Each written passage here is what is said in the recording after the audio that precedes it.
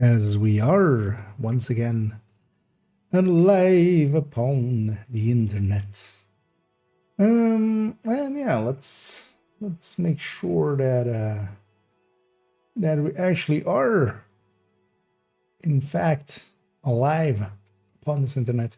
Yeah, just checking that everything's at the public and there's bit rates going everywhere, and that my audio is fine. And yeah, let's jump into PTS here. And as the title says, we're gonna record my thoughts on the PTS video because I want to have that up tomorrow. Thinking of doing it tomorrow afternoon, but actually time-wise, it doesn't seem to be a good idea to do that because I might not be available tomorrow afternoon. So we're doing it now. We're doing it live. Fuck it, we're doing it live. And yeah, for it, let's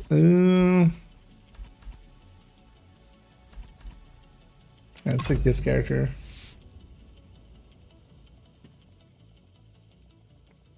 And now for that, we're gonna just get kind of started in a minute. Safe area entered. I already know what I want to use as my intro. Already actually set that up as well. Where is Keener's suit? Scalza. Is it not called Keener?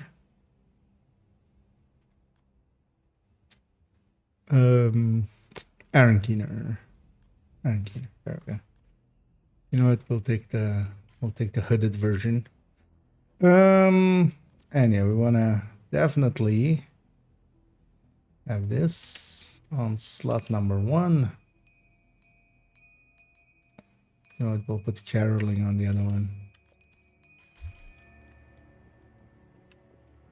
Let's 3 guesses who we're gonna annoy. Quite a bit. And yeah, and he defeated us.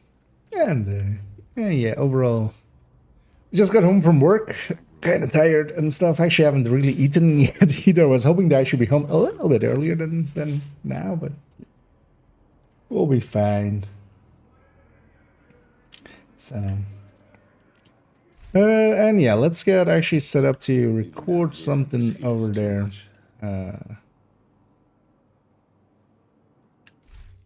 As we're gonna likely use this for the intro, actually in the background as well. Let me make sure I have a folder available. Hey there, Ramon. Yeah, giving me some groetjes from a colleague. Streaming before you. I did eat like at 4, but I'm kind of hungry again. But well, we'll make do. Well, I'll eat after the stream. I have some chocolate and snacks there if I have to. I'm well. As somebody who's fat, yeah, you learn to as well kind of go without food sometimes. That's actually one of the reasons I have a very irregular habit of eating very irregularly. It's also very not good for your trying to keep some weight there. And yeah, let's actually get set up here because I want to have at the ready.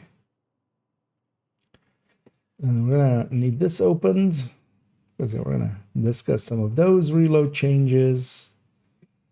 Actually, I want to put this at the end here. We need the patch notes. The note patch.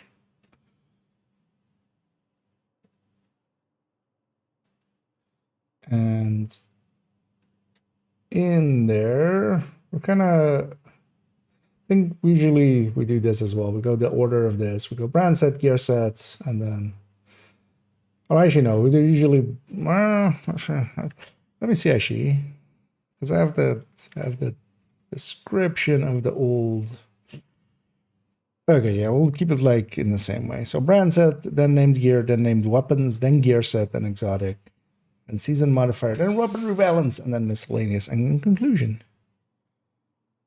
Okay.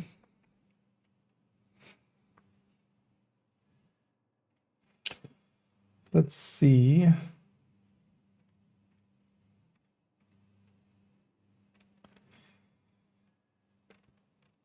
Because it have this here, and then actually, yeah, what were any quality of life other ones that I'm like not even thinking about? Because we have this is the, or well, this we kind of, well, will be modifiers. Couple upcoming modifiers. Oh, yeah, season pass changes. Or season XP changes. It's weird that they're calling it season pass XP because it's basically like season XP because the pass is then, you know, the pass, right? Real, it's just causing a little bit of weird confusion there. Yeah, priority changes. I know the nominations, but we don't care that too much about it. Yeah, let's do an intro and then we'll get started with the brand sets. Should actually put it on a different character that we have an easier way. And Keener, we're gonna have Keener torturing himself here. It's gonna be the wait, let's forget the controls in here. Let's make it a little brighter. Let's make it this one, right?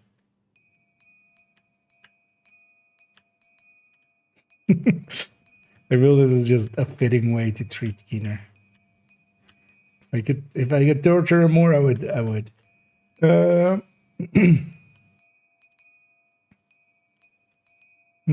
Let's not have my character clipping through it. Also, let's put my character a little bit into the light, maybe. It's one of the things as well you can get through here. With the camera. You feeling all right? Wait, does he actually? If you emote to him, does he just do that thumbs up? Or was it? Or was that just? That was just random. Okay. Pretty random. Yeah, we'll use that as our intro. Let's take it over here.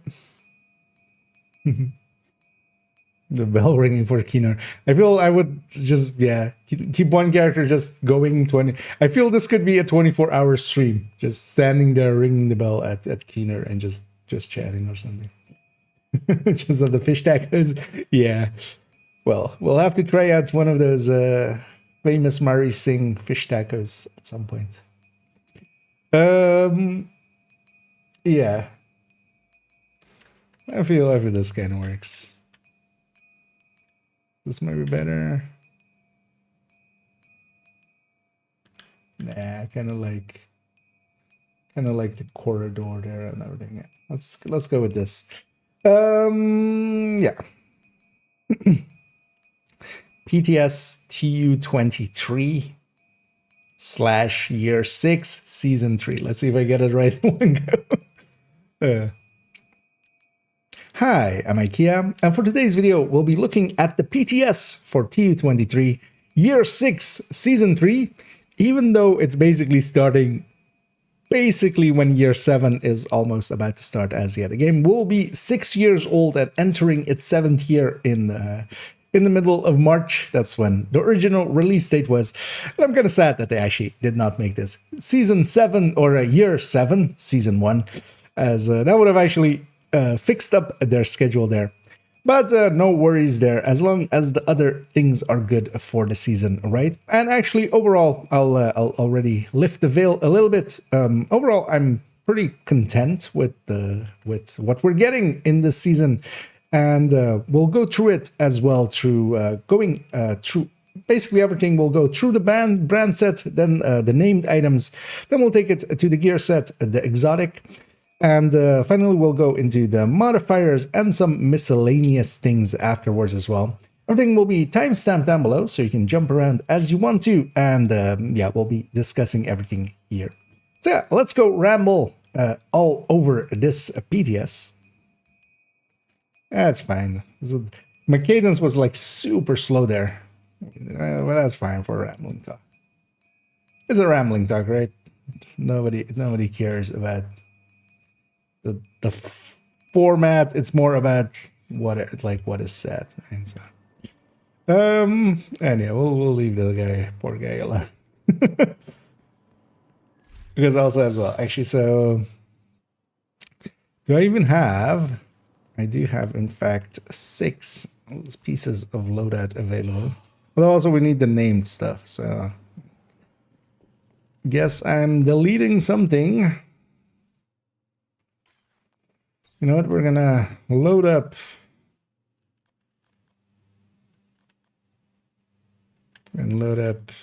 for this. Actually, no, Oxy might be handy.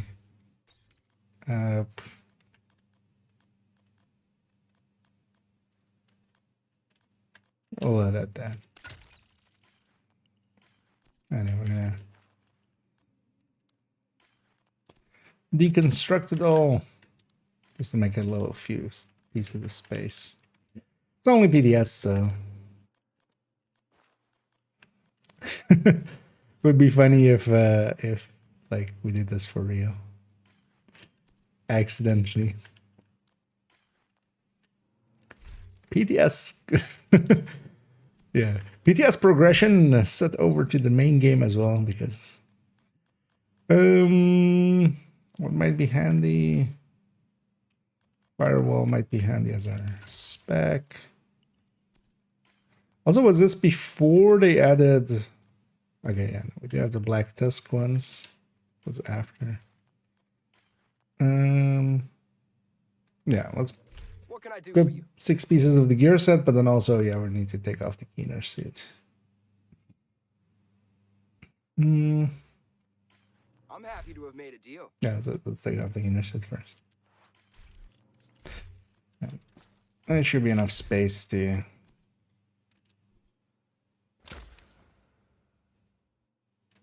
Also, we don't need to actually stay there. So for now, I'm gonna not have that here. We just need those two, right? So, and then we'll come back for those things later.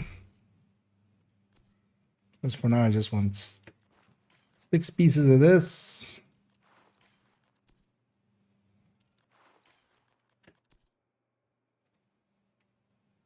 Well, actually, I'm gonna equip the names right away, right? Yeah.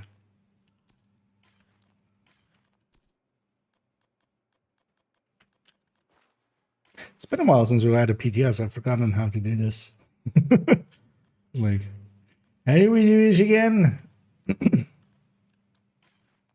Yeah.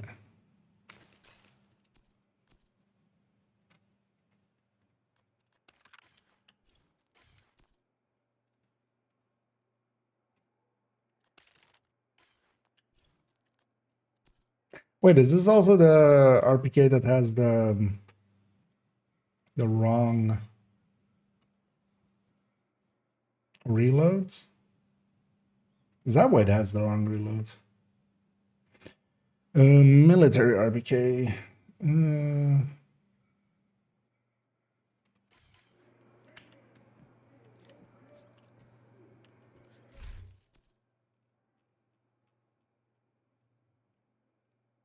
I don't actually remember the look of each one of them still. No, so this is classic. Yeah, the military is the like blacker one, right? Yeah, so it's not this one. Let's actually mod them up. Let's actually use that skin for it as well.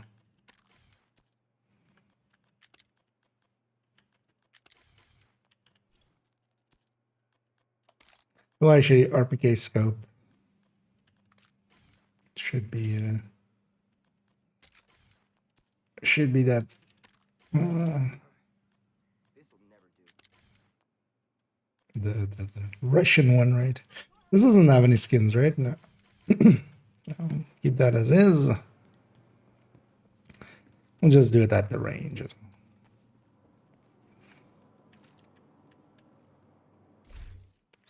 A standard spot. How many videos have been recorded in here? I feel like way too many. Right. Also, yeah, these pieces are all just golden, aren't they? Yeah, they're all golden. Yeah, it's all from golden as well. Yeah, let me check up here for a second, and then we'll get going here. Actually, I was just briefly gonna check. And hey, there's a right as well. Any thoughts on Birdie Quick Fix? Wait, which one is that actually? Or that's one of the names, right? I don't. The names are still. Or is that's the exotic backpack one, right? Talent. Or is it actually the name? Wait, no, right? Or is that actually the name? It's been so long since yesterday when we ran it. Deal? And yeah, I'm always bad with names anyway, so wouldn't be. It's actually yeah, one. Oh yeah, it is just yeah. Is it also the talent name though? That I was a think it good is, deal. right? But yeah, overall the thing, this not having a cooldown is like weird. Yeah, for general use, if they give it a cooldown, then overall the BTSU is just more useful. Oh yeah, that was the talent thing. Yeah. The thing of it is, as nice as an overcharge is, it isn't like worth that amount of hassle. And then also, in a healer, like in a standard FI, we would much prefer to have the BTSU just as an overcharge. Now with the new gear set, of course, you could kind of consider it. But the thing is as well, the Rogue Momentum, the global modifier for the season, that already has a built-in overcharge as well. So we're likely, for at least for this season, it's not going to see much use. I would consider. It's still definitely, like, that's one of the things we're going to discuss here on all of them. All of them are at least interesting. Like, everything here, there's no Overlord here. You know, there's no the Overlord shotgun here. Nothing is completely useless. You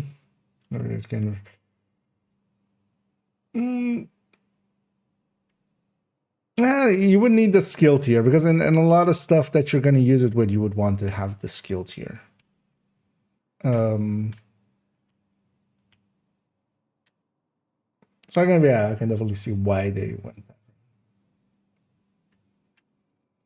But especially the gloves could have, if the gloves were actually with a crit chance, crit damage, even crit chance, crit damage blue core,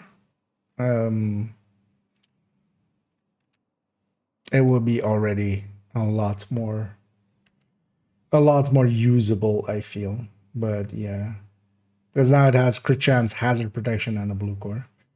But those gloves as well actually are interesting. A lot of stuff of this season is interesting, which is or well, the upcoming season. Glass cannon easier now then. Yeah, the thing is though that yeah, if you're glass cannoning and then using that, like this kind of fails. I mean, yeah, it like loses aggro, and also it seems to be even solo they lose attention, or like they get you know, they're basically blind to you for 3 seconds. That's kind of nice, but yeah, you're giving up so much damage as well.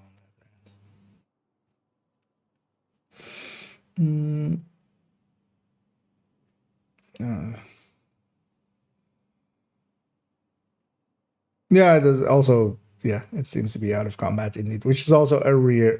But it also gives you basically a heal, which isn't, I don't feel is intended. But yeah, let's actually start discussing it here. Well, actually, yeah. Why am I setting up a camera? We're gonna have it like this. Yeah, let me remember. Perfect energize, an axle. What was the knee pads called? Grease, axle grease. Okay. Shiny monkey here. Yeah. And that's that.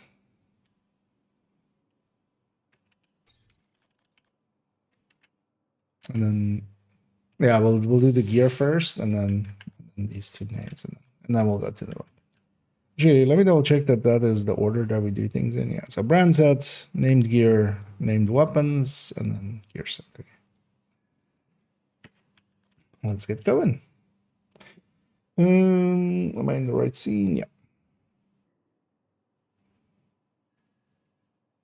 Actually, yeah, we should actually introduce the patch notes here, because I forgot. That's the one thing I forgot to introduce.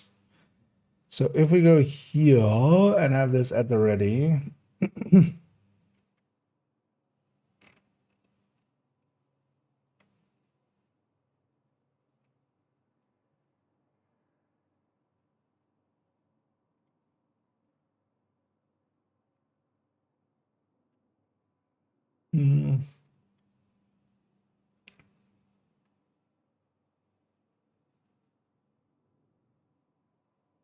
Yeah. And before we go into the gear, I wanted to just make sure that to say the patch notes will be linked down below as well. You could just read through those as well if you're interested. They're as always on their Treadle board, and they contain as it is here. You can basically just open it up from there, and yeah, all of the items that we're going to discuss here today are actually correctly in those patch notes. Let's go start with the gear set here, and the gear set or the brand set that we get first is a shiny monkey, which quite the name. Yeah. Don't spank it. Don't spank this brand set. Yeah. It has, first of all, 15% skill duration. Then we have 5% skill efficiency, which is actually the interesting part of this one. And then we get 52% repair skill. The way that they've gone with the repair skill numbers, this is triple, basically, yeah, what Alps has and such. And yeah, that causes a little bit of annoyances with basically weird numbers like 52. But overall, this as a brand set might find some use, and especially around, of course, this skill efficiency. I could see this putting this, for instance, into somewhere where you use a turret or drone for skill duration and then the skill efficiency on top of it.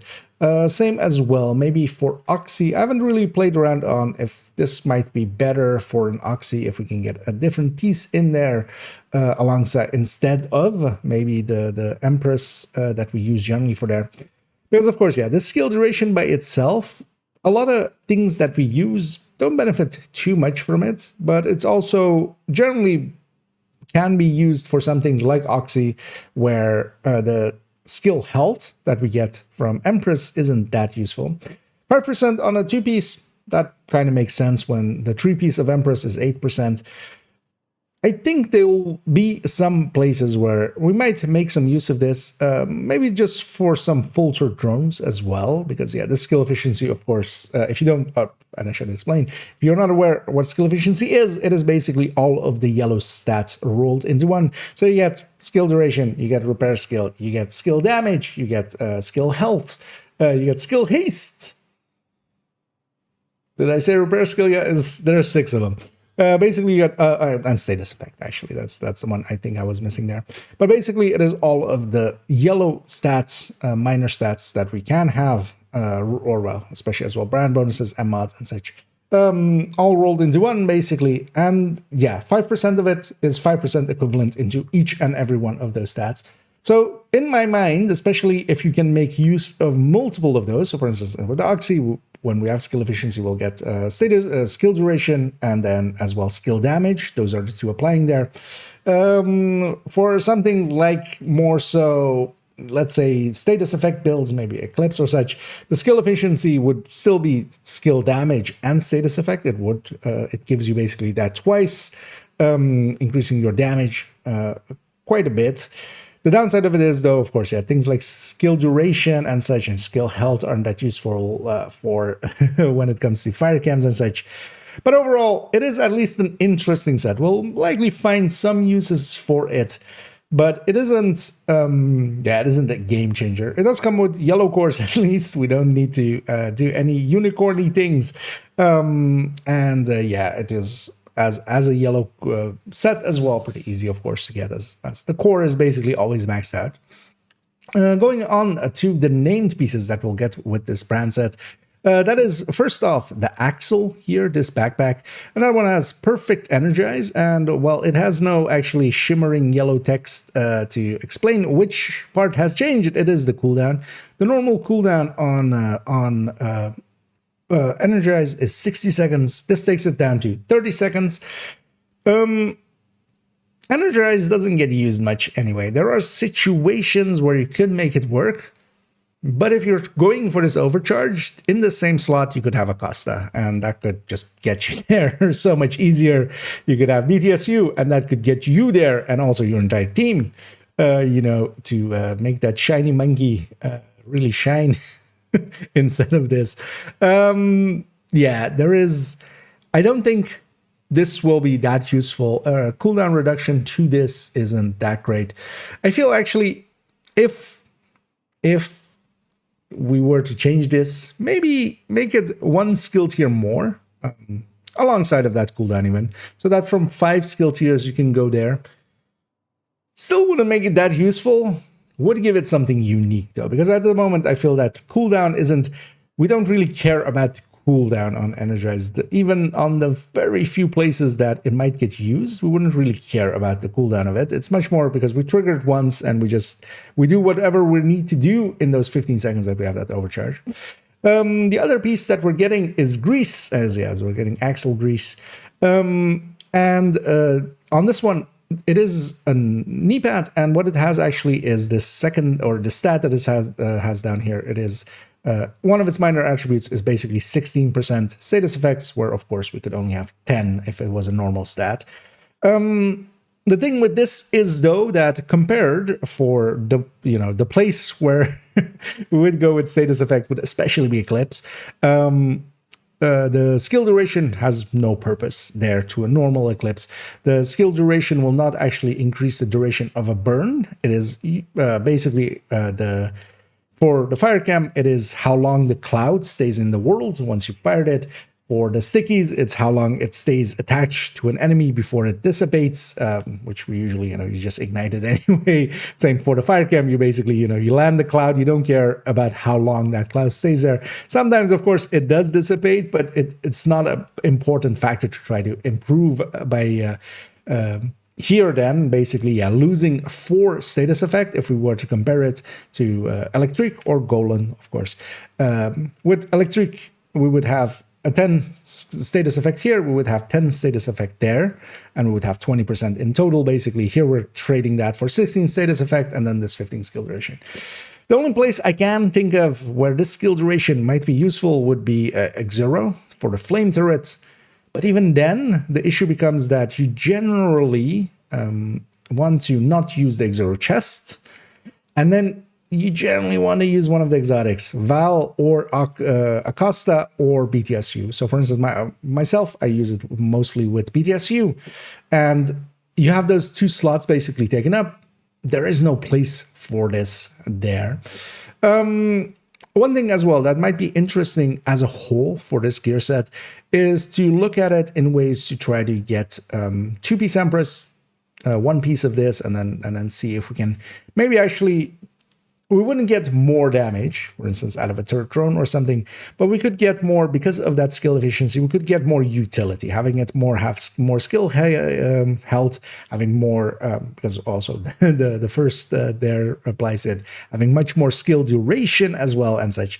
That could be worth it as a trade-off with a ninja bike for some damage, but we'll find some uses for it, I think. Definitely, especially for the gear set itself. We might even find some uses for the grease. The backpack, I'm not too sold on. Let's go on to the weapons. Okay, we'll cut it off there. A little rambly, but it is literally called Rambling Talks. At least the series is going to be literally, it's going to be in that series. You have to... We'll have to be fine with that. Yeah, that part was 8 minutes, but that's fine with also kind of explaining what the patch notes are. To introduce, yeah. I'm going back. Yeah. So strong on the... No, because you got to remember that, like, we have both Golan. Like, even if we didn't have Golan, we have both electric and, or if we didn't even have Golan, I mean, actually, we have electric and we have Golan, so we could always just get 20, you know. This isn't even, but yeah, this thing, like, there's no places where skill duration helps out.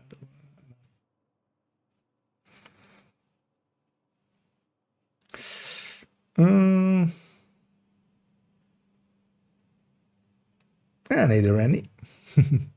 And yeah, I'm doing good. And yeah, enjoying my weekend. Although yeah, I just came home from work, so still a little tired, but it's all good. And yeah, we're gonna record up my thoughts on the PTS thing, and then I actually wanted to record this tomorrow afternoon, but actually tomorrow afternoon I likely won't even be able to stream, so we'll do it now instead. Although I definitely feel very rambly. You know what? I can't do it. I need detox here. We're not going to keep swap speed there. Am I blind? Oh, it's LMG. I am. I'm not blind. I'm dumb. This is LMG, of course. Already has that. Yeah, let me get you. If I missed anything here. Actually, let's go here for a second. Oh, hey, they're dead. The Disney is on a CC build. I mean, would be a given. The thing is, though, that, yeah, against electric or something, you're losing. The skill duration is just not useful. Exoro is the only place, really, to put these knee pads. The skill duration helps the turret's skill duration, but Exoro doesn't get used.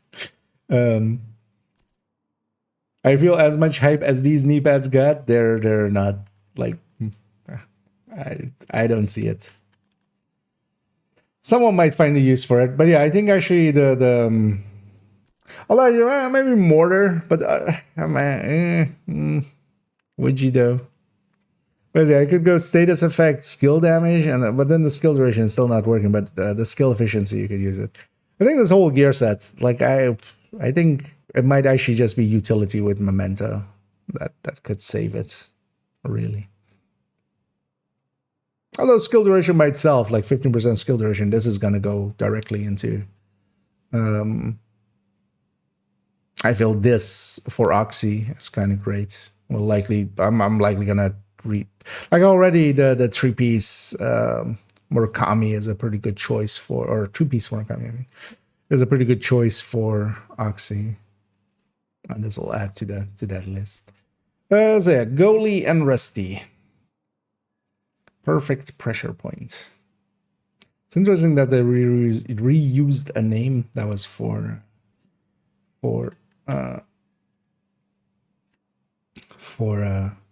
modifier last season. Fall down the well because he couldn't see that. God damn it, Funky. And hey. Yeah. Indeed, we've got the snow machine. Also, the thing is, like, even on Eclipses, I'm going to keep my glove slot, the spot to swap stuff in. BTSU is just too handy. Just use a shadow volume. Although, I mean, yeah, but you're still losing, like, on the other end. Like, it's nice for the EMP, but yeah, That's not I use like yeah. You could also just have 6% more like actual duration on like the other skill. Well, at least that EMB sticky would be a place that it could have use. Yeah. Well, Exoro would be the place to put that. But also the thing is, yeah, Exoro actually, like, you don't want the chest, so that's going to be the high end, and then one of the exotics that applies well to it is just too big of a price to pay for it. Because, yeah, you want BTSU, you want Val, you want Acosta, one of those.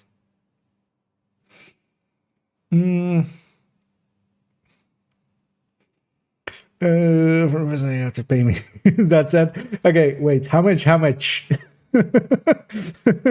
we start a force that to run X0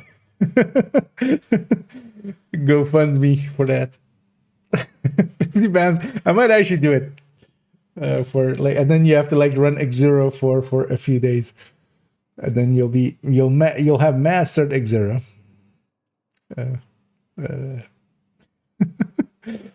Yeah. Let's record this part before we can get into just chilling way too much, because that's always dangerous. I end up just chatting. Are we in the right scene? Yeah. So goalie Rusty. Perfect pressure. And we'll go to those two, which is the goalie and the Rusty, the trusty Rusty. Both of them come with the new talent for the season, as we often do. We get a new talent each season, and this time it is Pressure Point. Let's discuss that first, actually. And Pressure Point is basically just a universal status effect one, instead of Sadist, Eyeless, Ignited, and God damn it, let's actually cut there. Why can't I ever think of this name? This is like the 5th time that I've forgotten. Actually, we can't put the talent there. You guys all know which one I mean, but I'm gonna go find it myself. Thunderstrike. I was like strike on the first word.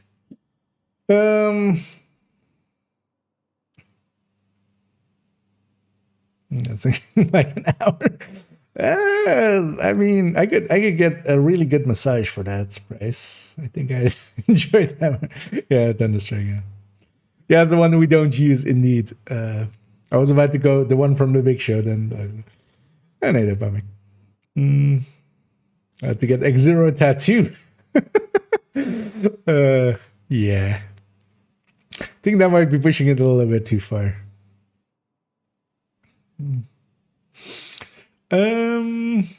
Yeah, let's try again from the top with feeling. Actually, let me delete that part before I accidentally include it. Wait, did I put the other part away? Yeah.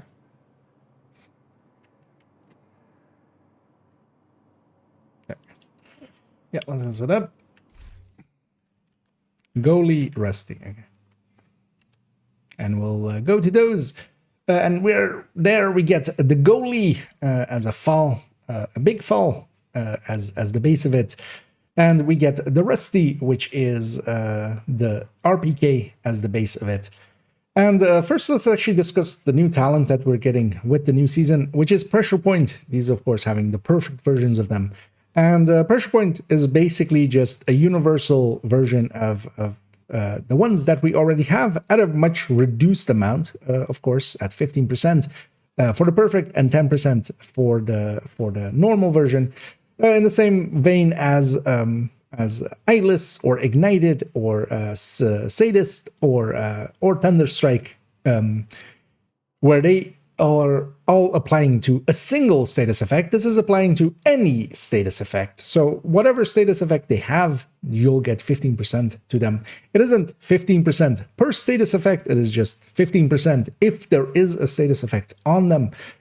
Now, versus the ones that we just listed, like Sadist and such. Sadist, of course, at his base is 30. the perfect version is 35. Those are pretty high numbers. 15% isn't really. This is, of course, in the same area, well, is the same number as, for instance, Flatline would be with the perfect version. And even, for instance, the non-perfect version is 10%, and it's kind of behind that. I generally don't think there's going to be a place for this at 15%. I could see this being a little bit more useful if it was at 20%, because status effects do happen a lot, even if you're not playing towards them. And especially for instances where you are alongside team players alongside of you that aren't per se, like, if there's an OD in the team, Sadist is a really good choice, but then even failing that, things like Killer or Measured will equal or surpass this. And then I'm speaking here specifically even the perfect version. The normal version, it is basically not too useful. I would love to see this go to 15 and 20. And I think actually at 15 and 20, they would be competitive to some choices, and even in general use, even without being alongside of a dedicated CC'er, for instance, or such. One thing as well is that at 20%, one of the status effects that we use quite a lot, but we don't actually have a bonus for, is Foam. This could be quite useful, for instance, then for legendaries and such, where you can go that route. But of course, what you could also do is have OD in the team and have Sadist there and do much, much better. Then going actually, to perfect pressure point, it is actually on a decent weapon and then a less decent weapon on the RPK. The fall, of course, is still a decent high of the high ends. It is one of the better ones. It is pretty high on the burst. It is decent on sustain. Its big downside is that 40 round mag, but its reload is actually decent. So the fall actually, for me, became well, outside of the Lexington, of course, it kind of became the go-to for ammo conservation. And even with the Lexington round, it is still much better at conserving ammo, 700 RPM with a pretty decent base. It doesn't eat up as much ammo as a Lexington, or especially before that, even the FAMAS. This is, though, the big fall, so this one handles a little bit worse than because we have the SA58 and then we have the SA58 Para. Of the three, the Para is the preferred one. It has a little bit more stability, especially if you're firing it. You'll notice that it does have a little better recoil pattern. So it isn't the best fall, although, of course, as we kind of see here, and that's also with the skin that I put on it, there is actually one cool skin for it. I don't remember actually exactly where this one came from. I'm going to guess it is a season track one.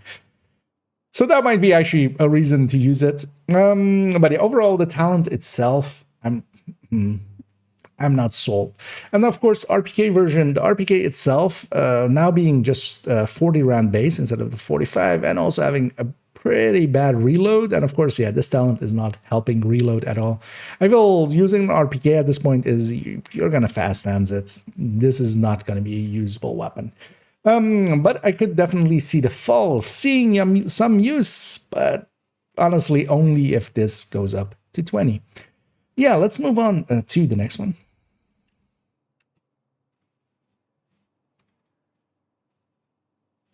Okay, that's 4 for the Sharon. And next up is, in order of things, gear set. But let's just put everything on this character. But I'll likely need to, we'll get rid of this Virtuoso. No, not equip it. You're supposed to destroy it, not join it. Because I don't have enough space.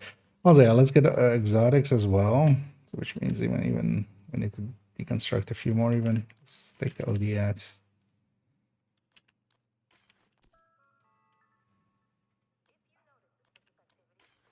So we have some space.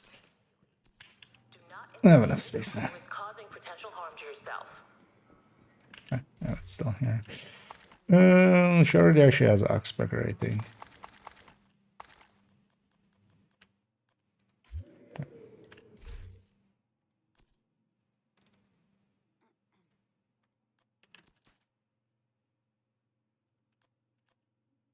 both of them are. The shame. Yeah, let's equip 6 pieces.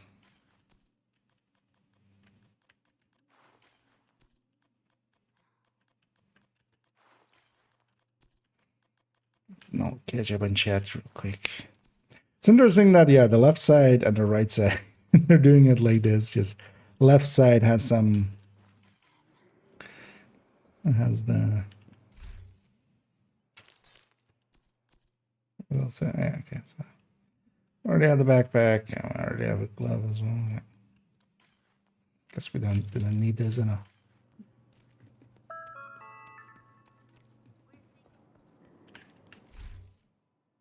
Exodia gloves.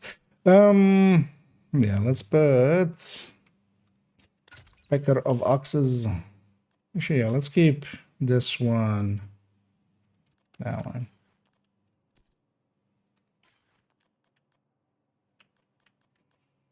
You know what? We'll just put a third and German. Just have it somewhat matching.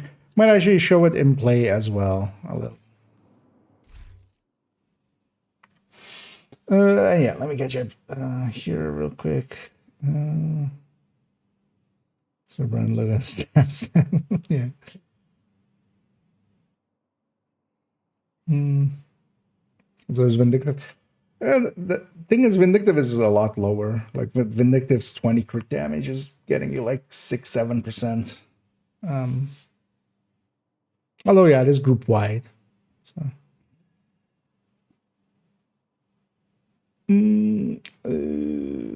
neither first. With value is still Killer's still better.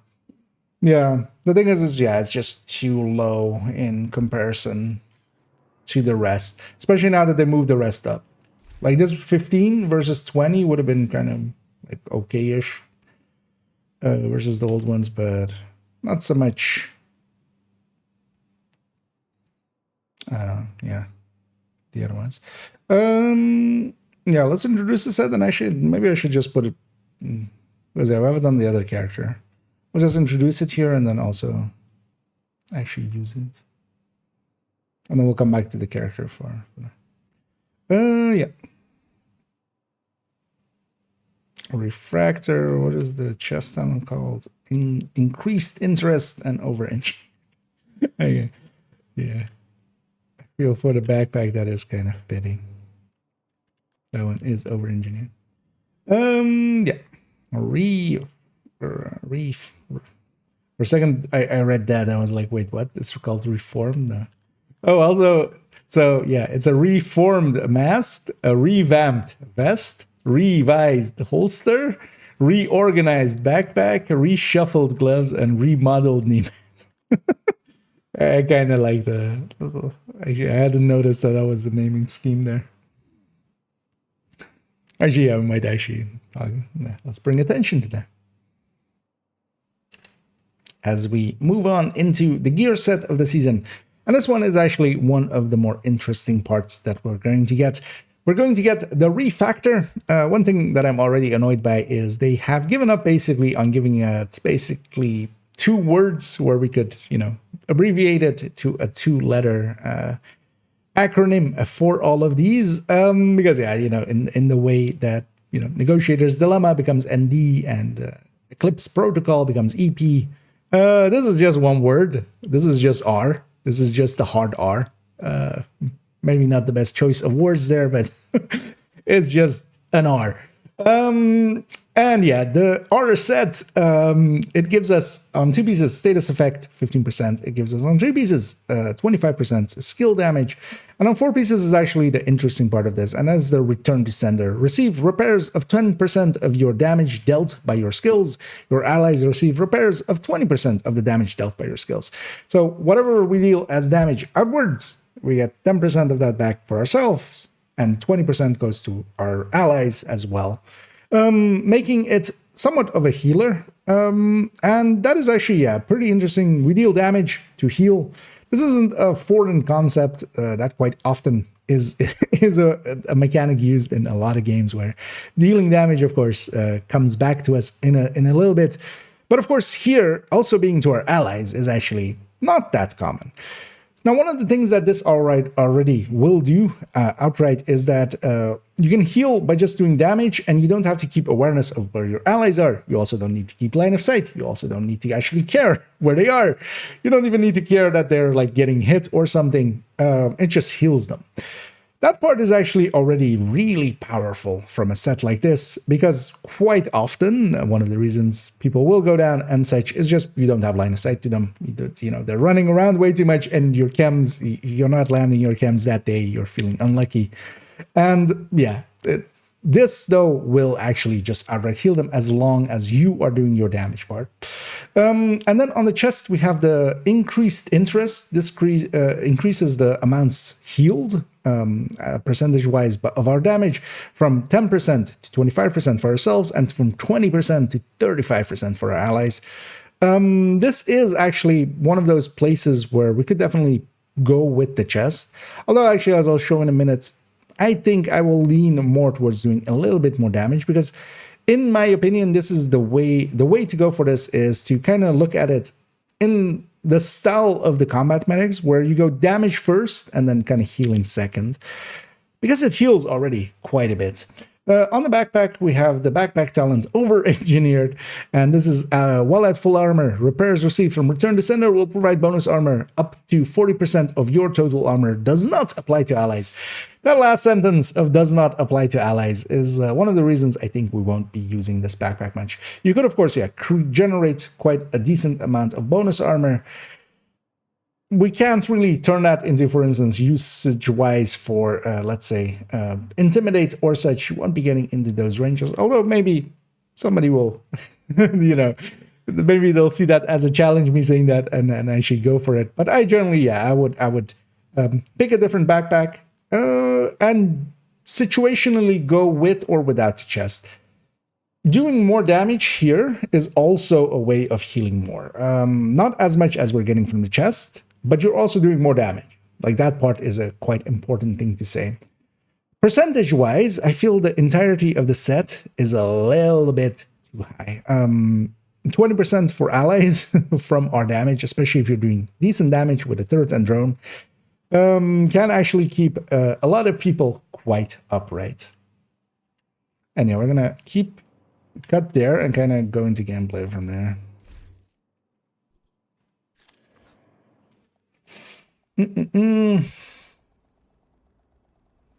It's a health in a nutshell. But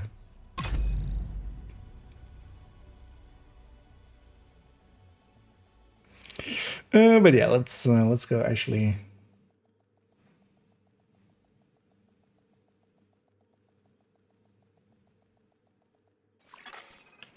Well, I could even just do it at the range by just damaging myself there. That might actually even be the easier way. Yeah, let's maybe do that. I've got the biggest inventory in DC. Sorry about that. I just want to show its healing as well. I have it saved somewhere.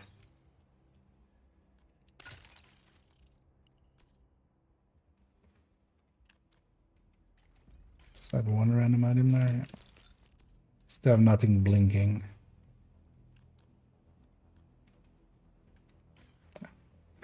Some random stuff. Let's at least get the exclamation point off there.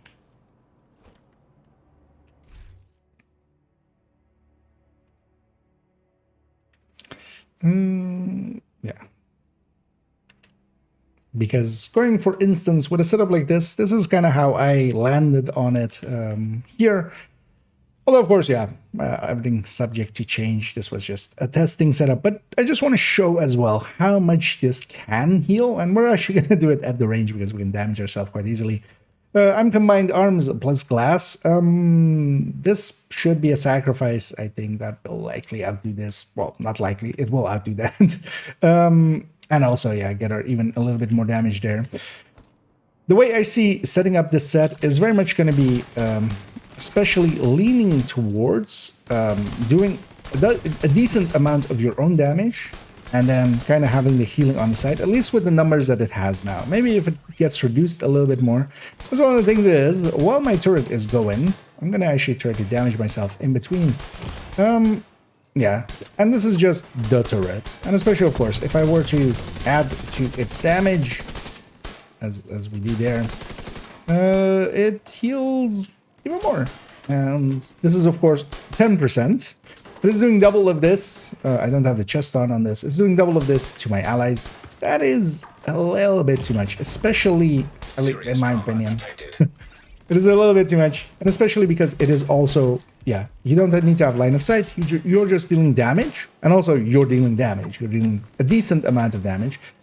In comparison to a normal skill build, which are actually a turret drone build on in a normal setup, you're especially losing out on a little bit of the brand bonuses, of course, although not even by that much, because we do still have 25% skill damage there. What we're really losing out on is more the skill hastes, and those weren't really important for the turret drone anyway.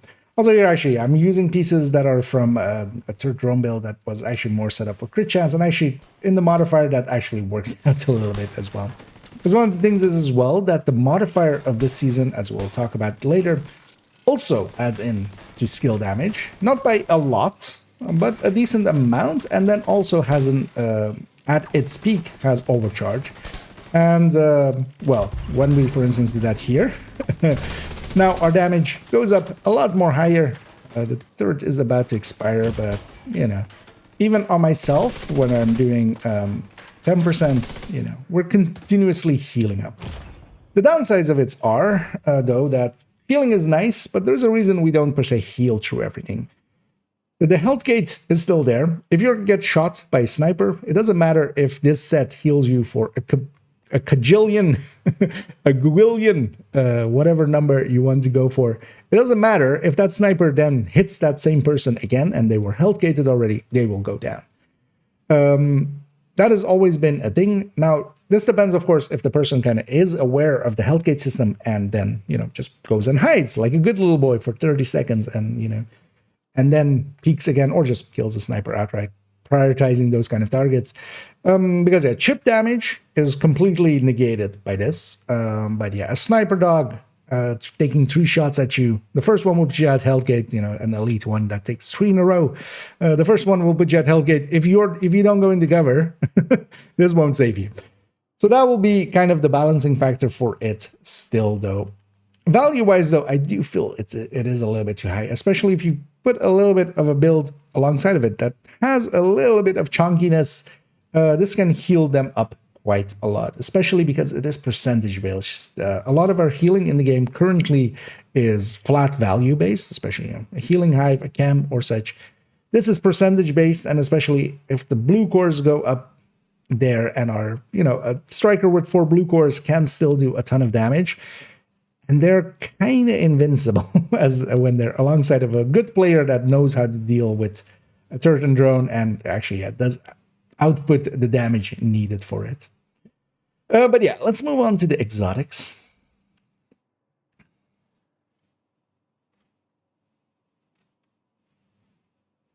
So that and that.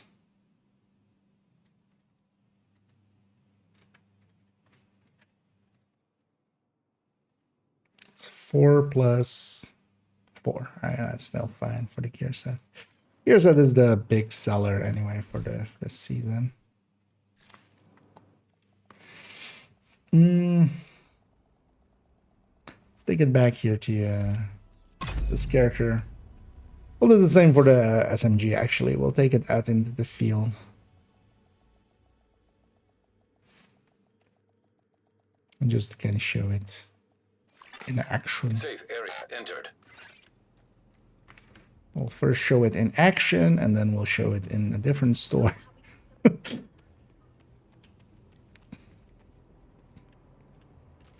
That joke will only work if action is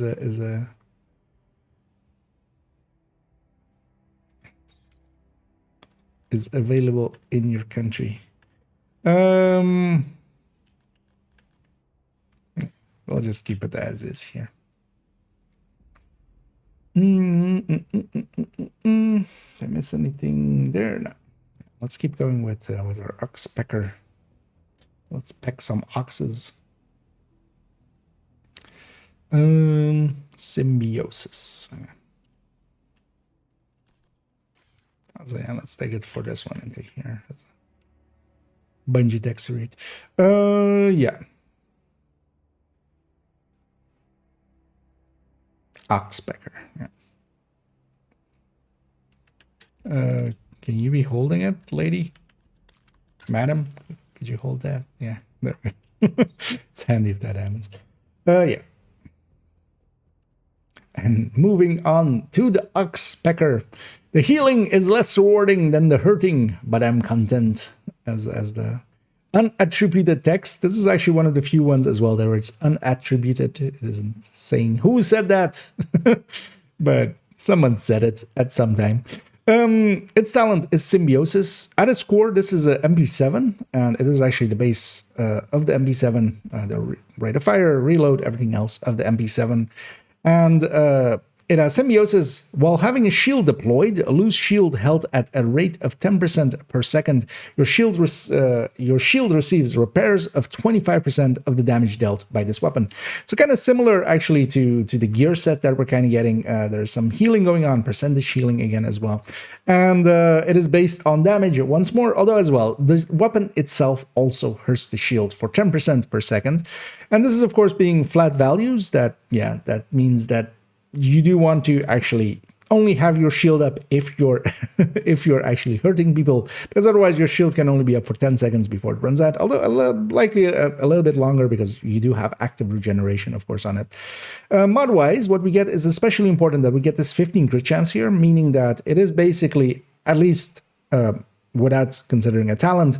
In the same way that we can put 15 crit chance on an MP7, here we can also put 15 crit chance there.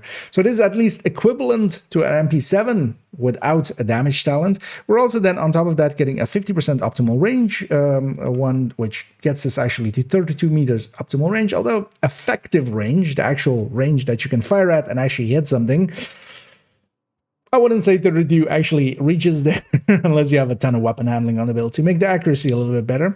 We're also getting this 15% headshot, so yeah, you do want to aim high if you can to make use of that a little bit. It is important actually, yeah, that it has that 15 crit chance, meaning that is at least viable damage-wise without considering, for instance, that, yeah, the talent doesn't, of course, add to damage. And that's the thing. We could, of course, have an MP7 with Killer do a ton more damage, but is this shield healing useful at all? And yeah, we'll cut there and then we'll take it into the field. And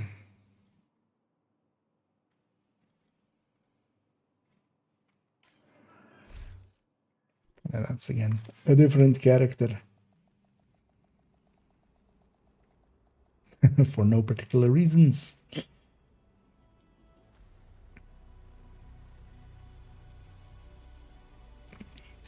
Yeah, let's go here.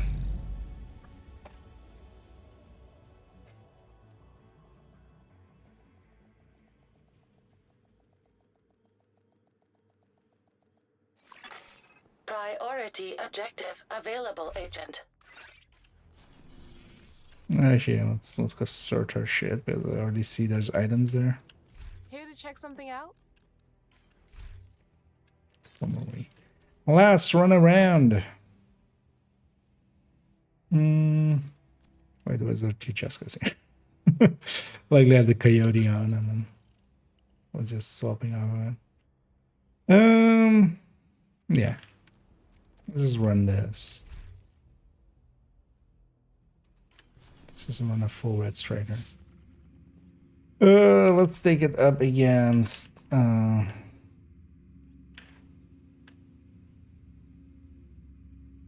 that's Black Tusk. Black Tusk wouldn't be a bad idea. Yeah, that might be actually. Yeah. Let's go for that, and then we have that one as backup as well.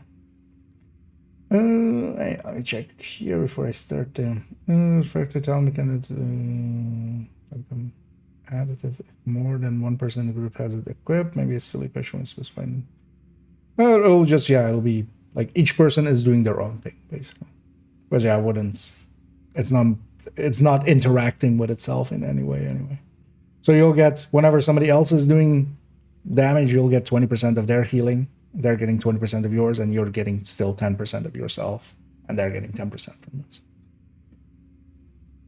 It's basically completely separate, but yeah, each person is, you know, affecting the other one as well.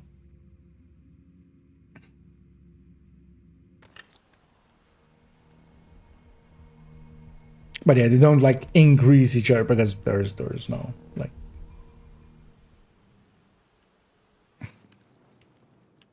And there seem to be, if two people have it, you just, yeah, both are going ups. Yeah, let's actually let's have the UI up. Oh, actually, I should have the. We'll have the modifier up. I got him. Kill them all. And let's go see this one on action. We are on a red striker. I have the X-Picker. I have also damaged targets out of cover there. And that is because for once, the blueprint is actually available on the PTS. Quite often it wasn't. We're gonna deal with these Black Tusk in a territory control. And one of the things you wanted to do with that shield is, yeah, just only use it sparingly. This guy he's going home, apparently. I shouldn't have chased him as far as I did.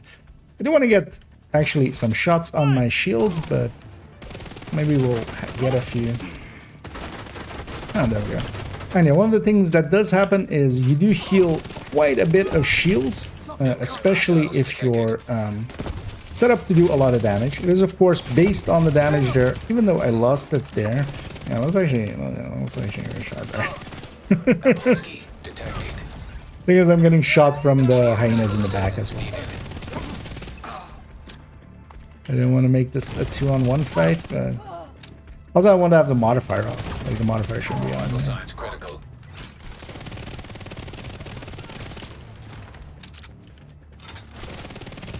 Because the modifier adds so much damage as well. Because if I just overdrive there, the shield is invincible.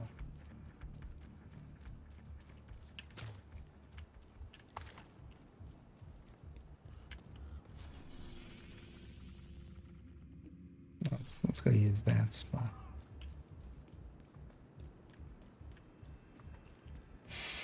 And either Gunnar, and no, the PTS will be only one phase. They announced that in the live stream. It will be only one phase. It'll go till Wednesday afternoon, though. So instead of being normally till, you know, Monday afternoon, it's 2 more days. But yeah, they're not gonna do a second phase, which it's kind of silly because yeah, there's a few very broken stuff.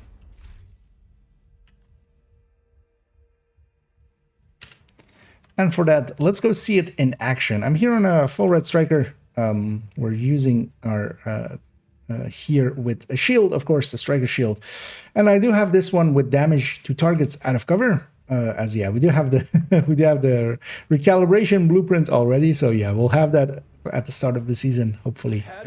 Like, it would be weird if it was in PTS and it wasn't out of it. And yeah, the thing we want to do as well is, as we were talking about with its talent, we don't want to per se have the shield out if we're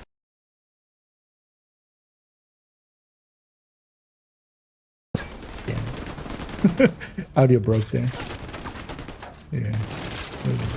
Let's actually die here. Serious trauma detected. Agent down. Agent Yeah, audio broke. deceased.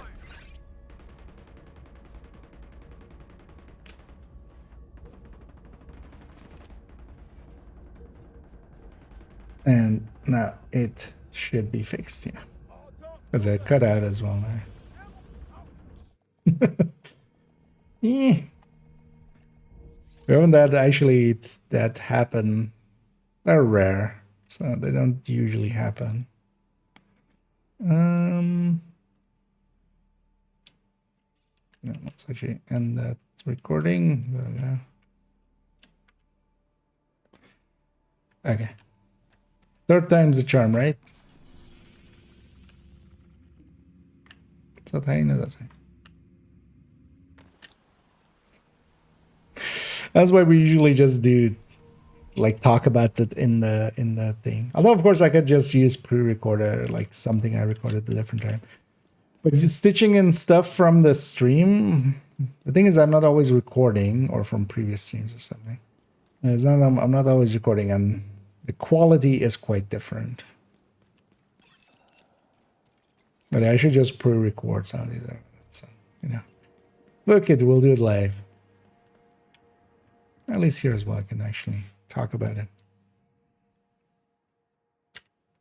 And to actually kind of show that in action, we'll actually go and show that in action.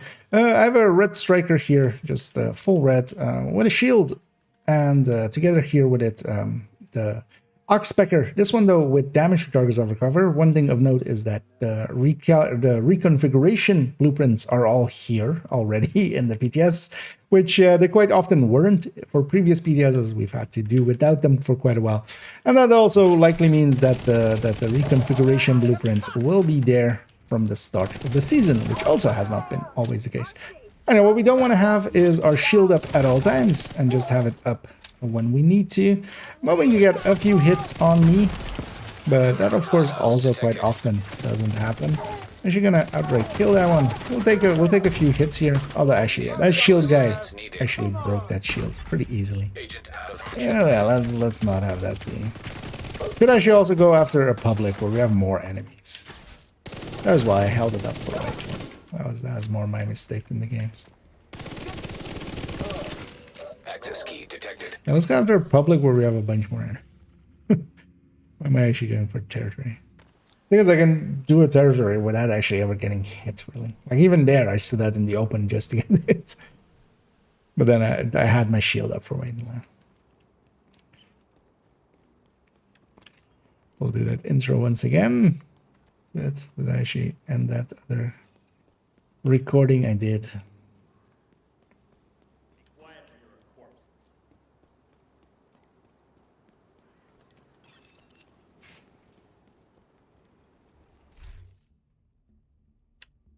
And for that, let's go see it in action.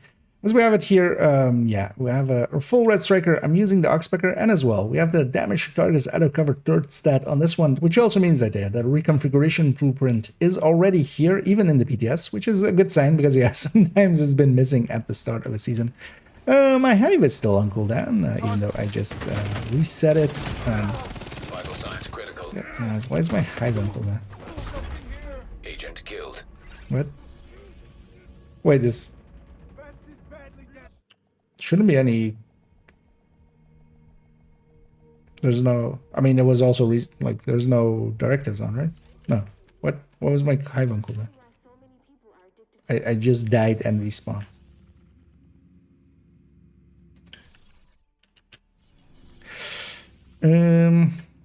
Whatever.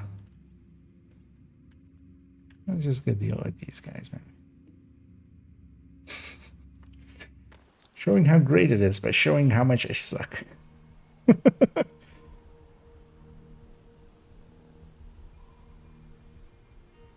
Oh yeah, this is literally the last part.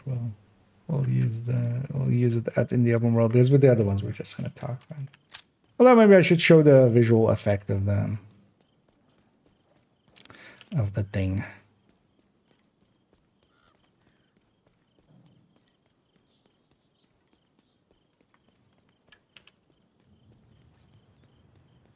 Although maybe I should just use it on this Hunter's Fury.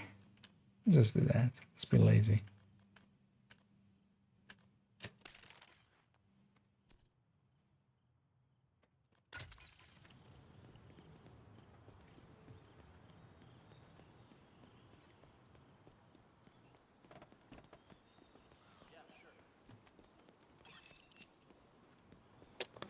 Why is there people here? Should be fine. Far enough.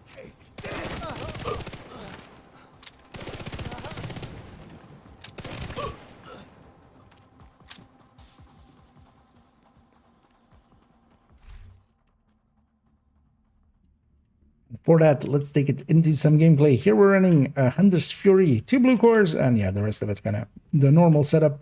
And this one as well, we have actually the Ox Pecker. We have it with damage charges out of cover, which yeah is that the reconfiguration blueprint is actually already here in the PDS because that hasn't been always the case. So it's kind of nice to see it in here already. And yeah, we don't want to actually kind of run with our shield up at all times because yeah, we will actually it will hurt too much to the shield. But of course, yeah, if we have some targets in front of us, you know. Man, why am I this bad at the game today?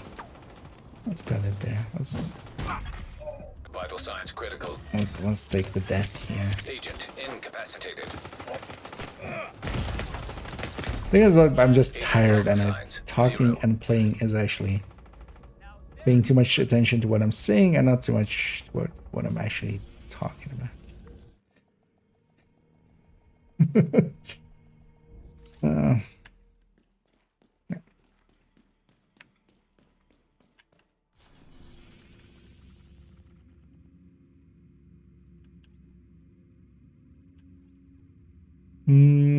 I need just standalone publics. Yeah, let's go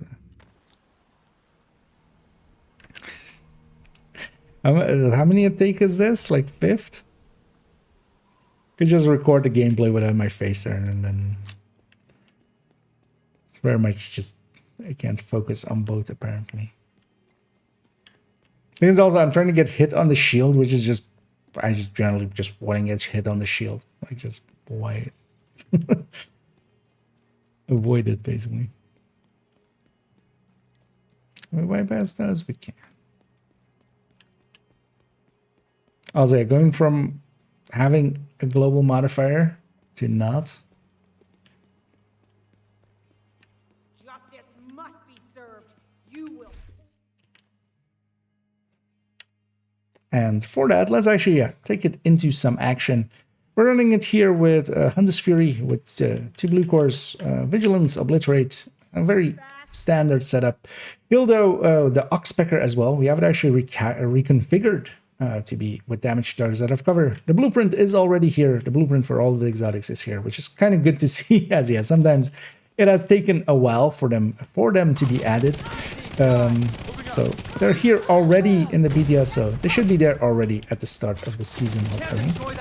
And yeah, what we don't really want to do is we can actually have more than enough damage to kind of heal our shield while we have it up and we have an enemy in front of us. But we don't want to be just standing out with our shield out and not actually be shooting an enemy, because we are, of course, reducing the health of our shield as we go. It makes it a lot more run and gunny.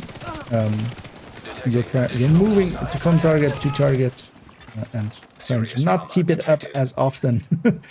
We have some extra people joining this fight, but yeah, we'll finish them off. Of note, the SMG does not heal your shield while it's on your back, so you can't have a very damaged shield and then yeah, just put it away and then you know you get it healed up by just shooting enemies. Here I'm gonna go on to this side. This LMG is likely the most dangerous enemy, so I'll go deal with him first.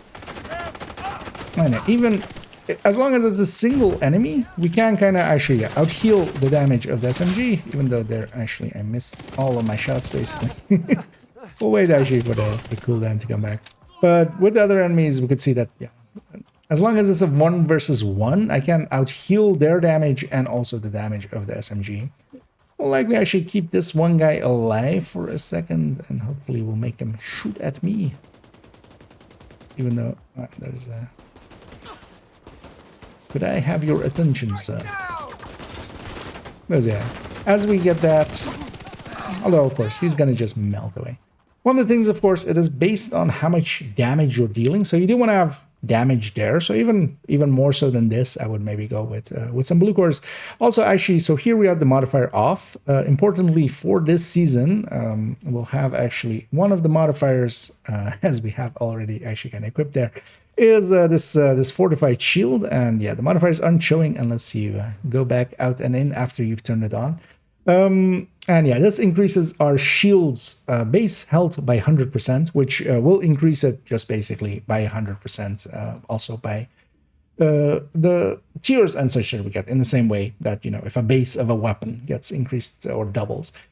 It is definitely useful and it is definitely usable, this one. For myself, I will likely lean more towards just tech tanking builds where we have the consistency. We don't kind of have to think about it too much. But for just, yeah, general use, I could definitely see trying to work towards this and then having definitely a very strong shield. Basically, as long as you're firing, you're doing pretty well.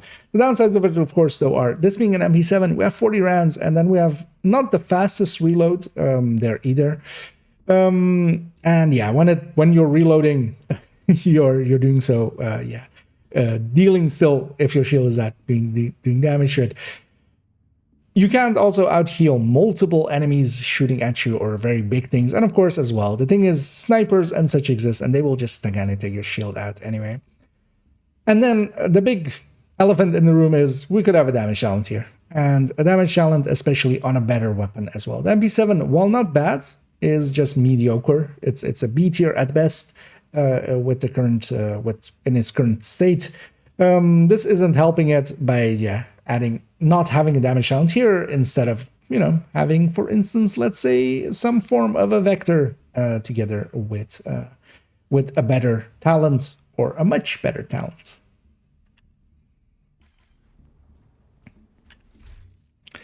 Yeah. Still not great. Good enough. 4 minutes there. Gonna make sense. Yeah, that is there. Yeah. I'll just log out here. Let me catch up here for a second. That's that was for the Indeed, that's Chancy said there as well. That's Wednesday. Where that's it. Sure is Sergeant. Was able to over a legendary volley and face tank it could not kill him. I mean, yeah, the thing is especially if you have a target in front of you as well that you can unload into. Because that's actually gonna be the benefit of it. The thing is, like when you're like in there, I was actually either missing or I was hitting some geometry, like on one of those enemies when I was expecting to hit him, like he was in the bushes, the place where I lost my shoot. I could have also missed them, maybe. Wouldn't be surprised. We'll see in the footage. But yeah, as long as you're shooting something chunky that's shooting back, that's kind of fine. But you know, if you're just going in between some reds like that solo, I could actually see it being more useful as well in group setting, where, you know, enemies are a lot more chunky. The thing with it as well will be actually, maybe I should add that in there as well. It's really nice for dealing with names, like especially with Hunter's Fury or something. Whenever you encounter a named, especially if it's, you know, an LMG guy or something, you can't just stand in front of them with your shield or something. But now you can, till they die, or till you run out of ammo.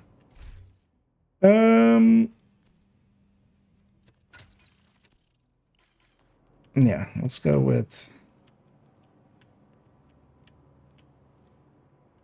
this. Because yeah, for these two, well, with the glove, I'm gonna just take it out in the open world, but just show that fact. But with this one, not even. Although actually, well, let's equip,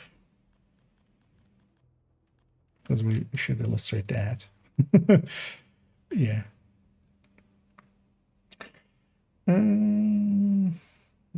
Shield. Yeah, although, well, the thing is the counterpoints as well of you want to have a balance there, because also a full red shield will just die to people shooting it. You want it to survive, you know, against at least a sniper shot, basically. But also not the faster, it's still the same 10 seconds. It does more damage, though, per tick. Yeah. But yeah, it's always the same 10 seconds there.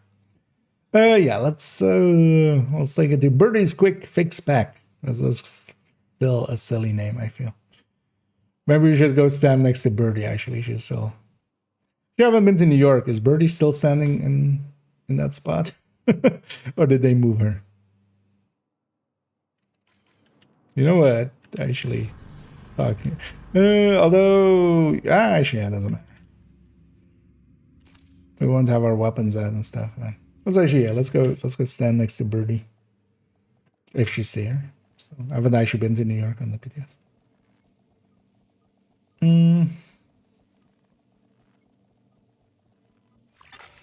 Entering safe area. Guess this is home now. Yeah, it's everybody's lane.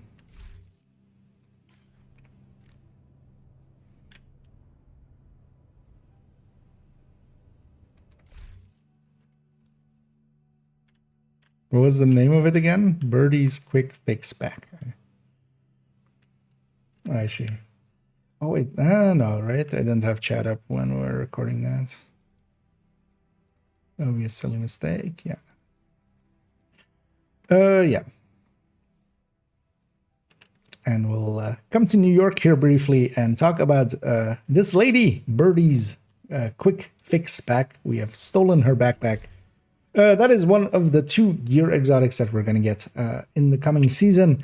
We'll have to see actually how they release them. This season, of course, we're getting one piece of gear, which was the Centurion holster just from the season. And the other one is going to come from the Master Climax, where we masterfully climax all over Bichon that they showed, which is the boss of that Master Climax. Yeah. Here, though, we're not sure actually if one of these will be tied to maybe, again, the Master Climax or well, actually the Climax mission by itself, because the Climax mission will have a drop rate for it. With the chest of this season that we'll still get this season. But yeah, next season we'll have either, I'm guessing one of these will go to that Climax mission. This one, though, to discuss Birdie's Quick Fix Pack, which we're just going to call these likely Quick Fix or just Birdie, is the talent of Combat Medic. It comes actually with a yellow core, skill, haste, repair skill. It is very much this season. It's kind of in the way of healing and such, even though actually, yeah, the gear set that we're getting, of note as well with that, yeah, it doesn't actually, incoming repair nor repair skill actually applies to the gear set, the dealing damage to get healing. It doesn't get affected by those. And yeah, this Combat Medic is here, and we get 50% revive speed, which actually is kind of nice. You do revive quite a bit faster, especially just on a down ally. You pick them up pretty quick. Then as well, we have minus 50% weakened debuff timer, which is when you go down, there's a 30-second icon in your buff debuff bar, and if you get downed again in that time, you don't get downed. You get you will be killed. Basically, at that point, you will be dead.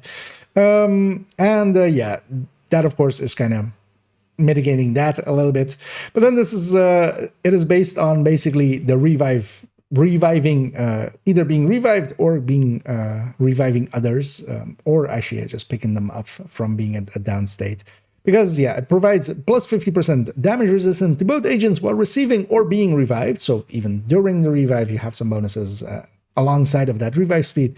And for 5 seconds after a successful revive. So even afterwards, you still have a decent chunk of damage resistance to get into cover or such. And yeah, successful revives provide +1 skill tier for 30 seconds. Revives at skill tier 6 grant overcharge for 15 seconds. Of note, and notably missing, is the length of the of the cooldown. Because yeah, we are of course just getting overcharged for 15 seconds. We do get a +1 skill tier for 30 seconds. There's no cooldown mentioned here, and the thing is, there is none. There is currently no cooldown associated with this, so you can actually trigger this ad infinitum, but yeah, it's not too useful though, even that way. Overall, it is actually a usable piece maybe for healers and such, and of course this will get used definitely in a very targeted way, speedrunning style, in certain positions to get overcharges going for the player themselves or for others to get them overcharged. Either you get downed yourself and you get overcharged, because also yeah, if the player themselves gets that, And of course, yeah, we would pick each other up pretty quick, and you can, of course, always just grenade yourself. And someone will pick you up, even a random team, and you'll get the overcharge. But in comparison to, for instance, the Black Tusk special units gloves that we can have, the BTSU gloves, that is a supercharge. That is an overcharge applying to all allies. This is personal. Still very useful. Still a very easy way to overcharge, although not as easy, for instance, as Acosta. Could this be used in some way without a cooldown to maybe get some more use out of it? The thing is, usually, if we're overcharging, for instance, in very much in like speedrun settings and such, if we're overcharging, we're doing whatever the hell we're doing in 15 seconds and getting the hell out. Like, if we need more than that, we've already failed. It's not it's a slow run. And the BTSU, of course, again, can do that. Acosta can do that. Even Overclock, we can do that with. This is kind of a clunky way to get there, but it's still very usable, and we'll likely find some uses for it here and there. Of note as well, currently in the PTS, alongside of it not having a cooldown, because actually I think it should just have a cooldown, likely a 30-second cooldown, which still would be, you can basically be overcharged for 15 seconds and then not, and then again for 15 seconds afterwards. But somebody basically also is giving up their damage while you're doing that, because they'll be downed or you'll be downed. So the thing it's also doing currently is acting as a ninja bike backpack, because as we can see, we have a one piece of the Shiny Monkey gear set, or gear. It's annoying that it's called Shiny Monkey gear, so my brain goes gear set. But yeah, it's a Shiny Monkey brand set. We have two pieces marked as active, even if we go, for instance, here to having, let's equip an Brazos piece. We have, again, two pieces marked as active. This is, of course, the trait of the Ninja Bike Backpack, where it activates more than one brand bonus. It activates, basically, the next brand bonus available. That shouldn't happen, of course, and this will likely get fixed before it goes into live, I would hope, right? There's also the downside of not having a second PTS phase, because, we have only one PTS phase this time, an extended one, but, they're not going to do a second PTS phase. I hope they get this fixed up. This being a ninja bike alongside of everything else that it does, well, first of all, that doesn't seem like this isn't definitely intended, because it's much more useful than ninja bike then at that point. Even, missing those cores, it's doing more than it by itself. This doesn't seem intended, and hopefully this will get fixed before it reaches live. And we'll go now to the glove. Gotta love the glove.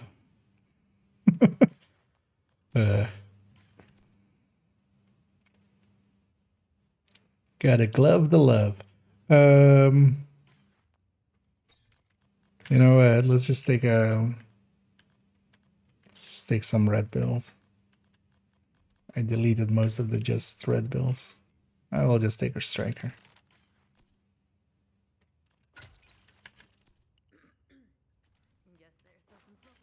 As I will just show it on her.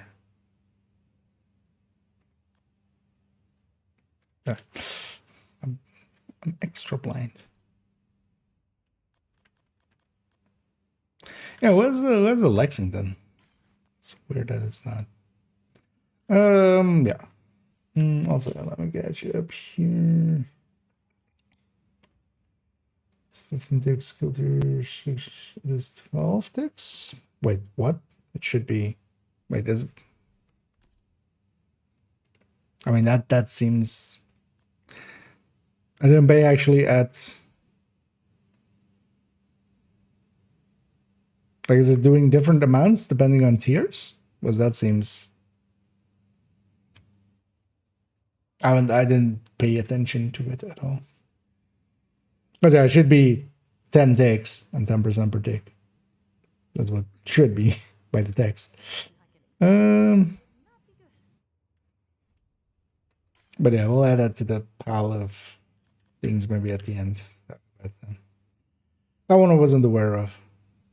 But that also, that'll be the part to lead with.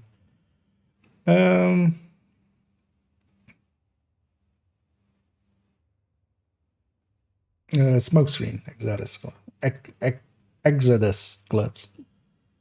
Yeah, let's do this one too. Actually, let me put that other one away.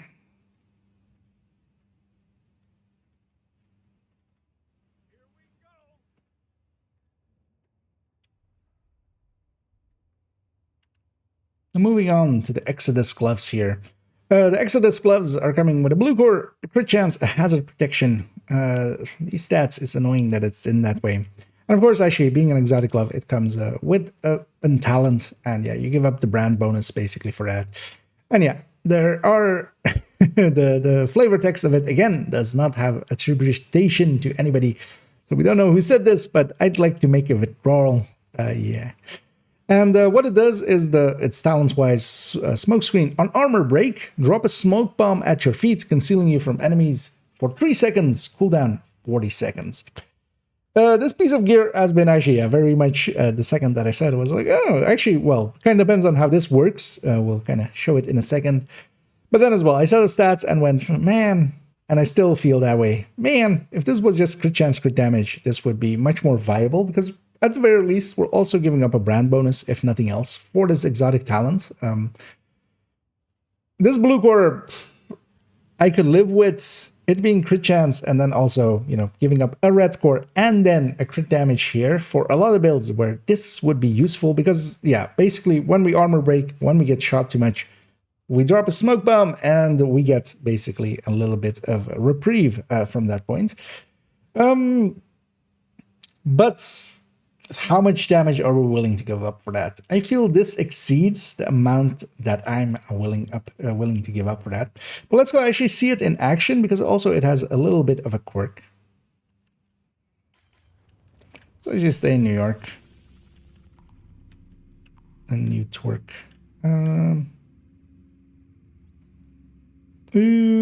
Somewhere preferably a little secluded so we don't fight 12 other things. That's on there's a rooftop, right? Yeah. Or the street is fine there as well. With activation. Hostiles guarding location nearby. And a witch flash. And a Anders as well.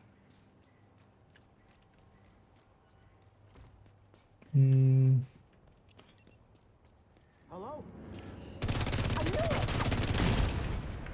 I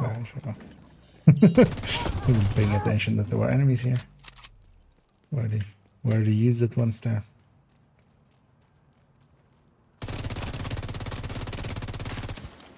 Yeah, let me try it here for a second. We'll need to wait for the cooldown to go. So I want to actually just make sure it's still like even because I realize now that I hadn't messed around with it so. So number of loadouts along with stash space? No.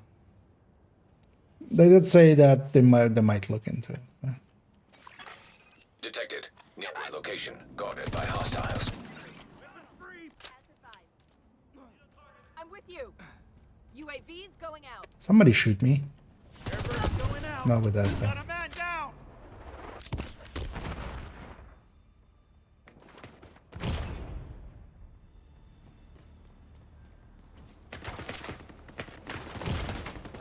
That wasn't long enough. They get a little bit of regen there.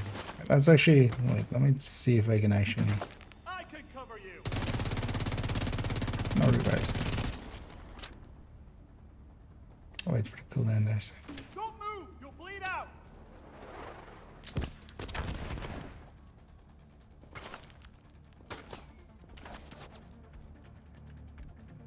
I got him. Back on your feet, soldier.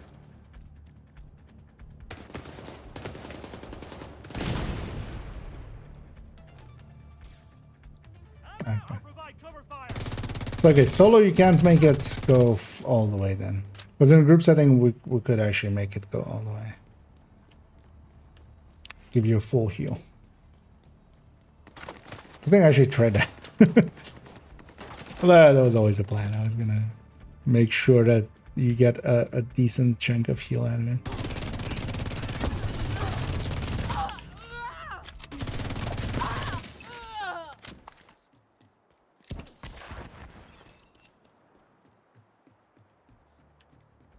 How are they still aggro to me, guys?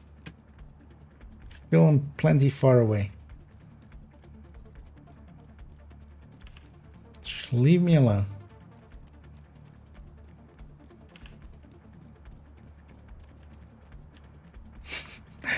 Really? Hostiles guarding location nearby. Guys? Like, look how far. It's literally under 77 meters. Okay, there we go.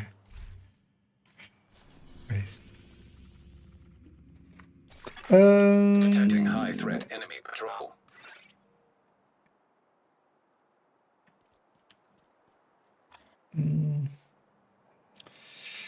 Is that double judgment? Yeah.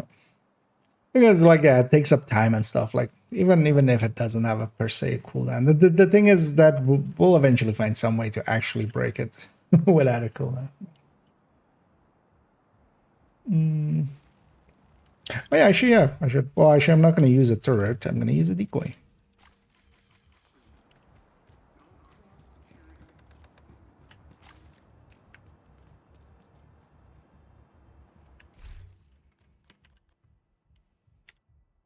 And here are those gloves equipped. We're going to actually take them out into the field. I'm going to show the effect and then also show an extra bit of the effect. So yeah, here we're just going to go engage these guys. I do also have the modifier on for this. We're just going to be very,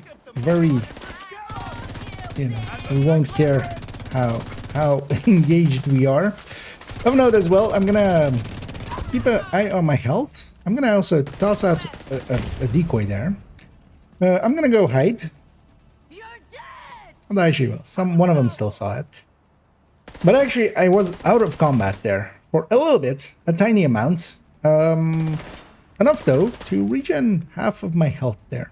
Especially in group settings, you will be out of combat when that effect triggers. Let's actually go to the second wave here.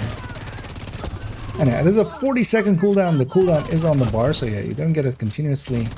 Let's actually murder this wave. And let them come again. I'm waiting kind of for the cooldown to go. I do want to keep my obliterator going. I'll just wait for them to come a little. It's gonna toss out a decoy. You know what? Shoot me again a little. Let's see actually, because I do definitely have had it go all the way. Oh no, there again. Yeah, too. And that by itself is already an interesting effect sideline, because yeah, it actually does pull us out of combat, and then of course we are out of combat healing. Well, as long as we have of course no regen on or off or not on. So there's even a little bit of shenanigans you can pull with this. The enemies basically completely disregard you for those 3 seconds. You could also use that in some settings to maybe push through them or such.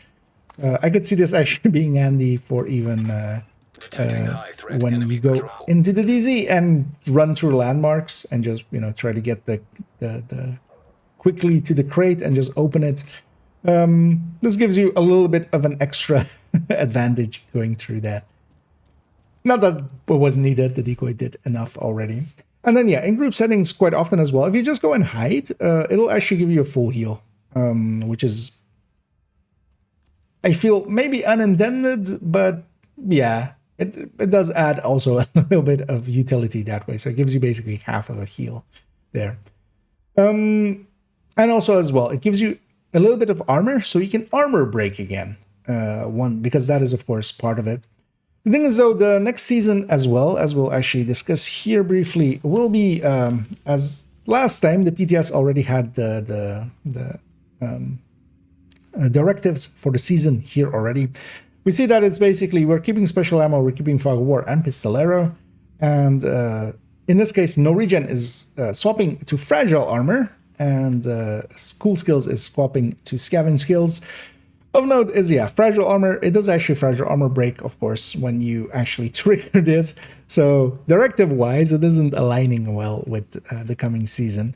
But with other places or having it off, because yeah, your armor breaks would still stack. You still get, of course, yeah, just the hiding from it. This does seem very useful, for instance, as well for places like Countdown or such, where, you know, if you're getting shot at, generally the thing is to just, yeah, you go hit health gate basically, and then you just have to hide for a little bit.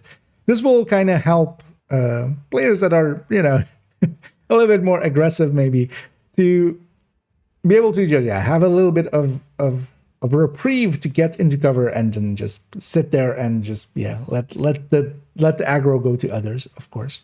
The effect of it as well is actually visually kind of cool, and I do kind of like it for that. Yeah, let's move on to the next, which I don't actually even remember what is next.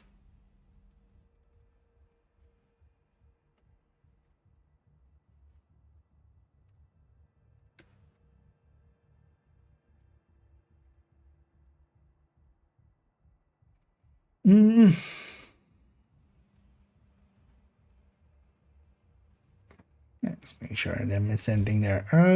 Yeah, so what is next? Okay, yeah, it's gonna be season modifier, right? So let's actually set this girl up because we haven't actually.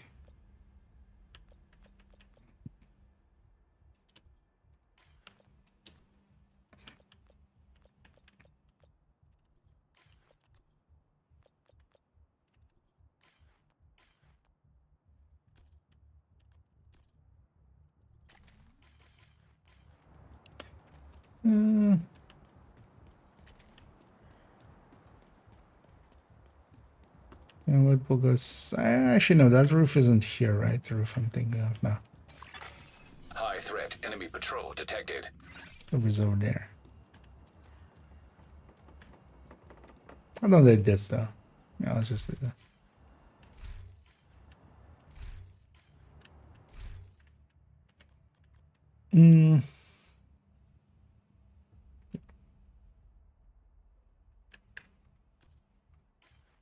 She doesn't go. Okay, even actually in that it goes black. That's nice. Yeah. And moving on to the modifiers of the season. Well, of course, at the BTS, they're giving us the new global modifier. That's going to be Rogue Momentum. Rouge Momentum. As, you know, I feel a bunch of people will, on purpose or maybe on accident, get that wrong. And yeah, it's very much interesting to see momentum when, you know, we get so much corrections of memento. Here we're getting basically the inverse of it, actually, with moment in it. And yeah, let's see how many people go with Rouge. What it is at its core, as we won't go all the way through it, especially on this one as well, we're just going to highlight a few things. If you want to read it all outright, yeah, either pause or go to the patch notes where it already contains all of them, and in detail as well. And actually in more detail than some of the descriptions here, because some parts are missing actually. But what it is that as we get kills, and especially as well accolade kills, so headshot kills or multi-kills or tactical kills, which is just weak point kills, or actually open world damage kills, we gain momentum, and that momentum carries us through several tiers. So here, as we can see, it's going from 1 to 25%, 25 to 50%, or well, 26 to 50%, 51 to 75, 76 to 95, and 96 to 100 as the cap of it. And what we get in there is especially that we get some weapon and skill damage. This weapon and skill damage is just additive to our general weapon damage. It is just all weapon damage at its base. It even shows up actually in the stat pages. But this means as well that it will actually apply to things like Headhunter as well. But what it then also means is, yeah, it is going into a pool that is heavily filled in already, and is going to give us basically a pretty bad diminishing returns because of that. This 5% is, yeah, not just a full 5%. It is in the amp like that. Same for the skill damage end of it. It's just additive to other skill damage on the build. So also the less of it that you have, the more you would benefit from this. What we also get is movement speeds. As we see, it goes from 10%, 15%, and then 20%. It caps at 20, and also it does not add to any other sources of movement speed. So yeah, if you have a Lady Death, that basically the cap that is on the Acosta explained as being 20% being the max movement speed increase. That seems to be also just the cap, like having multiple ways of reaching that. What will happen though is, yeah, if the Lady Death and then you get the movement speed, it does, they just carry over from each other. They just, but basically while they're overlapping, you don't get 40%. But you will then just have 20% once one of them falls away. We also get some rate of fire and reload speed later on in here as well, up to a max of it being basically at 20% weapon/skill damage and 25% rate of fire on the damage ends, but then also having a 20% movement speed and 20% reload speed, which is quite nice, of course, as well. What we don't get here, though, and I feel it's kind of missing a little bit, even though it wouldn't need to be much of it, seeing as we're getting skill damage, the weapon damage is getting a reload speed. I feel the skill damage should get skill haste here as well alongside of it, because also, yeah, this rate of fire as well will only apply to the weapon end, so it's still a little bit too much to the weapons and not enough to the skills here. Although, of course, yeah, what we do get as well at its max is that we get skill overcharged. And what it is that while you are in this final tier, in this 96 to 100%, you actually are continuously overcharged while you're in there. And that is, of course, very powerful, depending on what skills you're using. Even if you're just using a shield, that shield is invincible. And it's kind of weird to me that, yeah, that they're adding this in with the Oxpecker alongside of it. Even though, of course, yeah, you can kind of use the Oxpecker to get to this point, but once you reach this point, and you can kind of maintain it decently well, especially if you're shooting at some enemies, as we'll see in some of the passives here, this level skill overcharge will do what the Oxpecker does already. And actually, to me, in a much easier form. But that's, of course, if you have the modifiers on.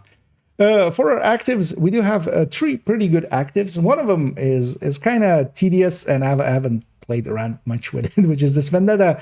You need to basically do specific type of kills against specific type of enemies, they'll get marked, and you need to kill them in certain ways with primary weapon, skill kill, or pistol kill.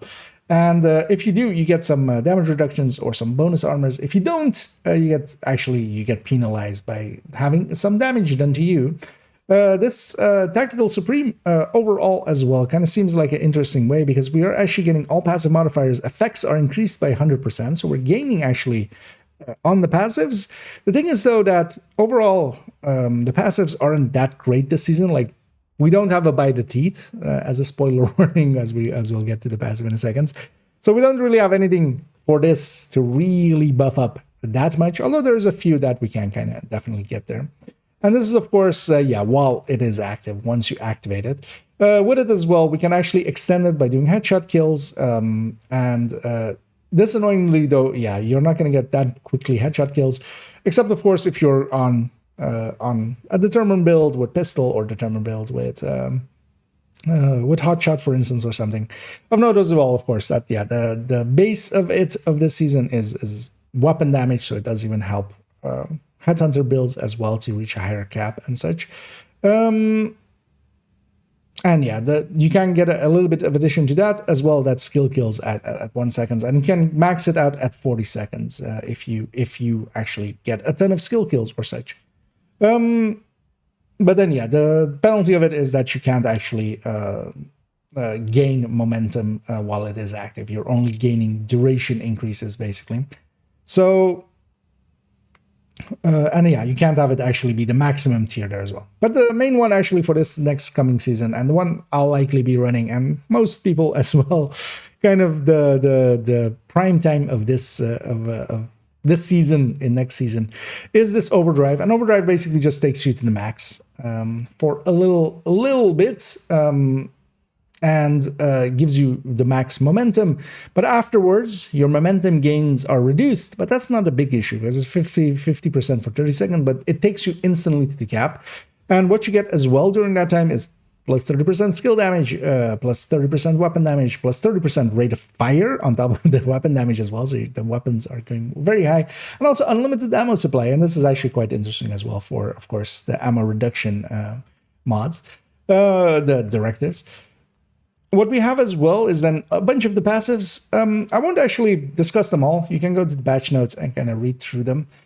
The ones that I can already see being very useful is, this next season, skill builds as well are actually, so this current season, skill builds weren't getting much anyway. Turtle builds weren't, eclipses weren't, a bunch of, it was definitely the season for weapons. They're giving turrets, pulses, and turrets and pulses and shields, quite a big buff. And then as well, decoys and seekers are also getting some things for them to grab. And so, for instance, of note, we have, especially for the pulse, we have, this will, I think, be the go-to for just red builds. This will be microwave coils, which actually, when you pulse enemies, and this can also be any source of pulse. So if you have the link laser pointer, if you have the spotter drone, if you have any other ways of pulsing, just Night Watcher with a pulse or just a normal pulse, they can receive the burn status effect, and it's a 5% momentum for every affected enemy as well. So you can actually use this as well as momentum buildup. And this, especially with the spotting drone that has a very short duration and just continuously is like pulsing things, works really well. But just by itself, it is just a built-in CC, especially, for instance, if you're running Technician with the Link Laser Pointer. Even if you're not running Flatline alongside of it, it is just a random CC here and there. Together with that, actually, the Pulse here as well has the option to get you a 25% chance to receive a blacklist mark on an enemy. And blacklist is kind of the enemy mark of this season, and those enemies, basically, if they shoot you, you lose more momentum than normal enemies. If you kill them, you gain more momentum just from that, and you can gain a hefty amount of it, like 20%-ish from a blacklist enemy. This causing enemies to become blacklist enemies as well gets you the opportunity to gain momentum quite quickly. Together with that, actually, the mainstay, I feel, for red builds of the next season is going to be this critical momentum. Of course, the crit chance, crit damage based ones, not headhunter based ones. And this is critical hits have a 50% chance to grant 1% momentum. So basically, we have, instead of a 60% chance of crits, we have a 30% chance of each hit being 1% momentum. And this builds up, of course, very quickly if you're firing a weapon at, let's say, 15 rounds a second, like a FAMAS, or even more than that, because you're on Striker and adding 15% rate of fire to that. This has been my go-to as well, just for charging up the momentum, together, of course, with just triggering the overdrive and getting to max right away. And then actually having 50% reduced amounts coming in is not a big issue when you have creating blacklist enemies and you're getting some momentum going from crit chance. And even whenever you pulse enemies, if they're affected by it, you get also this bonus amount as well. That will be the go-to for reds. Of note as well, there's a whole setup for shield where we can actually have a double health to shields. And as well, actually behind the shield, if you're getting hit behind the shield, you heal a little bit. Well, that one's not that useful. And as well, we can actually have a healing one in here as well. Critical hits restore 0.15% of your maximum armor. This is basically a 2.25% if you're accounting as well for the crit chance, 60%. Regen as long as you're continuously hitting enemies, which, depending on if you're maybe, running a Bullet King and just continuously hitting an enemy that is like not dying very quickly, you can have 2% regen going. I don't feel, though, it is still that useful in comparison to some of the other things we can pick here. We do have as well things that, for instance, affect explosive skill kills, reduce the cooldown of that skill by 30%. Actually, this other one as well. Seeker Mines deal double damage to blacklisted enemies. And what if you create a few of those with this Reaper? There's a lot of interaction together with that as well. There's a few CC ones. So, for instance, this is the decoy skills. Whenever it actually times out or gets destroyed or deactivated by you, it can blind up to 2 enemies. This does seem to have like a range limit. Around 20-ish meters is my guess. It isn't infinite. It doesn't just, across the map cause that. You have the same as well for the drone. And also, yeah, when it gets destroyed or gets timed out or such, it will actually trigger this shock, which can actually be pretty quite handy, actually. It's a decent CC way. And as well, even, yeah, skill kills, getting double momentum gains and such. Of note is nothing in here. Even like one of the stronger ones is, for instance, this striker drone's damage by 15%, but reduces it down to there. You might have noticed there is no liability here. There's no impatient here. There's no bite the teeth. And yeah, they've definitely learned a lesson of the last season. The main modifier that we have, this rogue momentum, that's actually where we're getting most of our damage increases from. And this one definitely 20% weapon/skill damage and 25% rate of fire. That is actually pretty powerful. Skill overcharge on top of that skill damage as well for drones and such is pretty powerful. But yeah, we don't have passives that are insane. Because let's be honest, By the Teeth was insane. Even doubling these with for instance, that other active, yeah, 15 becomes 20%. This shield, though, yeah, you do gain basically another, this 100% becomes 200%, so you gain basically 3 times the health of your shield there. That is pretty powerful situationally. But yeah, there is no really hard-hitting buffs to there, and actually, I feel that is a good thing. They seem to have learned a lesson. They are not. This definitely feels pretty powerful. It doesn't feel as overpowered as being in long range and hitting those By the Teeths, or even hitting reversal and bringing By the Teeth close and just melting enemies. We don't have that here, and I think that is a good thing. The momentum itself is actually pretty powerful by itself. This base one is actually what we're gonna try to get up as quickly as possible, and yeah, We'll do some things as well. We can get some CC out of the modifiers there, and that can be very nice.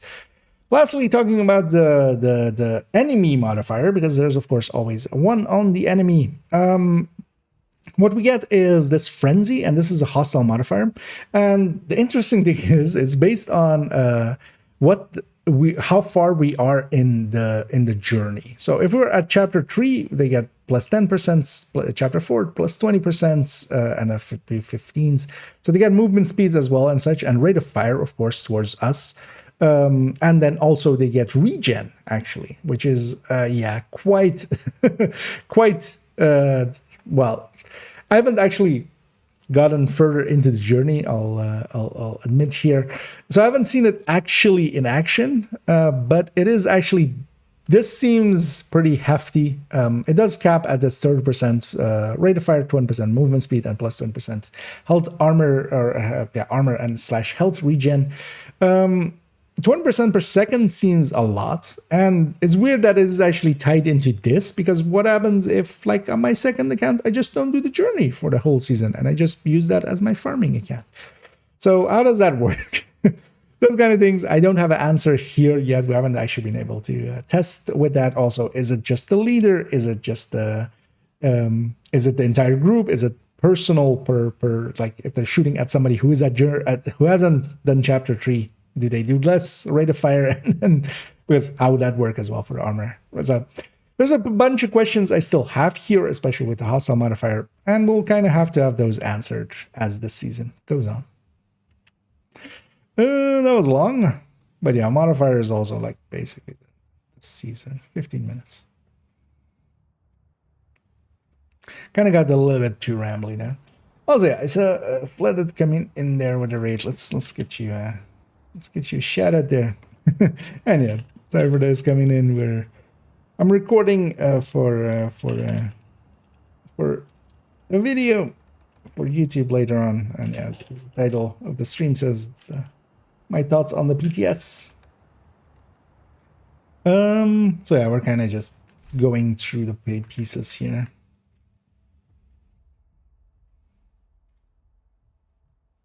Also, yeah, we should actually just see it in action for a second.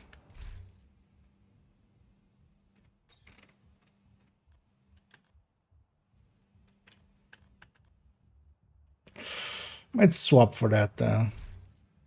Yeah, let's swap to the Heartbreaker tech tank. Also, yeah, hope you had a good stream there, Flooded, and yeah, welcome in Raiders. I need a Sunset King. I need a green cheese as well. Agent, priority objective available. And yeah, either Flooded. He does for these streets. Oh, glad you like them. We'll be making a few of them here. Actually, how long have we already been going? As I can just open all the segments we've recorded so far and see that it is 49 minutes. Missing this one. 58 minutes already. I mean, there's a lot of shit to talk about. Thing is though that, yeah, most people would just make this several videos. I just like making it one.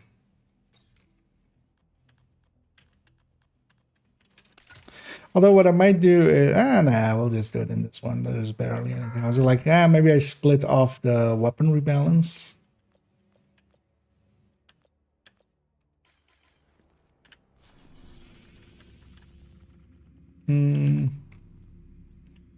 What's a control point to go for? One that also has a decently easy defense. Or well, consistent defense, like that I don't have to wait for them to come from across the map or something. Film No Hope is actually an obvious one. Either that or Fallen Cranes. Yeah, let's go to Fallen.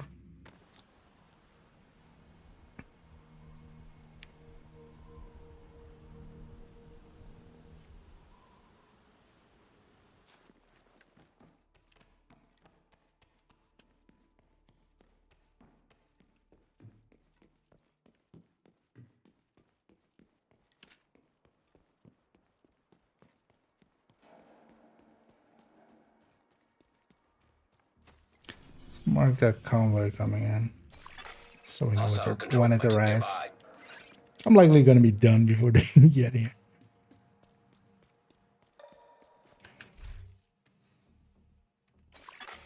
Civilians in distress.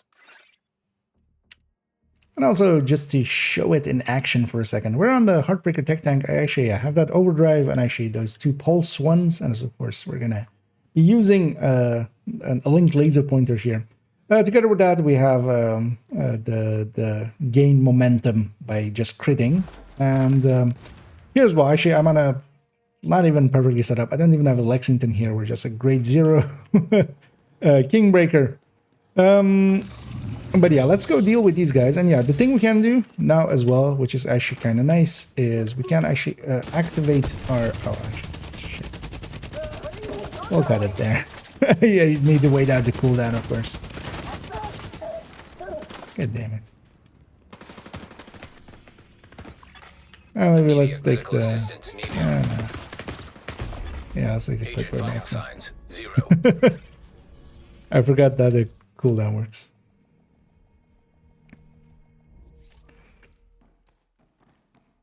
It's literally on my bar and I forgot about it. I'll say I don't want to per se deal with those guys. Let's maybe go somewhere else.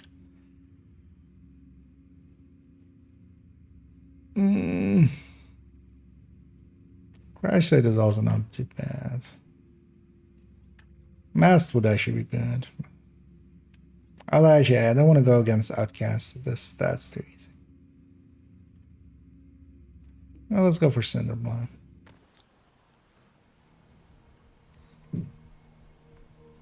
Likely aggro whatever's down the street as well. Doing that. Let's go to Cinderblock. Oh yeah, uncharged tech tank. I would rather charge it up. Does she have the Lexington? Actually, she might have the Lexi. Oh, she has the Lexi. Do I want to do that though? No, not particularly. Although maybe we do the... Let's do the Lexi. Also because then I can talk about... Yeah, you don't even need flatline per se.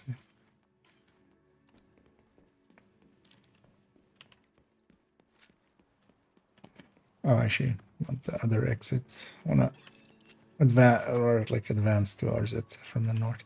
Also, that's really good because yeah, we'll have the cooldown actually complete there. Because I'd forgotten about the cooldown of it.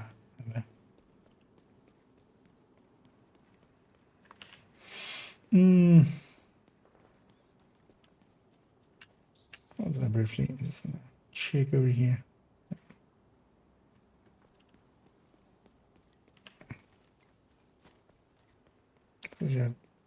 None of my tabs open, nor I normally would have.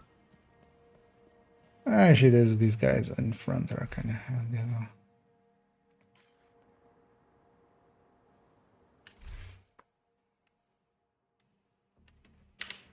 And also to show it in action, actually. We have it here with, I'm going to take it, a Heartbreaker Tech Tank into it. For the passives, we have actually those two pulse ones, the Reaper, the Microwave, and also then this Critical Momentum where we gain momentum from crit hits. Here though, I'm actually as well using the Link Laser Pointer here, of course, for the Heartbreaker parts of it. Even though, yeah, I'm not actually even going with Flatline here. We're just taking Killer, even though, yeah, we do have that Link Laser Pointer. Overall, Killer, we can extract more damage from it. It is a graded weapon, although actually I haven't charged up the Memento yet here on it. We're coming into it basically cleanly. We have that cooldown actually on the bar for Overdrive. It is going up and up. I'm going to actually wait it out for a few seconds because, yeah, we do want to use Overdrive here as our start. It'll get us all the way to the max. And actually, even with its 50% reduction afterwards, we'll stay at the max quite consistently, especially with, yeah, a bunch of our passives giving us as well some momentum as yeah, we'll get that in there. There seems to be somebody over there. These guys don't seem to be caring. One of the things as well is actually we do have the thing causing us to have pulse causing fires. Basically, whenever we pulse an enemy, there's a 50-50 chance that they catch on fire. That's actually, yeah, it's in the patch notes as 50-50, and then it isn't actually in the actual description of it. And there, yeah, when in the background we were hearing somebody screaming that they were on fire, basically, or like screaming because they were on fire. One of the things is every time that the pulse actually runs out, we have a chance again of activating. If an enemy is pulsed and there's a different source of pulse coming towards them, it doesn't actually get you a chance again. So they need to be unpulsed, and then whenever you pulse them then from any source, at the start of it, they'll have the option of maybe getting set on fire. And this causes a bunch of CC just randomly to happen, but also causes, for instance, if you're just using the big pulse, so for instance, yeah, we had some enemies kind of over there running away from this fight, although, well, slowly walking away in a different direction. We would actually, yeah, if you're in the open world and you just pulse, you're setting a bunch of stuff on fire and aggroing everything in the neighborhood, which might be actually an interesting way to troll some allies when you're out in the open world. Here, of course, yeah, we're not struggling too much, but what we're getting here as well, we're basically the whole fight here, we've been maxed out on momentum. I feel actually the momentum gain that we have available to us is maybe actually a little bit too high, especially that critical momentum. I feel they didn't completely think it out.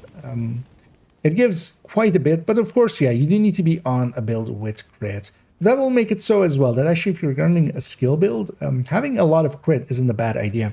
Like with the refactor set that I was running earlier, which had a bunch of crit chance, I was actually using that crit chance to just make crits happen. They don't need to do a lot of damage. I don't need to have high crit damage. I just need to crit and then 50% of our crits. So basically, yeah, the half of that, if we're at 60, basically making it 30%. Of our shots is also giving us 1% momentum, and we're making a lot of shots happen, of course. Especially if you consider even a chatterbox or something like that. And yeah, the damage increase is quite high. And here, of course, as well, it is making skills overcharge. We can see actually that my shield on my back is overcharged. when I pull it out, it is gonna, when we are in that range, it is gonna be invincible because of the overcharge. But also, it is basically pulling up skills up to skill tier 6 because of that. Well, when it's in overcharge, in the overcharge state, making my Artificer Hive basically a 6 tier one, which will heal for quite a bit. Quite a bit. Truly quite a bit. And here some more CCs happenings and such. And yeah, we're kind of keeping ourselves at the cap here. And actually we can even, I believe, look in here and yeah, we have 57.2% repair there from the Artificer. And I think we're actually outside of the church there. But overall, this is very powerful. It is very helpful for running gun builds, of course. We can give up a lot of damage and still kind of compete because we're getting some rate of fire and some just basic weapon damage going. It isn't as powerful as this season. Just the base modifier of this season, especially if you're using it well, is overall as powerful as this. Even though, for instance, there being a rate of fire buff in there, that does mean that it will affect, for instance, the stacking ability of Heartbreaker here. Even though that, yeah, we can see that it's still annoying because I was expecting her to be on the minigun. We are still at half stacks basically after all that fighting. Let's actually stack up to full here for a second. We'll use an ACS on this hostile supply convoy. Heavily armed edition. Man, yeah, actually we're still not fully stacked. Let's stack some more. Just the story of Heartbreaker by itself. We just need to always just stack a little bit more.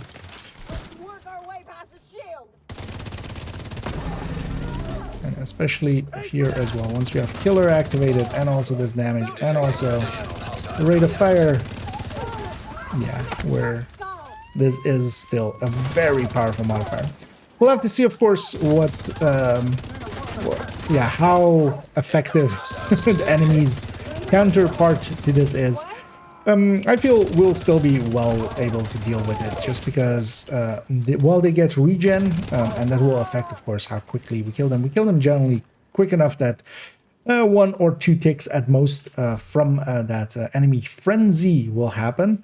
But what they don't have here is just more armor or more health. I feel that would be actually the go-to a little bit to make it more fair. I feel instead of a lot of this, they could just improve or like increase the enemy armor and health. The way that Stellite, for instance, this season works, it gives a reduction, but in effect it's also, of course, just how much damage we do to those enemies. So we need to do more shots to kill them.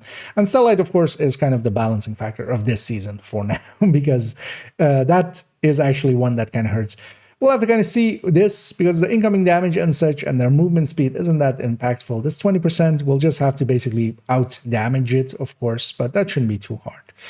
But this will affect as well things like names and such more so, because it's a percentage-based heal on them as well. But yeah, having seen the rogue momentum here in action, overall, I do think it is impressive. It is actually I've enjoyed my time with it, and definitely as a modifier, I'll be running it quite a bit. It is definitely not as OP as our current season modifier in Point Blank is. Which I actually prefer, but it is still a very big damage boost, and I would love to also have some extra, maybe, a heroic plus at some point to kind of use this in and actually, make it a little bit more of a fair challenge. Let's actually get that part checked for a second, because I also did no, this is the other one. Because I also saw the raid coming in. We'll grab that real quick. Let's make sure that goes in here. And hey there, Big Red Tiger. And I hope you had a good stream as well. And welcome in raiders. Let's get you a shout out there. And we're recording some parts, so yeah, if in between I'm just talking away, that's because of that. Later, Darth, and yeah, either Big Red. And yeah, I'm doing pretty good, and yeah, hope everybody out there is enjoying their Sunday as well. I'm recording, yeah, basically my thoughts for the PTS, as I do want that to go up tomorrow, so we're just getting that out of the way here. Also, what was this one? Can I see current gear? What do you mean current? What I was? Wait, when was that? That was like 4 minutes ago. So I was in this. I'm guessing. There's a current season build.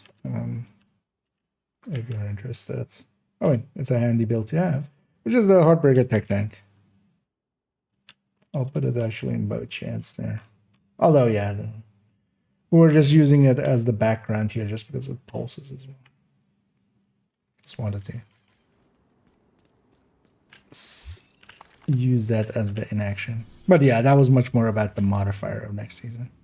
Yeah, so we have the modifier done. What else is miscellaneous? Okay, yeah, let's do a bunch of miscellaneous stuff. Let's make sure. Oh yeah, so no, we have the weapon rebalance first. Actually, I'm skipping over my own notes. Let's put the Lexington back in the stash. Also, if this gal has any other weapons, let's put them back in the stash.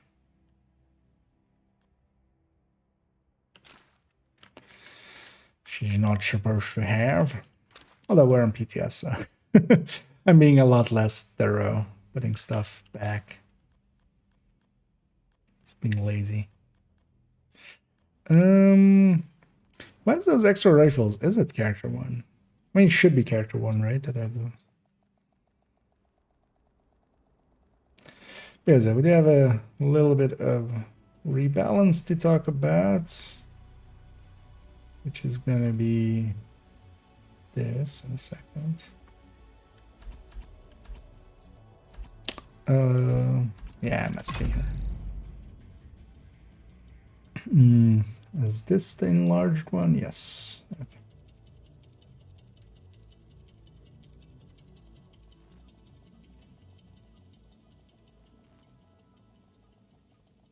But yeah, first I want to start it in here and talk about Lexington. Entering safe area. You know what? We'll use this as background. Lexington.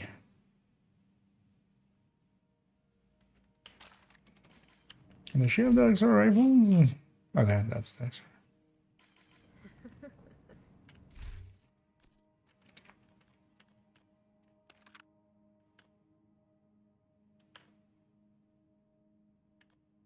I already had one. That's why your inventory's so full. There's a bunch of random shit in there. Yeah. Let's go into this.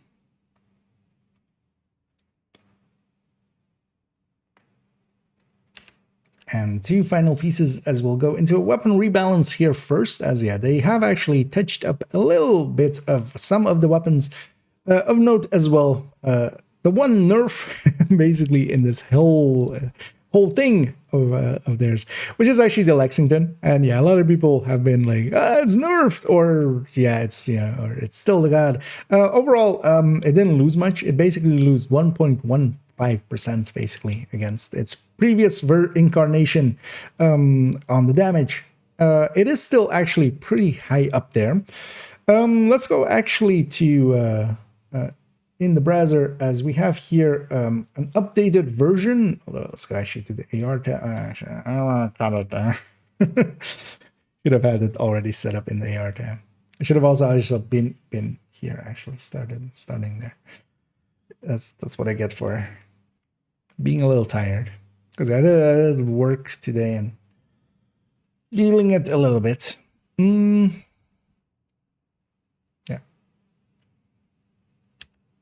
And let's move on to some slight rebalances that have happened. There is one nerf in total, basically, and the rest is all buffs. But the one nerf is actually to a weapon that we use a lot, which is the Lexington. As we saw in the previous clips there, the Lexington still doing fine, still doing work. The rebalance to it is basically a 1.1% reduction against its previous incarnation. It is basically now a 3.3% increase over. Is it? God damn it.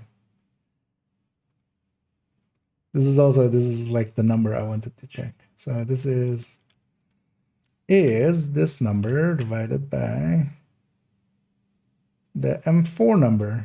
Is it 3.3? It's 3.7, see? That's why I need to check stuff before I talk. The third tick. Let's make sure that, yeah. Actually, let's delete those two before I accidentally include them. Wouldn't be the first time. As we move on to some weapon rebalances, there is some slight ones. There isn't as much as last season.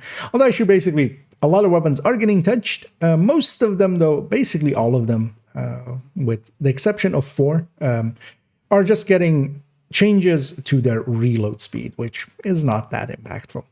It does matter. We will care about that, but not to a very high degree.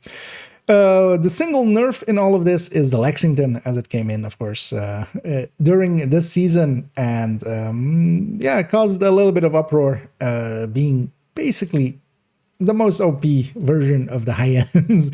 There's really, when you're picking a high-end AR, there's really no alternate than it, if you have it. And if you don't have it, then yes, then there are a few picks to have. This kind of annoyed me, especially the Lexington being just better. I don't like there being just better. I prefer choice, variety, having multiple picks available to us, and then as well having, for instance, one being a little bit more damage, but then losing a little bit in like maybe handling or reload speeds or stuff like that. That is my preference. But the Lexington, to actually address that elephant in the room right away, let's go to the burst and sustain tables. I've actually made a burst and sustain table specifically for the PTS. We've altered the values to the PTS values. It's mostly reload speeds, and a few base damages. 4 weapons in total have their base damages altered. If we go into that and into the AR section here, on the burst, we see that the Lexington is where it used to be on top. It is no longer, but it is actually still. Because actually the top dog in this, if we disregard the Lexington, and let's zoom in as well a little bit as we can make that a little lot larger. The FAMAS is basically the top dog in here, as we saw when we actually calculated on build. Because of course, the F2000 and the Honey Badger here, they're missing a mod. They basically have to either give up 5 crit chance or 10 crit damage for their extra damage that they have here, and that's basically their compensation. So the FAMAS was the top dog. It was below the Lexington. It is still below the Lexington. In this case, though, it is no longer basically the 4% or the 3.5% that it was. It is now basically a percent and a bit, 1.5%. That is also the amount. If we kind of scroll to the right, we have here actually what the old number of the Lexington was. Together with that, how much is the new number of the old number? And it's this 98.86% basically. As well versus the M4, which is of course the base weapon for it, even though it doesn't take off over all of its traits, because it has different recoil pattern, but it has the same RPM. It had basically it has a 3.7% increase on the base damage versus the M4. It still puts it as the top of the table. We will eventually, of course, do the on build comparisons again once the actually final numbers go into next season. We'll likely see the Lexington be on top again if this is its final form. I would have preferred it to be basically flat out the same as the FAMAS. It would still be the top weapon because it is much more better handling than the FAMAS, and it is better reloading than the FAMAS. That would be enough already. But it is still basically, still a little bit ahead, but not as much as it was. Is it balanced? I still wouldn't say so, but it's better than it was. Slight improvement there. And of course, yeah, actually all of the ARs are getting some reload speeds improved. Of note, actually, is that the fall wasn't in the list, but yeah, it does actually get a reduction. You can see that actually on this right side, we have the old numbers. That is you also go into the sheets. We have the old numbers on the right side here, and then basically a percentage difference. The new number, how much percent of it is it from the old number? And yeah, we can see that the reductions are actually pretty hefty. And some weapons are getting quite a bit, some even reaching into the 80% basically, so they've gained like more than 10%. And yeah, those are pretty hefty.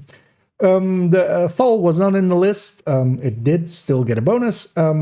Of note as well, the Carbine 7 actually had the same speed in there, which a lot of people were like, wait, they put the same number and they put it green. Now, actually, it turns out that that was a mistake on that list. There is actually an improved number for it. We can see that, yeah, it used to be a 2.14, it's a 2.02. So yeah, it actually did get a buff. It's just unstated. Any numbers that are in blue, there is some oddity there that I want to kind of address. Of course, to the burst, that doesn't do anything. Reload speed does not get calculated into the burst. Burst is basically just base and RPM, although RPM as RPS because it is a burst DPS. So we're taking this, dividing by 60 times that's this number.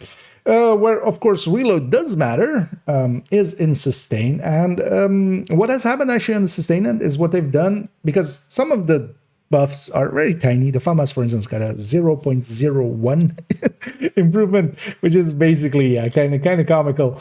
But they've actually given a lot of the weapons that were low on the burst table. So if we're going to go to the burst table, we can see kind of at the bottom here, as we're at the top, it is not those big increases, except for instance here with the Honey Badger is one of the standouts that is getting quite a bit of sustain basically to reload there.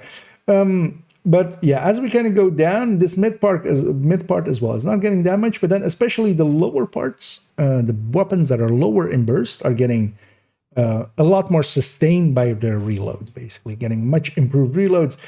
Does that alter the landscape? Overall, I wouldn't say so. We generally still pick on burst, but it's definitely I think it is an interesting move, and we might choose to grab some of the other ones. Of note as well, the Honey Badger actually moved up by quite a bit, and actually the Honey Badger is now a contender, especially as a combination burst sustain weapon. The FAMAS used to be that. The FAMAS is now very much a burst weapon. It is still the highest burst, but I feel this Honey Badger actually moved up quite a bit, especially on the sustain end, and it is actually high on the burst end, even though, of course, yeah, it's a -1 mod, so it ends up kind of behind the fall here, actually.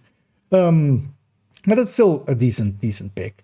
Overall, of course, as well, yeah, it didn't really attach. Nothing on mag damage is getting altered. The fast hands numbers are, of course, getting altered as well. But yeah, I would say go look at them in depth. Of note as well, a little bit lower in that list, we have actually the breakout for where I did my calculations basically on seeing on how the multiplier is or the modifier is multiplying. And yeah, this kind of is the reason we know it is weapon damage, because it aligns with having it be additive to weapon damage instead of a separate multiplier. We can see the in-game numbers, and we can kind of see that, yeah, the only way to get those numbers is there. Of note, as a side note here, is that actually the final, that 96 plus momentum that we get, that tells us is a 25%. It seems to be a 30%, because actually the RPM kind of with in the same way that Strikers does show in game when you have the RPM increase, seeing as it's not from just a talent that is just activated. While you go into your menu and you have the higher momentums, you actually get to see the numbers of your RPM, and that final step seems to be 30%. At least with the number that it shows us here. I'm not sure if it is actually, or maybe this is mistaken, but there's at least something weird there. Yeah, let's move on actually very briefly towards SMGs. In the SMG category, yeah, we have just a few. We have one oddity. The Vector 45 was missing, but also the Vector 45 actually did not get an alteration here. What I do want to talk about, though, is that and I'm going to scroll to the right here. Now, of course, the last season, the Dark Winter, which is the subject of this, the Dark Winter, now same stats. The Dark Winter is now actually reduced to be the same stats as the Vector 45, which is definitely a reduction to it. It used to have the previous season stats, basically, but all the SMGs got moved down a tiny bit, basically. So this is technically actually also a nerf to the Dark Winter. The Dark Winter still as Perfect Killer is really a decent choice. Attack Vector will outdo it a tiny bit on burst, but actually will be a little bit lower on, or will be a tiny bit on the sustain as well. But the Vector 45 being, well, the Dark Winter version is of course much easier to get than Attack Vector with at least if you have the means to grind and such, and you just can get it from name caches and such. The gold numbers here are especially that where the way that I'm putting reload numbers into here is with the watch in there. And of course, all of these other ones have a magazine slot. We're using a +20, -10% reload speed. So we're actually getting the same numbers there. Here, these don't have a magazine, so we're actually getting the in-game numbers here for them. Without basically with the watch active, 10% reload speed basically to it. Overall, a bunch of weapons did get, again, we kind of see the same. A bunch of weapons, especially that were lower on burst, are getting pretty hefty reload speed increases. And yeah, that does help them quite a bit. Overall, yeah, the attack vector, for instance, didn't get basically nothing. It went from a 1.7 to a 1.69. Which, is not really an increase. But overall, especially on the SMGs, a lot of them are getting actually pretty hefty reload bonuses and making them they feel a lot more aggressive, basically. You can be a lot more aggressive with them because a lot of them are getting to the points where, we're reaching, old Ouroboros reload speeds on them. Of note as well, we've added in the Ox Spectre here on here. Of course, we're not accounting for talent or mods. Mod-wise, of course, it has 15 crit chance, so actually it does keep up just on base, basically, or on just its base DPSs, versus some of the other weapons. It isn't as bad as, weapons that don't have any crit chance. We also have some headshot, we have some optimal range for mods. But of course, it doesn't have any damage talent to it. It is basically a utility talent, a survival talent. Overall, though, it isn't the worst burster, but it's definitely middle of the pack, and especially better weapons than it with a better damage talent can really outdamage it quite well. But the trade-off there is, of course, that you do get a lot of utility out of it. Moving on to the LMGs, we have basically the same thing. Although, of course, with the LMGs, we see a lot more gold numbers here because a lot of them are pouches, and then the pouches don't take away 10% reload. So that's why these numbers will be lower than their numbers, but this is the effective numbers that we'll have in the game. Because with an RPK, we're not going to use the 15 round mag without the reload. We're generally going to go with that 20 round mag with a -10 reload. But the nice thing with the pouches is, you don't get that punishment with the -10. Overall as well, we kind of see the same thing. Those that are higher on burst, although all LMGs actually got a hefty reduction, because we even see the MG5s kind of have a pretty hefty reduction. The only one that wasn't in the list and also didn't get a reduction is the L86. The RPK as well is staying that one's staying at 95%, even though basically all of the other LMGs are kind of going under or around 90, low 90s basically. And that will actually help LMGs quite a bit, especially, for instance, this the normal MG5 that is now actually that was already one of the better picks and now even has a faster reload. Now as well, the infantry MG5 and the normal MG5 no longer have the same reload. The MG5 actually is better than which it already was, which seems like a weird choice here. I would actually flip these numbers if it was up to me. But overall, a bunch of them are getting very hefty reductions, and especially as well, things like the GR9 and the Stoner are going actually to AR reloads almost. And same for actually, yeah, the MG5 and such, especially if this was to be on Striker, where you get another 15 weapon handling. These are actually well doable reloads. Especially the MG5, I feel. This is a pretty big boon to it. Some of the exotics as well. In all of the categories, the exotics are kind of getting some of those buffs as well. I do have a note there, and oh yeah, actually there's one RPK, the military RPK, which has the wrong reload. Basically, it doesn't have matching reload with the rest. The rest is at 4 seconds. The military RPK is at 4.16 seconds, which is just a bug, and hopefully will not make it to the main game that way. In rifles, we have actually some burst changes, because alongside of the reload speeds, where we also again have this M1A CQB not being in the list, but yeah, it's not being altered. Same for the 1886, but it's also, which was not in the list, but it's also not being altered because it's the same 100%. Same for it as well. Actually, the lightweight M4, which was unmarked in there, which also is not getting a buff there, but the lightweight M4 was already the fastest reloaded in this list. We're also getting 3 weapons which have base increases. So we have here the Resolute, the lightweight M4. Both of those are getting, as we if we scroll a little bit to the right, we can see they gained, because these are the old bases, and in the same way as we did with the Lexington. So new number versus old number. The new number is 103%, 103%. But then we have on here the UIC Mod 2 going to this number, 164K-ish, versus its old number of 144. That's a 13% increase to its base, which is basically a 13% buff to it. The UIC is now actually sitting above the SIG, and of course, yeah, even the CQB, when it is actually on build, will drop to be just a little bit above the SIG here. It is head-to-head basically with the MDR and the Mark 17, and it eats them for breakfast because it is so much better handling than them. I feel this buff is the only buff in here that I'm kind of like, this shouldn't happen, per se. The UIC, even if it was just 7 or 8% and was kind of in a little bit lower than, for instance, the SIG, a much worse handling weapon with 10 rounds less, with faster RPM, that would be, to me, a little bit balanced. Because the UIC, yeah, is one of the best handling rifles. It is now also one of the better damage dealing rifles. Because on Mark 17 and the 6 CQB, and then yeah, again, the 6 CQB kind of drops to be just above the 6, 716 basically here. Once it's on build, because yeah, it's missing that mod. That was kind of the balance of now. We were picking between those two, especially, and now we will just pick UIC because there is no reason not to. It has 20 more rounds than the Mark 17. It has much better handling than any other rifle in this list almost.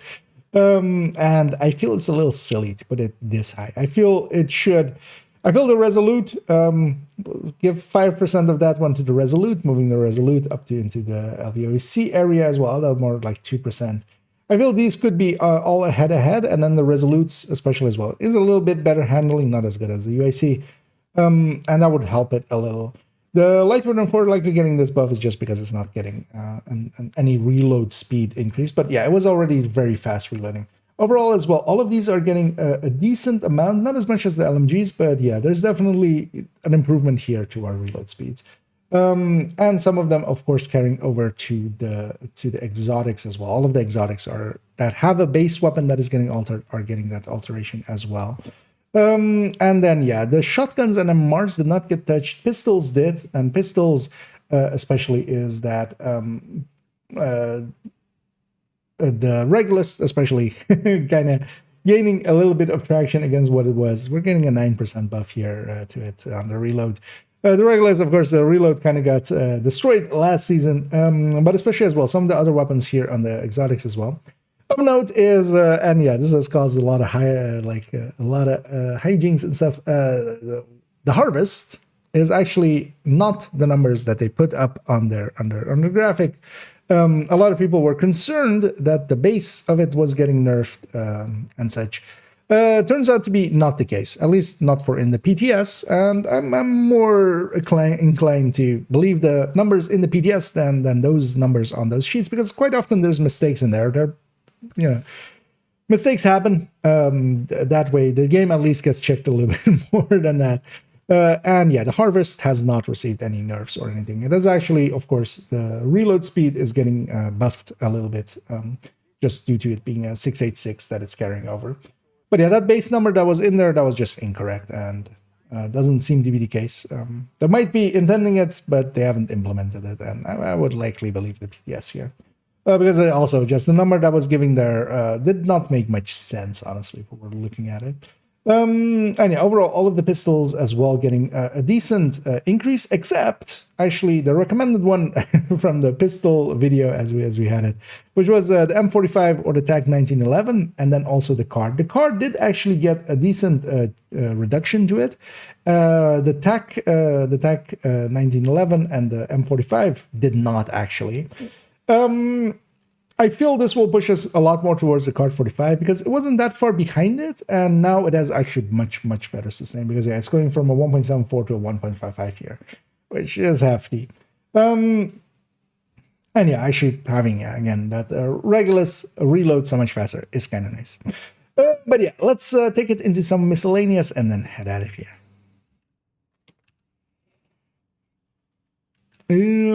That felt like 7.5 hours. That was 20 minutes. I'm always feeling I want to put that as its own video. Instead, let's just put everything together here. Let me as well kind of catch up here for a second. I was like the AC, like, I don't know what's firing. Yeah, I mean, on that end, yes, but now it'll also be on the damage end, which, yeah, I feel balance. Like this is I didn't say it there actually, but yeah, I've said it on stream before, which is it's kind of that category is Lexington. It isn't as damaging as the Lexington in a literal sense, like not doing as much more damage and everything else around it, but honestly it is one of the, like, it is the clear easy pick, especially as well if we kind of include the sustain as such. Yeah.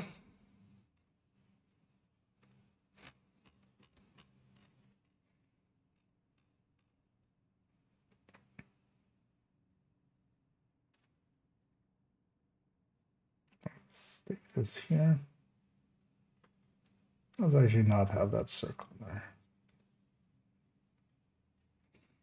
Yeah, let's have some of this. And to kind of round it out here with some random stuff, one of the big ones as well is that they are actually improving the way we can get Season XP. Season XP this season was basically completely tied to just the scouts, the journey, and doing priority objectives. And also, yeah, actually weekly projects as well. It was actually a pretty slow grind. A lot of us had it kind of basically bug on us on the first week and basically give us season level 100 very easily. It turned out that if you didn't get that, it was actually a pretty big grind. And I did actually do that grind on my second account, where I went, I on purpose left them until that was fixed and then tried to grind it out myself. It did take quite a bit. Overall, I did actually, I didn't do all of the scouts too early and such, and not noticing how much XP they gave. But yeah, once kind of figuring that out, that helped quite a bit. Doing a bunch of the weeklies, even for instance, especially getting multiple SHU requisitions from watch alts and such, and hardcore characters on that account as well, into there as well, helped quite a bit. But actually, when grinding it was pretty slow. One thing they're doing is basically putting season XP on a lot of the activities and missions and such alongside of everything else. That will help grind out the season XP quite a bit more, and that is pretty helpful. That was a very annoying thing. Also as well, actually, speaking of priority objectives, they're removing several things from them, which is, in this case, the Warhound Convoy, the Elite Resource Convoy, and Elite Territory Control.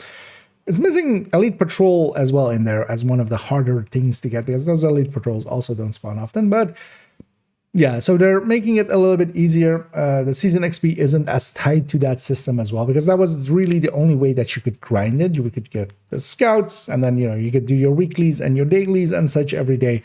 But if you just wanted to grind it, it was only really priority objectives. And this is, I feel, a much better system. Having kind of also looked at the numbers, yeah, that seems very much doable. And honestly, for those of us that, at times grind, just, open world stuff and such, well, we'll get through it pretty quickly.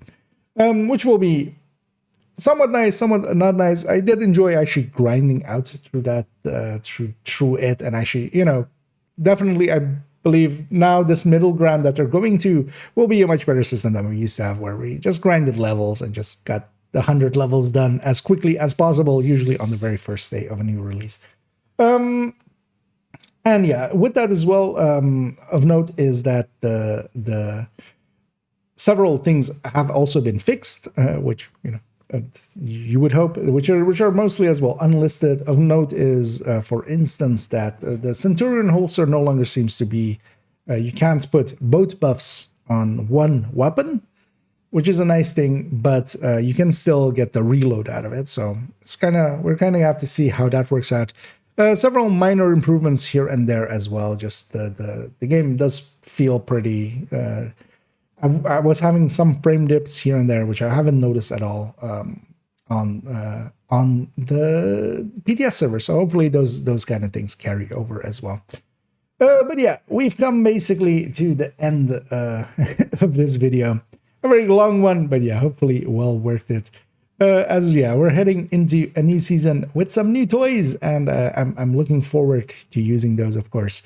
Overall, I think what we've seen so far in this PTS, it has been very, very, very promising, actually. This seems like one of the better seasons gear-wise as well.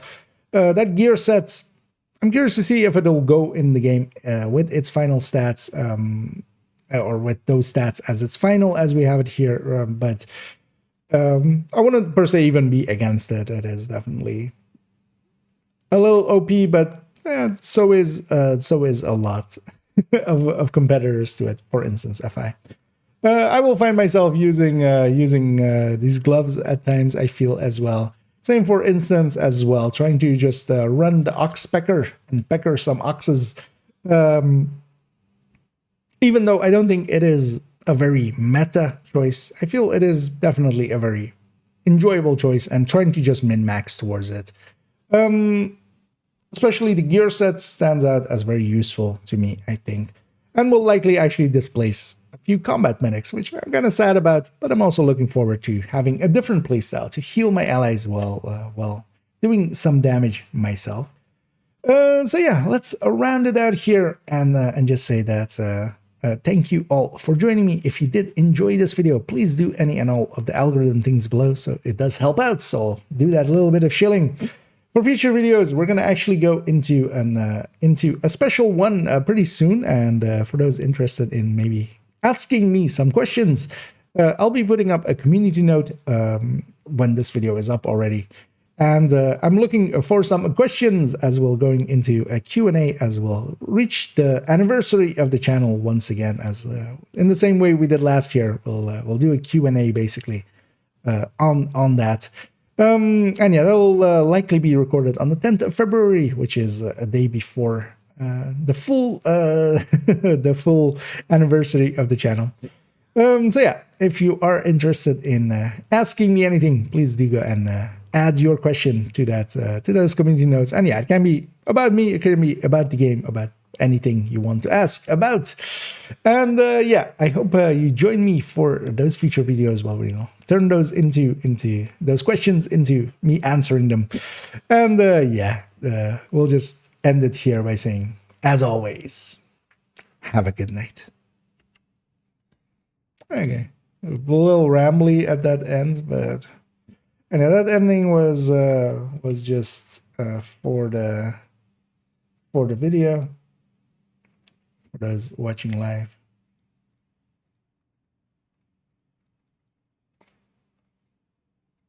Well, we'll still be going here for a minute, for a bit, for like an hour.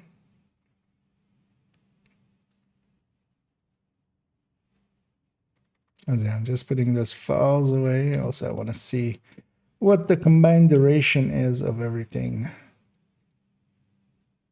I got 133, which is kind of in line with a lot of other PTS dots. I know that video will, as a whole, go up tomorrow as well. So, yeah, let's go play the game. Let's go play the game a little. Although yeah, I don't want to. Yeah, let's swap character. I'm actually gonna go back to that Heartbreaker tech tank. Need to put the Lexington back as well.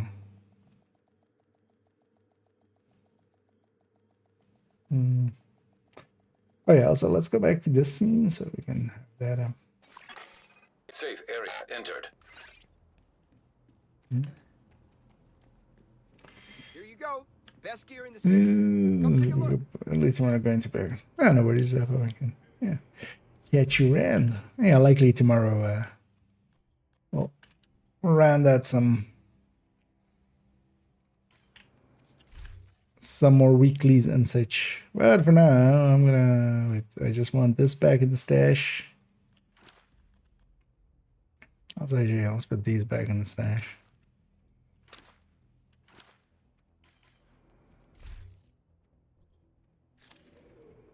I don't mind messing with the modifier a little bit more. We'll just go do something with it.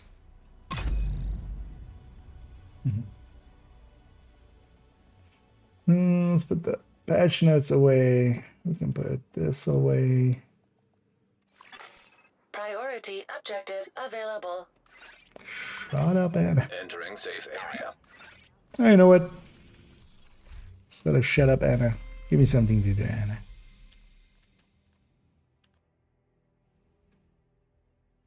A mission. Space and air. I don't really care what the thing of it is.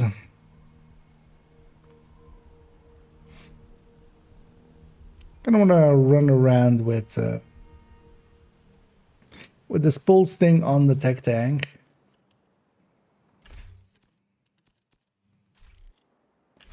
And also, actually, you know what? Let's take a few directives.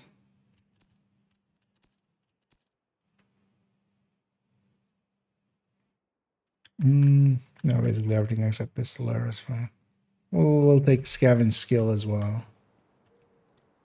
Which means that I do have to put my shield, or I have to keep my shield up or be aware of when I... Oh, I'm so used to... Oh, actually, the pulse laser. Oh, I didn't grab the Lexington.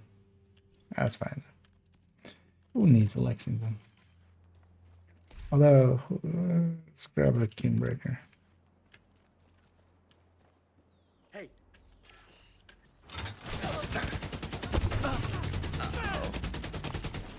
I want to see how fast I can charge it up. Also, this makes it a little bit different with that crit one, where we kind of actually want a build that isn't insta-melting stuff. Because actually, if we're shooting enemies a little bit...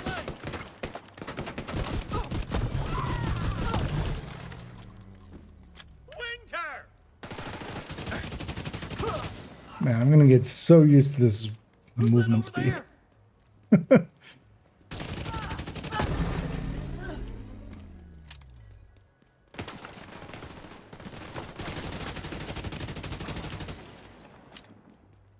Zoom, zoom, zoom.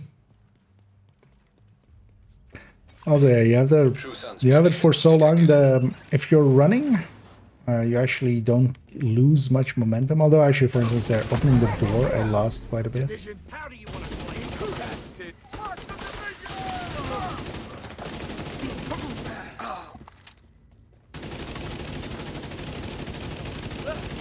We need to figure out what they're doing here. See if you can find any intel on their operation. Seems like these guys are salvaging and repurposing anything they can. It'll also be funny whenever we're waiting at doors. It's going to become like if we're in a group and we're waiting on doors, everybody's just going to run around in circles just to keep the momentum up. It's going to be funny.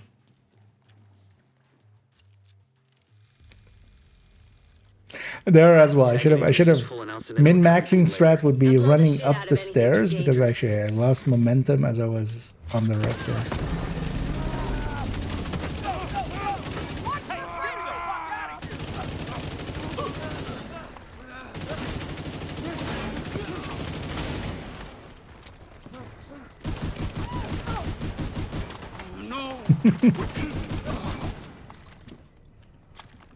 Increased RPM there.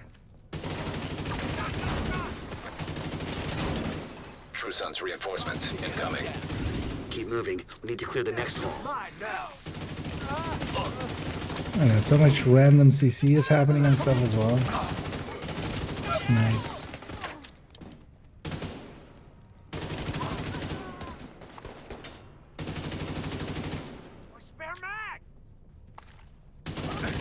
When you're done fucking things up there, Keep moving. You still got 2 halls to clear. Are we curious on Hostile radio running? intercepted. Yeah, we'll run that after this. Vision's on my 6! So cut through the planetarium. We gotta secure that ordnance. Set her on fire. The third rock from the sun. Our home may not be the center of our universe, but so far it is the only planet that can support life as There's also even it generating those blacklist enemies space. with the Reaper part. That our little planet is the only place capable of creating and sustaining life. We know that Mars once had vast oceans, that many of the oceans found on Earth could only be created in the existence of a supernova. While no other planet in our solar system sustained life, it's possible that the building blocks that allowed organisms to evolve from single-cell amoebas to complex living beings like human Yeah. beings. Be nice if one of these snipers got set on fire, so I could just Giant finish them off star quickly. light years away. Sure, no.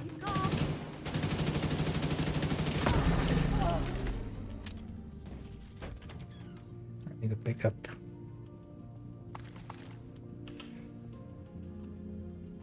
It's always the downside of scavenging skills.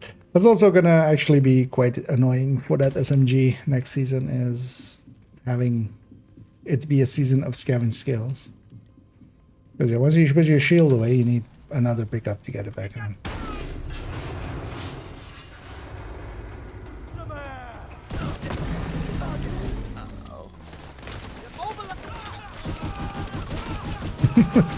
That worked. That's just CC there. 180 ADS just to get shit set on fire. The surface of Mars was once home to flowing water, as evidenced by these images. At one point, more than 3% of the Martian surface could have been covered by ocean. Martian exploratory craft has sent back evidence of enormous water as well, ranging from gullies and dry rivers. Yeah, that just lets you be so aggressive. That's so nice. There are also minerals present on the surface of Mars that can only And either be Shadow formed Wolf. in a liquid water environment. Mechanical Nice as well that components we'll detected. have the PTS for a few days longer. Mess around with.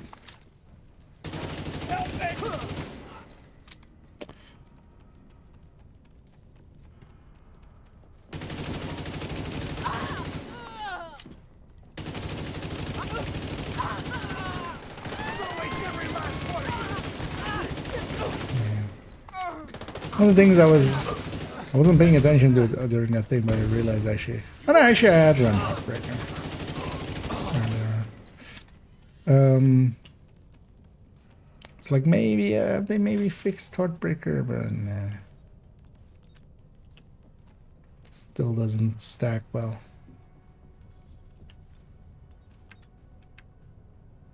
I'm not really gonna go for loot, but it's just because I'm running around, I'm not losing much momentum. Link up with them and you'll be done there. Components identified. Oh. Suggested use. Am I looking at it? They must be using That's invaded, dummy. collection. If they can rig it with a warhead and some means of propulsion, they wouldn't even need a guidance system to hit the White House or a settlement. Zoom. Kinda goes without saying, but if you see any missiles lying around, make sure they can never ever be used. See some missiles lying around. Database Hit hatch them. indicates designation LMR-90. Doesn't matter. They'll be That targeted would be the somewhere. missile, then. Please neutralize that fucking thing by any means necessary. Damn it. The salvage crew just ran into those reinforcements. They need backup. Coming this way! Oh yeah, this set or this modifier, like Striker is the go-to for it anyway. Would have been nice if with a modifier they could definitely as well. Like if you just make it something that just like it doesn't work well for stacking builds, you could kind of get yourself something that, you know, because of that will run other builds.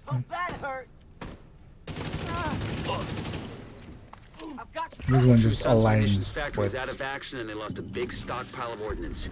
Throw in the fact that the settlements can scavenge Striker those workbenches and tools. just so much as well. And I'd say it's been a pretty good day. And about 213. Okay, so yeah, we got some for the mission and some for the completion there.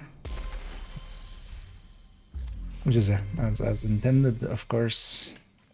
Right, so how much is it going to show for an activity? 47. I mean, that still stacks up. Wait, is this affected by directives? So this is just 4 is always 47, right? 47. Oh wait, is it plus 20% because of the directives? Is that it? Let's try. Oh no, I don't have it global though. Right. Yeah, let's turn on globals.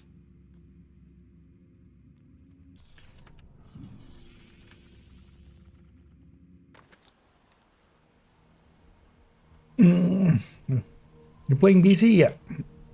Although not as well. I'm on the PTS, so we're on the test servers. I'm messing around with next season's modifier a little bit here. So when I have this on, does this change? No, still 47. Already did it. Already, yeah.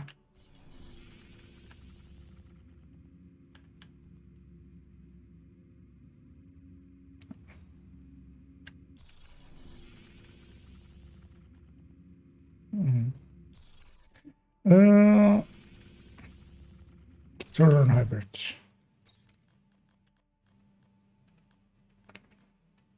Let's actually take just actually let's take the high end. And memento. 15, so let's take the crit chance one. Priority objective available, agent. Shut up, Anna.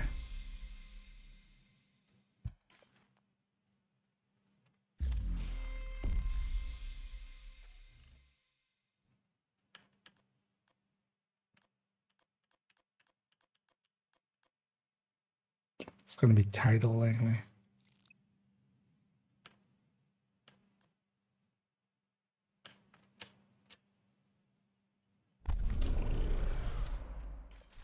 Let's do something in Southwest. Let's go do a bounty in Southwest. Any other games are we've done so on streams quite often. Although generally, yeah, kind of the same space. I mean, by myself, I just play some other games. Yeah. But been addicted to like Open Transport Tycoon for forever anyway. Target is near you. That's usually the thing I kind of play if I'm not playing Div.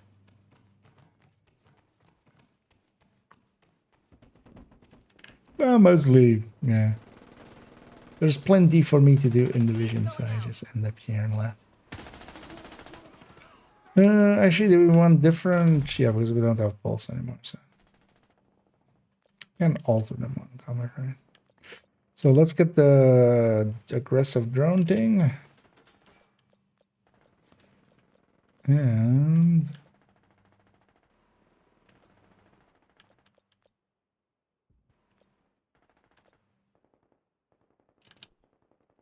so you got that. Some healing in.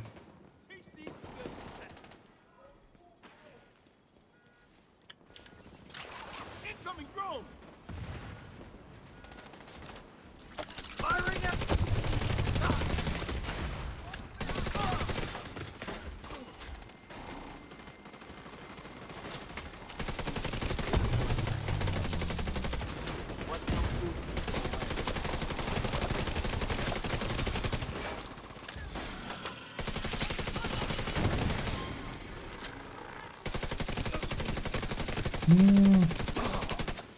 I'm trying to keep track of how fast we're stacking. Oh wait, what?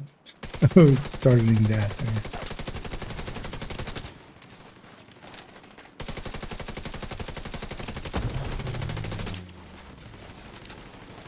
Because I think next season especially there being a overcharge and stuff available.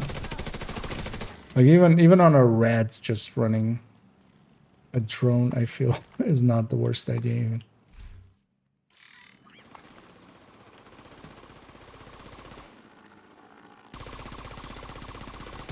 You can just have overcharge skills. Not overcharge. I feel it should just be like maybe like +2 skill tiers, and then if you're then at 6, it should be an overcharge.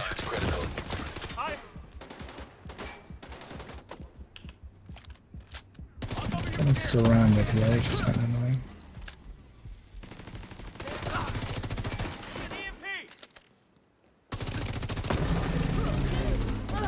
Lost a man. Although, yeah, it's pickups, of course.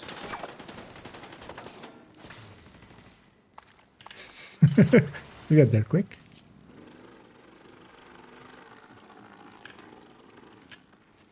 Anyway, we can deconstruct our turret in a drone and just actually get them back pretty quick.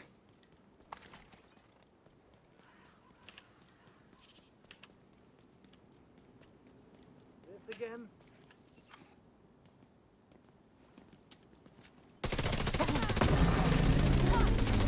I'm kind of at max stacks quite the whole time, basically. It was actually too easy with that crit one to get to max stacks way too easily. That's the target, Agent.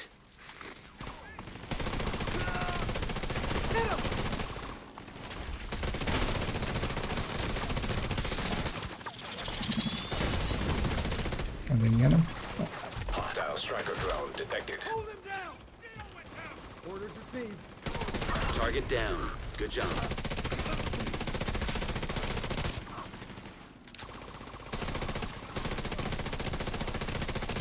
Target neutralized. Good work.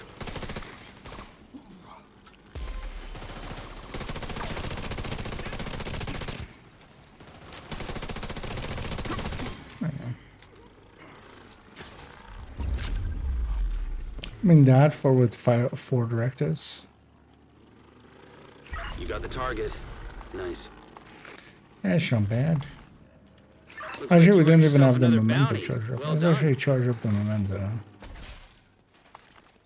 Also, wow, hey, it put the bounty here. Priority objective available. Oh, actually, yeah, it's this guy. Because I normally it goes to Rayburn House, but yeah, no, actually, I was like, wait, did they? Actually, wait, did they? Let's try. Actually, I don't have a bounty there. Let's go get a bounty there.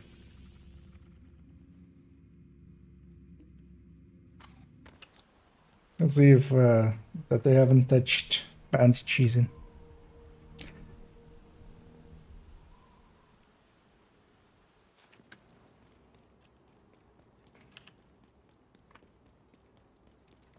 I feel as a Dutch person, I need to make sure nobody touches my cheese.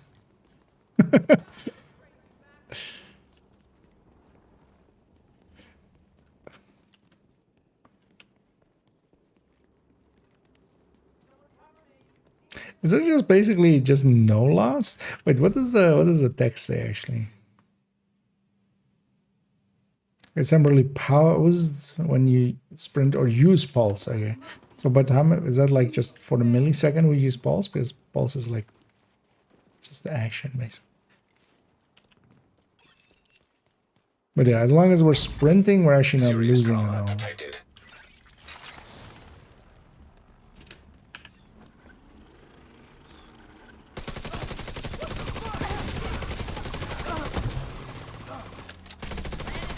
And especially with like big enemies.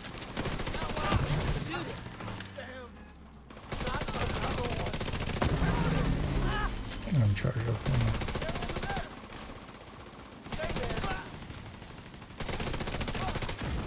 Detecting additional hostile contacts.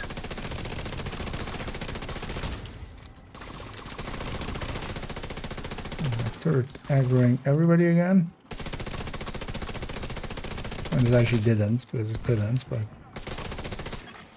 Hostile control murdered them anyway. identified.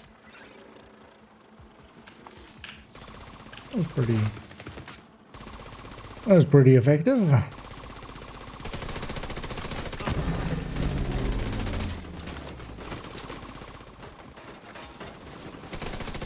Especially, I think, making like turret drone hybrids out of the... Oh, that's just slapping a memento and a glass chest on it. Out of the new gear set will be very good for small groups.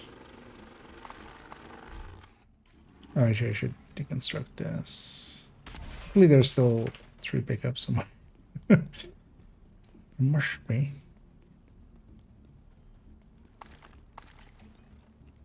Although sometimes on these stacks there's multiple. Give me a bounty. Let's make sure, yeah, it goes over there. Let's actually go do this bounty.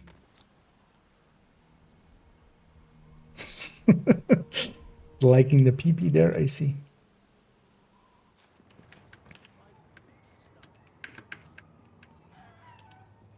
The target is nearby. We even get the movement speed in here. Because normally we wouldn't really have a movement speed in here. Does the Acosta actually trigger in? I mean, this isn't the shared. This is just safe space, isn't it? Shared, right? Wouldn't in shared likely. One of the things as well, if you go to any shared space, so if you go to safe houses or something, yeah, you do lose your overdrive the same way that you lose your memento stacks. This is all down to those slippery ass politicians. It's also here, yeah, we're not even using the active to make us reach max stacks even easier.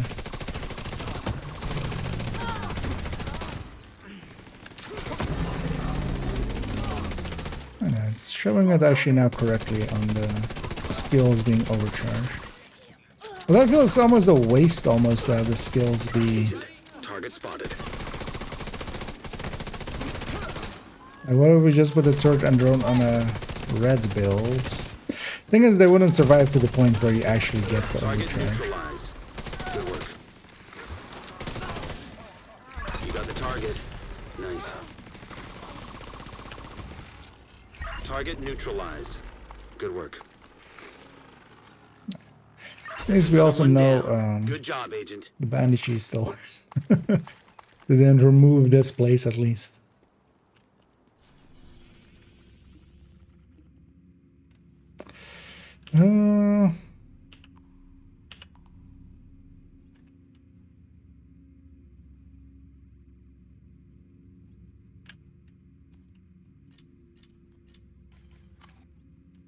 Let's try this. And either one could. Is the exotic SMG speed with stack with it? No. It's basically, it caps at 20%. So wherever you're getting that 20% from, that caps. Which, yeah, Lady Death does this. You got your objective. Don't let anything stand in your way. It's the same with Acosta and Lady Death, that also didn't stack. Same with Persistence and Lady Death, or basically any speed sources of any kind. Oh, 4 directives might be a bit much. Oh, actually, 4 directives will be instant death here. Especially the way that I'm set up here.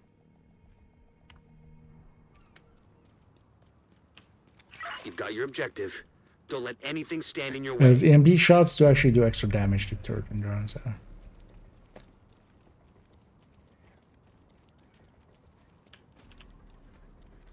That would murder me.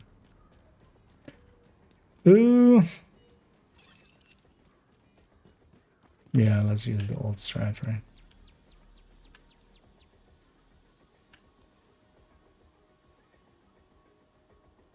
Just gonna make sure it actually lands on there.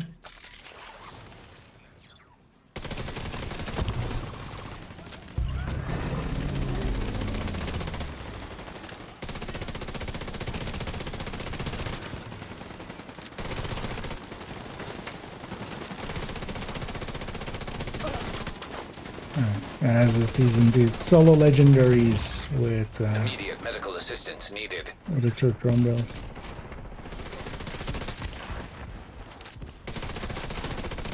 Still need spawn knowledge, but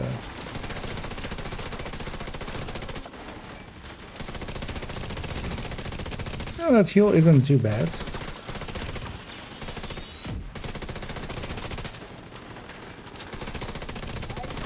That heal is kind of handy. It's definitely one of the picks here. Okay. Oh, we're in this way still.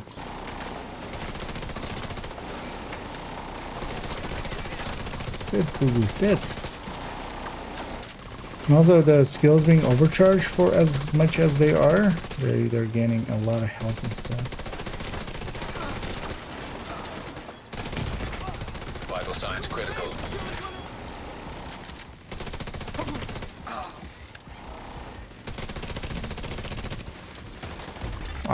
Agent killed.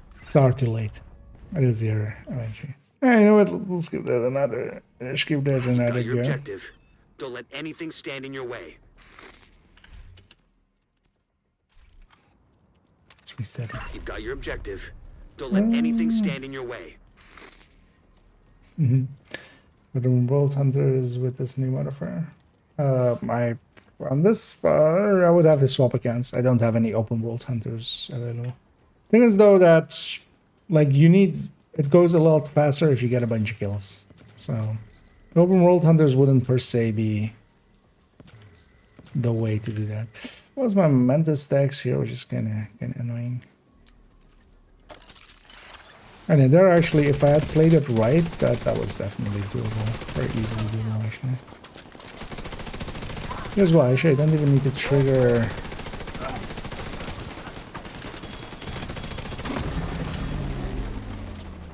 It's interesting that these drones are still going for me this much.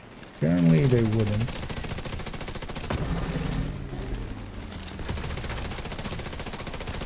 They will go more for the turret and drone.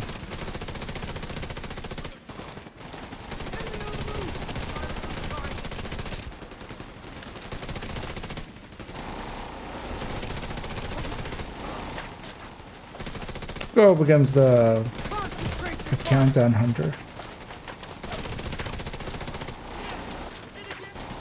But the open world ones are better access to. Serious trauma detected. Agent deceased. We're being too aggressive. We're trying to go too fast there. Your objective. You know what? Let's actually slow down. That's what I. Yeah, let's swap because also this doesn't have the damage of the negotiator or the striker on its main weapon. Let's actually swap to those characters and let's see. You got this. This wouldn't per se be a build to solo legendaries with, mostly because of this thing. Glass is not your friend in legendaries. But let's actually take it to the negotiator drone hybrid. I feel that will do a lot better here. Or we just go with this. Let's go with the striker. It's easier. I just have for my friend. Yeah. Although you have the overclock. Overclock gives you a full charge like right away. So you would have the full bonus basically Area against them. detected. If you were to take it up against them. 56. And as well, you have actually this modifier, which I'm actually going to grab here. You have this critical momentum. This is the go-to for just generating a decent amount. So that one, and then which one else was it? The region. So nothing else is. But this gives double momentum, but I'm generating already a lot. This you can also, for instance, use there to just generate a bit.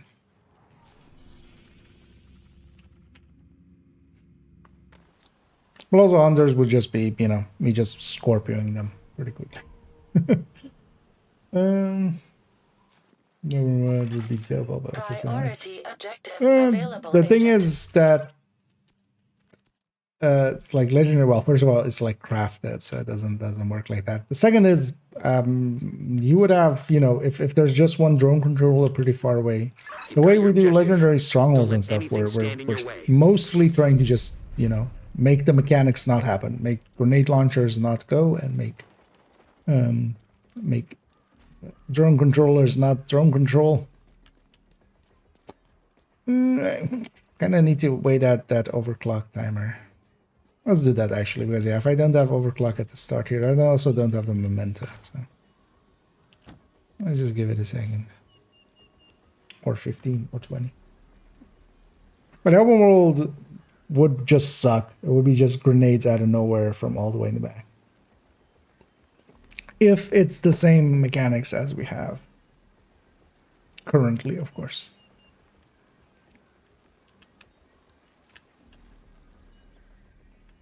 Like if they just spawned grenade launcher guys and drone control guys and mini tanks.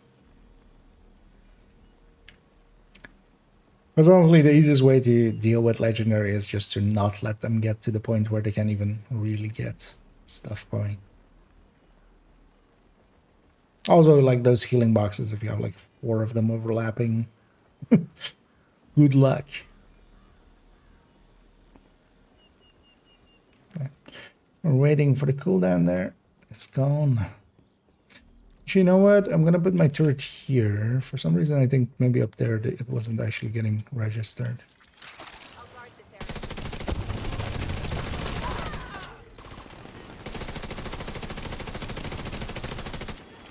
This once we get going will be much more powerful than the high end.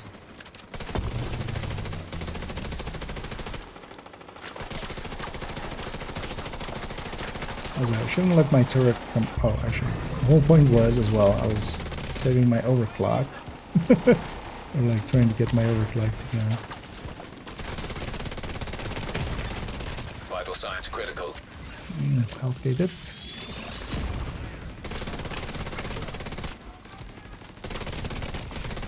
I just need to get this gold matter.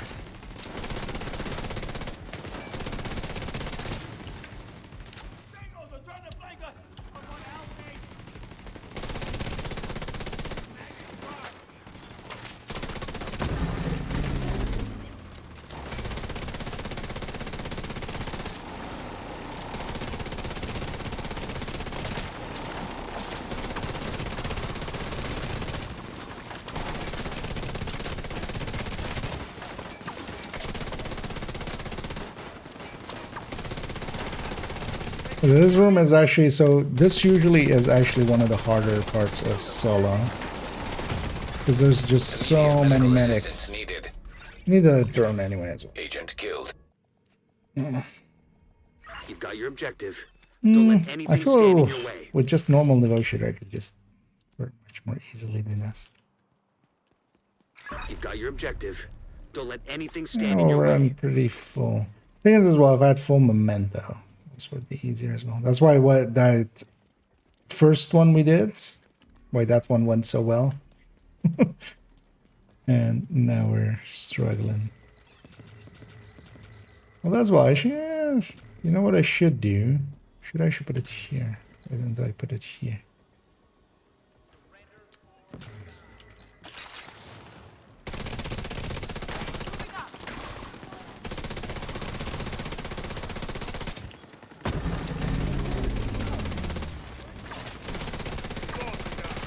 Also, we need these medics.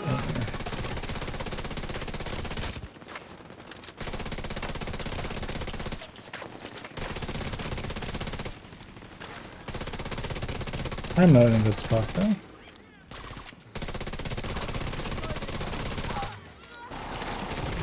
Yeah. Vital signs critical. Downside of this spot. Okay. Turret on this side, me on the other side.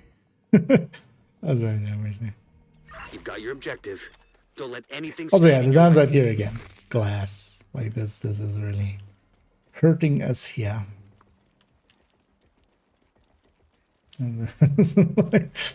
Hey, yeah. There's a reason I don't legendary much anyway. That's because, yeah, I think mechanically it's a little bit too much towards the bullshit. Okay. See if we have learned our lesson.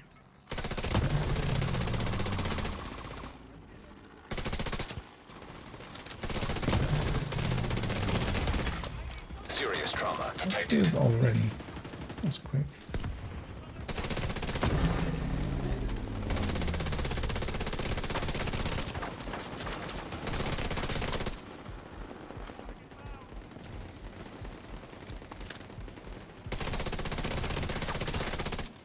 Also, I should really kill the medics here.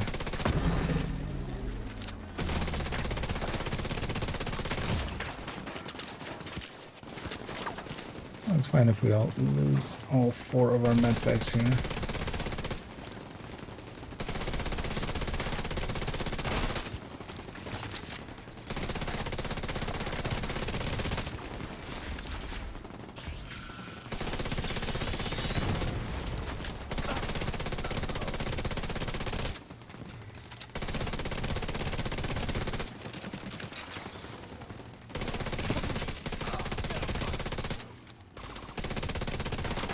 All 3 of us focus one thing, it does actually die pretty quick, so that's nice.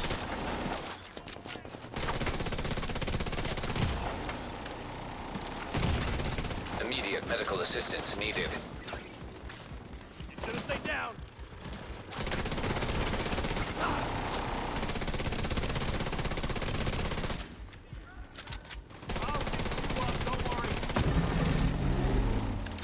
And we're also on 100 stacks.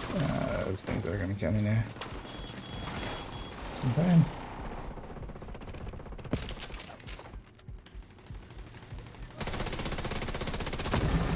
There's a red medic. Serious trauma detected. Ah. Okay, coming. Deceased. Yeah, there's still not enough power here to really make this so much easier. You've got your Well, it's objective. definitely easier than it Don't let normally. anything stand in your way. But yeah, we'll leave that there. Let's actually try.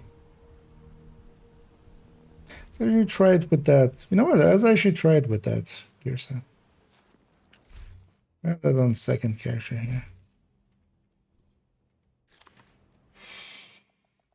Swarm damage apply to striker drone now. On a build like that, where I have like the combined of striker and like a third drone hybrid, the striker is just doing its thing, and then the third drone are there just at 6 skill tiers basically. But yeah, none of those, Entering safe area. none of those kind of carry over. So yeah, let's actually go mess around with this one. Let's put this as well. So one thing that is nice and not instantly visible is, yeah, it is saving whatever you had last time. Which it has actually currently, it also does that, but it doesn't show it. So whenever you go into that menu, it's empty, so you have to like reselect anyway. On top of that, it's per character now, so it's no longer the whole account. So actually, yeah, let's write a new gear set. The healing there will actually get us through that first room, because actually that first room is kind of the hardest part of the solo, I feel. Because once you get past that and the boss fight, like once you get past that room has so many medics that solo is just annoying. That's also why I wanted to go to as well. Because POA we can just burn through.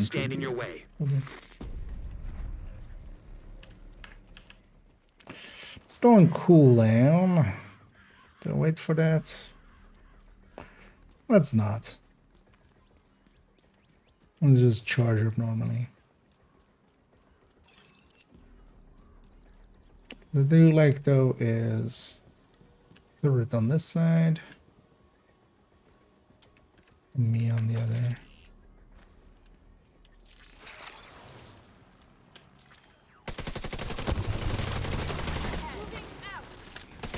Quickly kill the red drone.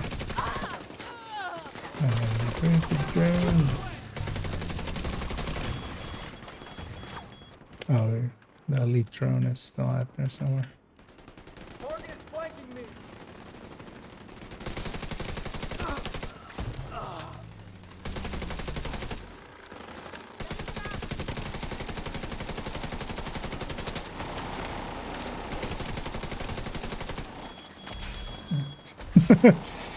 Saved it at the last second there.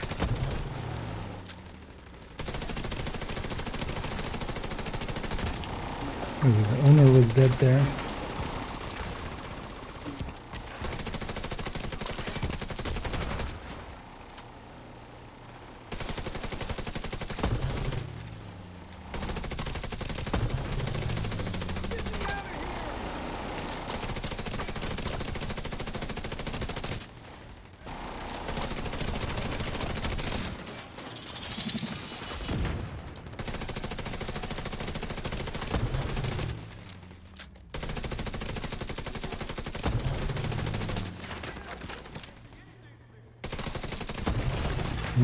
Immediate medical assistance needed.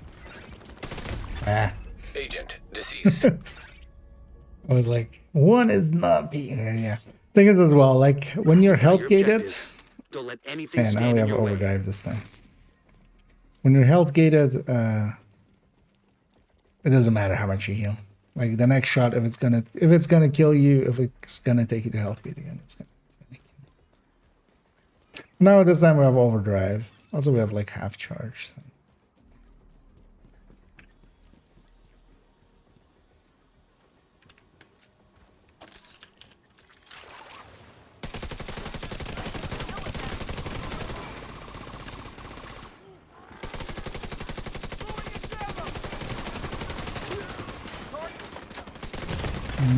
The weapon is really not doing enough for us here. Agent vital sign. You've got your objective. With the other one at least having the weapon damage also be there. Because here, yeah, we're getting that healing, but it's actually not that useful. 2 hits are going to kill us anyway.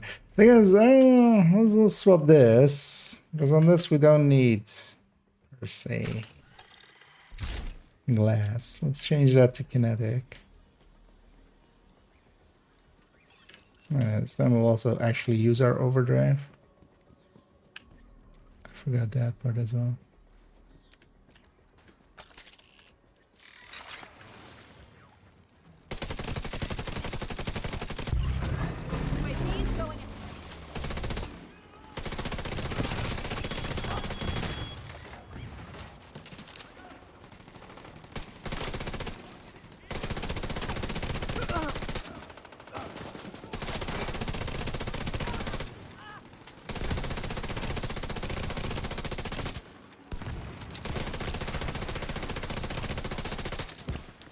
And especially one of the things with a certain drone, they do work as decoys. Enemies will be choosing to send some grenades and stuff, for instance, that away. Yeah, I can't even kill this medic by myself. You know what, the healing is kind of nice.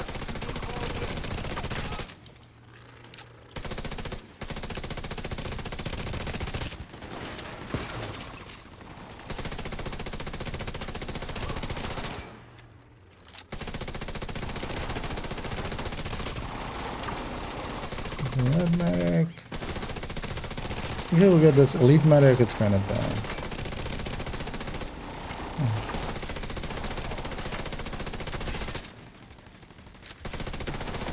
And I wish there was some skill haste component to the thing, because yeah, now skill haste is We don't have enough skill haste to go with it.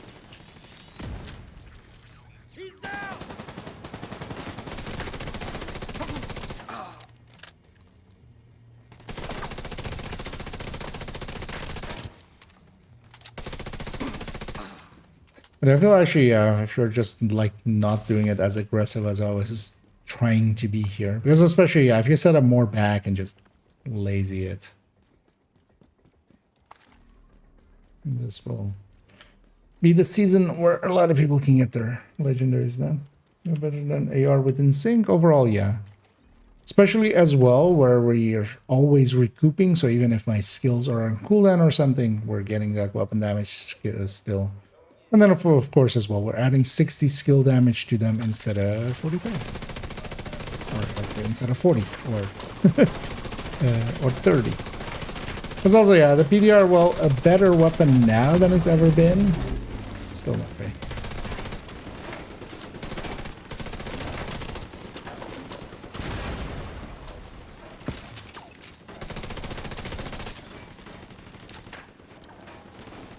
And one thing is, especially, we're keeping our weapons kind of on overcharge quite a lot.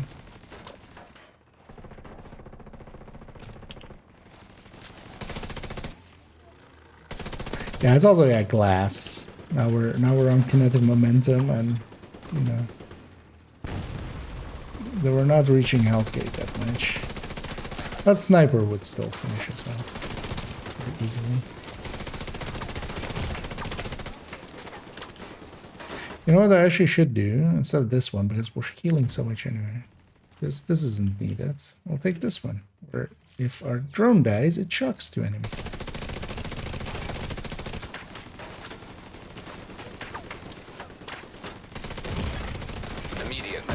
Interesting that drones are the last surviving things. Usually they're the first thing we kill.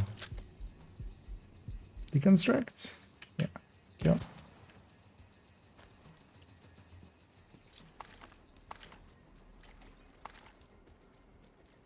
Well, as well, here memento actually would be better than the kinetic momentum overall for what we're doing here, especially. This might be a little bit too much now.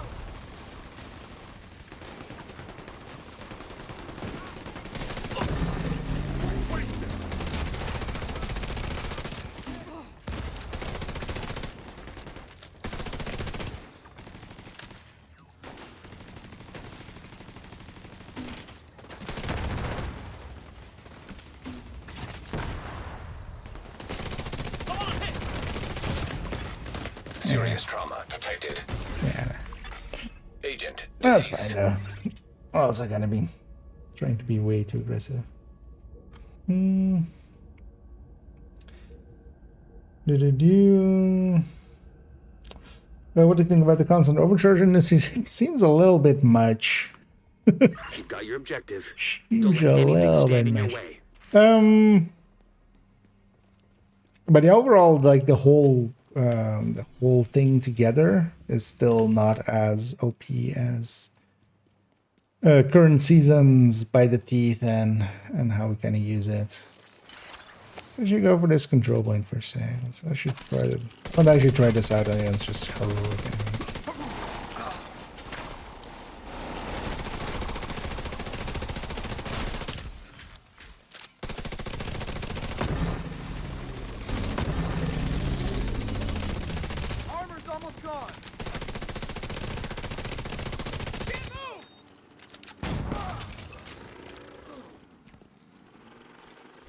Let's go back to glass here as well in the chest. Definitely the gun feels very weak now.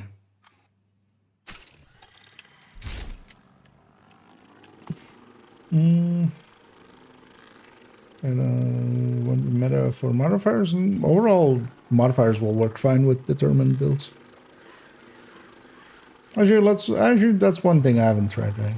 Let's maybe try that after this, and then I'll like leave the last thing to try.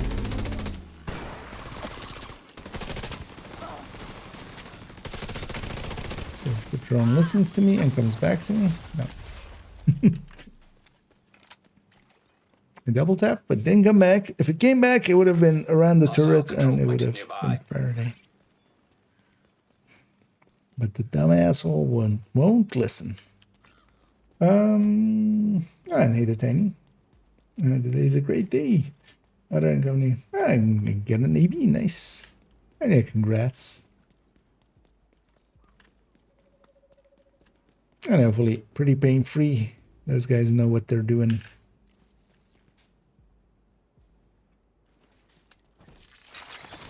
President spotting there.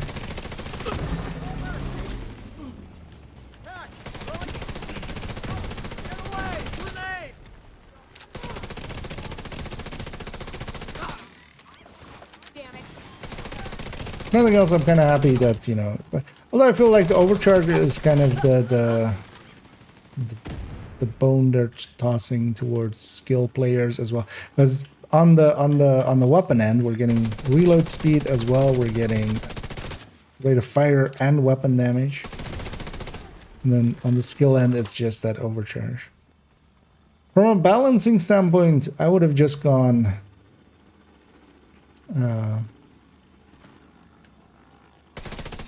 I would have just gone Detected. Nearby location. Guarded by hostiles. +1 skill tier on like the 75% thing. And then or maybe just +1 skill tier and then overcharge, so that you still need to at least be skill tier 6 already. Because it seems a little bit too much to, you know, if I'm just running a turret and drone on a, even on a red build, we're getting skill tier 6 there.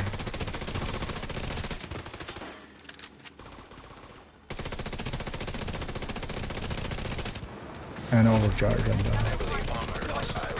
As long as we're at that thing, and it's pretty easy to keep max momentum with that critical one. So, out of ammo.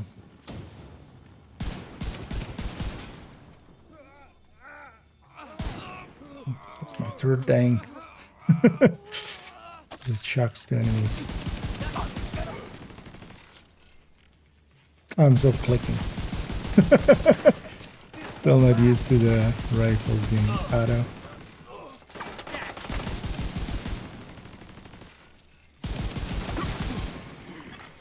Hostiles guarding location nearby. Actually, what happens if we just did this? Let's say we take. I would love the glass red or something, actually.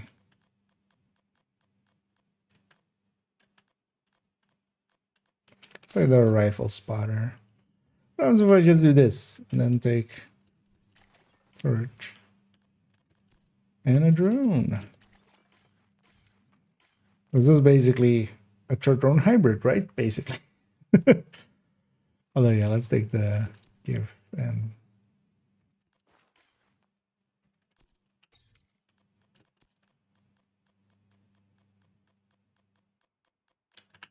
actually we'll take insane. In this case, I am taking insane because I want a rifle. The rest of the build is a rifle. So I wanted the glass, just a normal glass, and we could put the capacitor in there as well. Although actually, wait.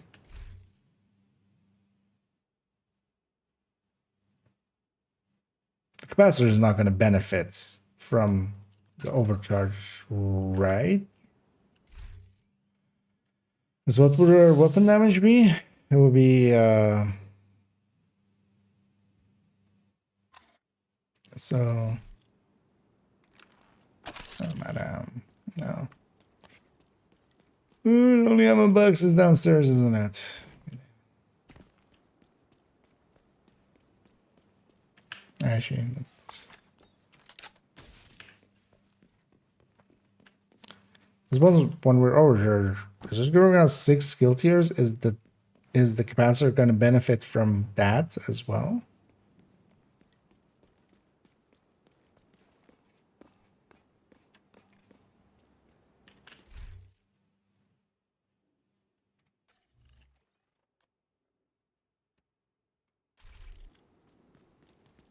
Let's find out.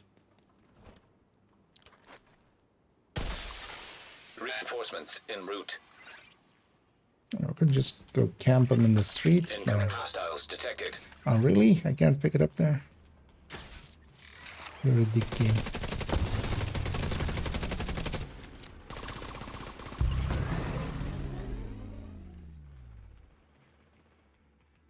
Uh, 145.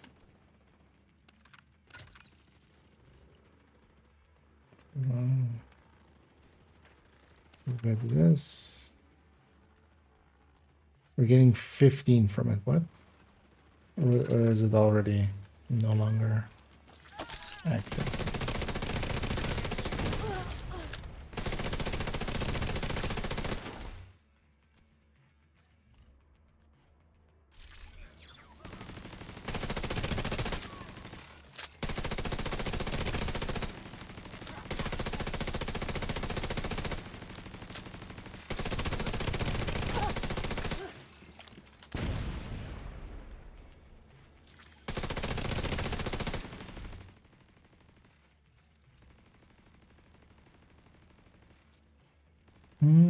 No, that doesn't seem to. Heavily armored hostile detected. And this actually happened when, like, the drone out as well. Why don't you kill him? This should be around. Oh, I lost it. Oh no, Professor doesn't seem to be benefiting from it.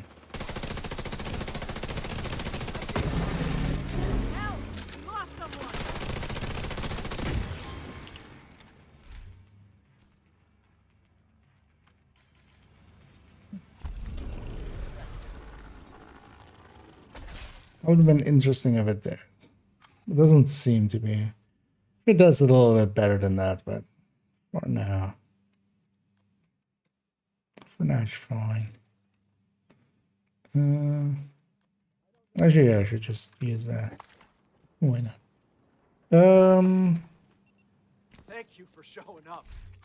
Really needed your help back there. Yeah, I didn't really pay attention to Unlocked. how we were doing on damage.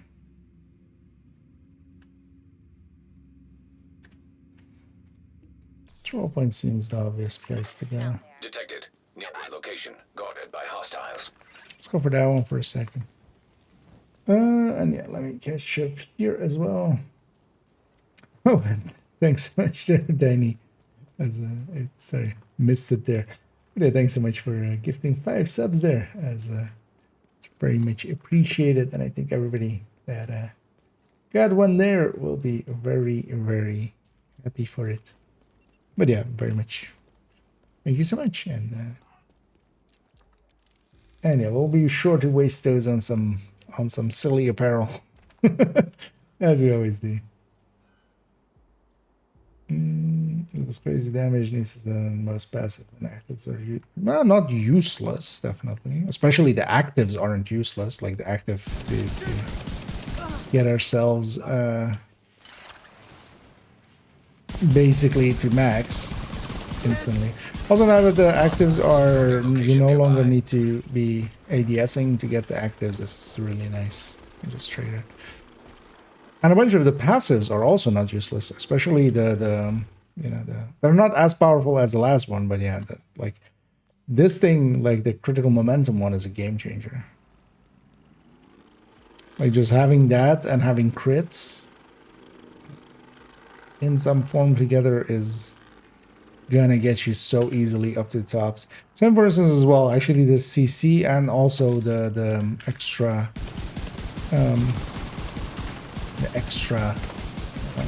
because yeah, just being able to do this, like this overclock. But yeah, it's definitely not by the teeth or something, but that is also, to me that's a good thing. I don't think, we need it by the teeth. Immediate medical assistance needed.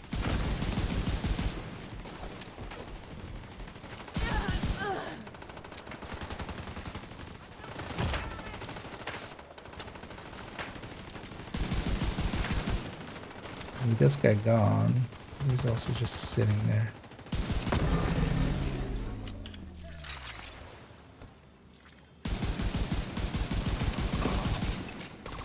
I definitely wouldn't call them used. Basically. With Reckless, yeah. I mean, just the in a lot of ways, there's a lot of skill benefits quite heavily from being overcharged. Just by itself as well, the overcharge plus the shield is a 15% buff on overcharged pulsed enemies with overcharge. Serious trauma detected.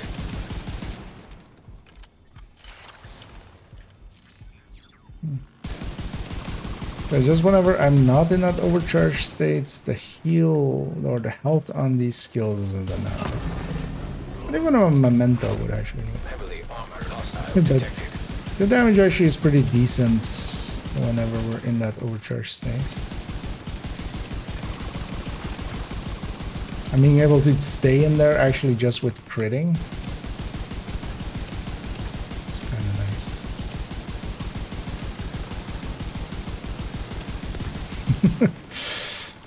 This thing not being that useful.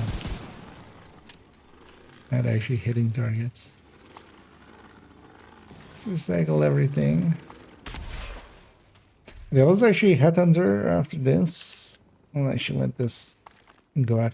Just also the double shield health one is also really good.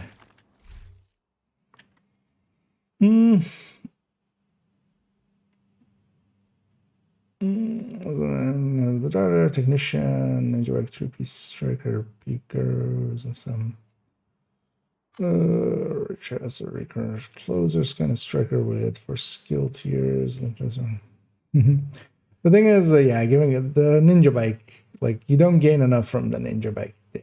That's always the thing with the ninja bike, like just a memento would provide skill efficiency, would provide extra damage by that, and then you have the regen on top, and then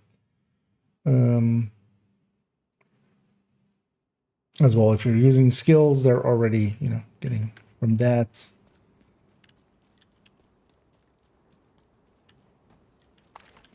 Something like that would definitely work. It's just memento is just a little easy. Because honestly, the only real place I think Ninja has a place is I should have built. We're gonna try it now, which is the Thunder Tick Tank. Although we're gonna use the Ninja Bike version here, not the Memento version. So as you see how this feels with heavily armed. So we won't go with this. So we want. I'm not gonna crit much. We do want that double shield. What else I want? Because we're also, yeah, we're not pulsing here really. Honestly, nothing else is here useful. Because there isn't a tapper this season. We could mix it in with the. Because I don't really have even a pick against this critical. So we're not using anything else. We'll just give that one. Doesn't per se matter much.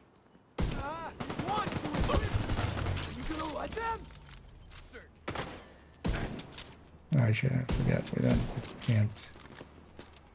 we can't take an elite on that one. Although actually we can just overcharge.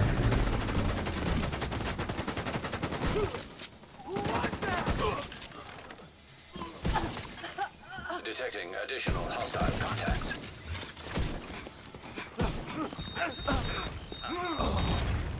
Immediate medical assistance needed. We're just out of that timer. Also, like, I made some really bad shots there. Let's actually go against an activity. It will be much easier.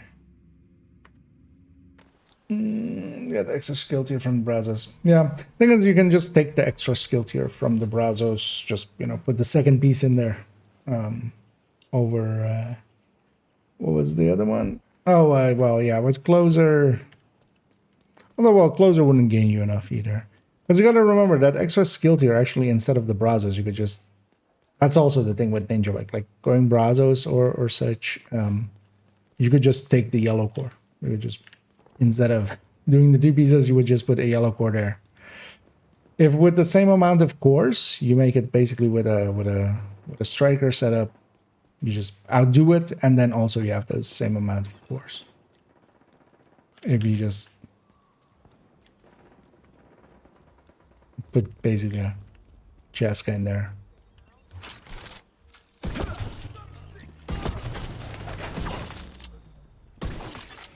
Incoming hostiles detected. Well, actually, one of the top ones. Actually, yeah, we should try that in a second.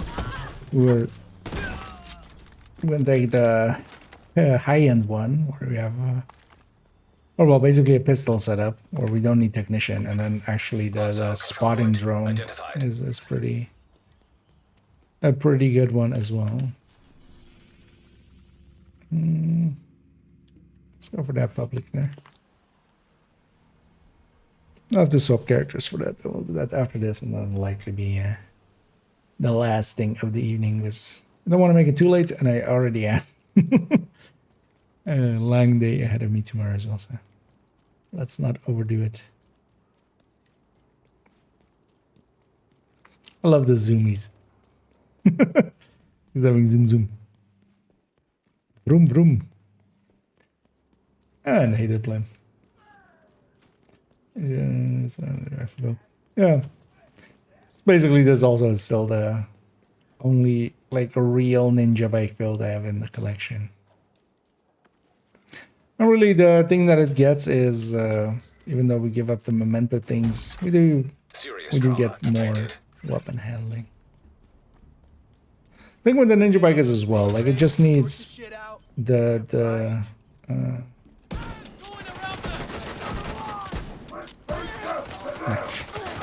get the headshot kill there. Immediate medical assistance needed. Now we have to just struggle through this guy. But he can't really get through my shield. Also, that's not 5%, is it? Like, he hit my shield. I should be getting healed for 5% with a, like, second cooldown or something.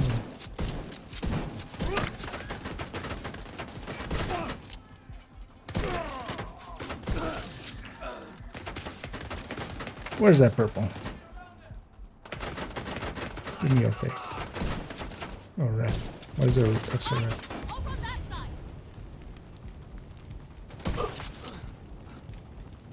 Actually, we're gonna just overcharge. That would have actually helped a lot there.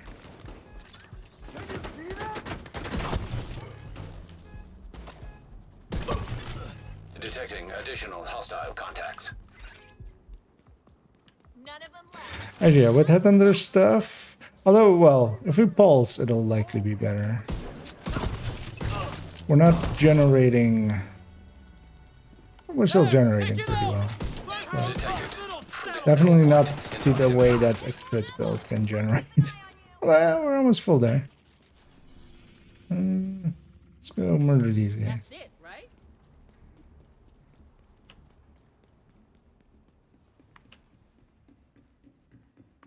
Vroom vroom.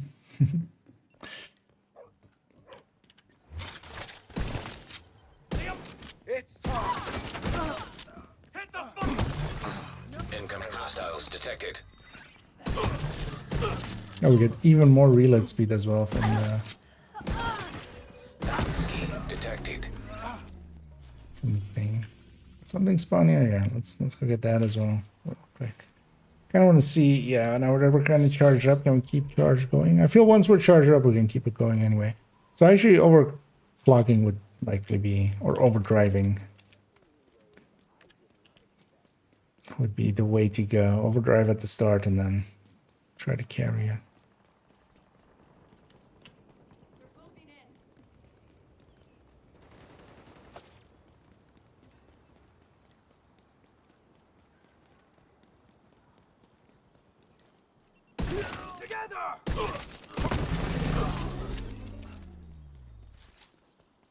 And its cap is also much higher now, 15.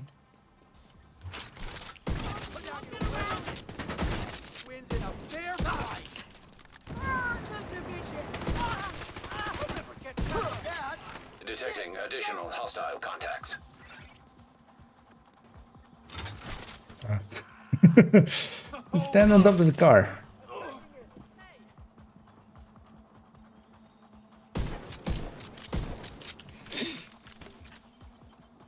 One of the bad habits this build definitely makes me have is just... On this one we can move and shoot. Which, yeah, we can't really... We can't really on the...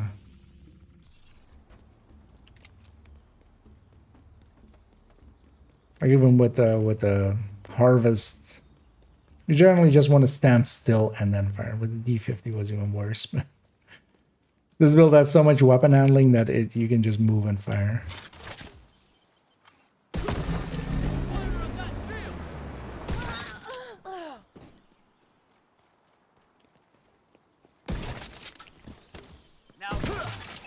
Incoming hostiles detected.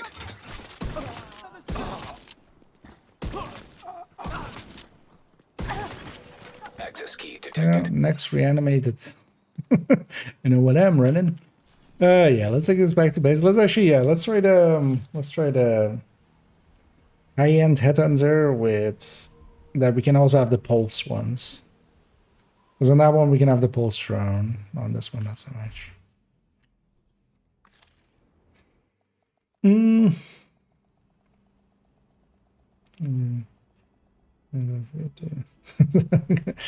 Yeah.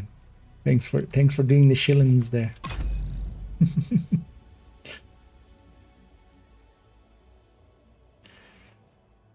And then yeah, tomorrow afternoon I'll edit together that video and it'll go up for the evening. Safe area entered. My thoughts on the PDS. No, wait, we're on the right. That's actually this scavenge is gonna be annoying for the shield and also the drone. So let's just have this for now. Good to see you,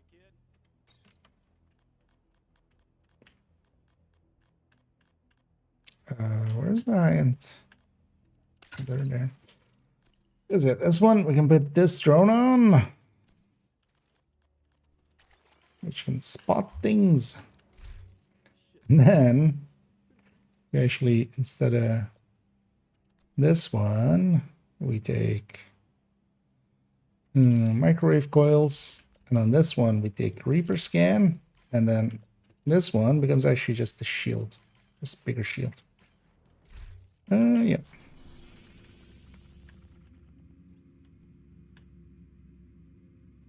Let's go after something up here, preferably. Like that. Because here actually the drone quite often loses line of sight to enemies, and then the pulse is a very short duration, so actually this one actually especially feels a little broken. Priority objective available. Because every time it's like whenever pulse first goes onto an enemy, each time when it's fresh, so not when it's like refreshing it or anything. If it already is pulse, then adding a pulse to it doesn't work, but there's a named group over there. Can I jump down somewhere? Thank you. Oh, let's actually see where they are. And I just setting people on fire. And look at my momentum going up. Like, I haven't done anything. I've already half momentum.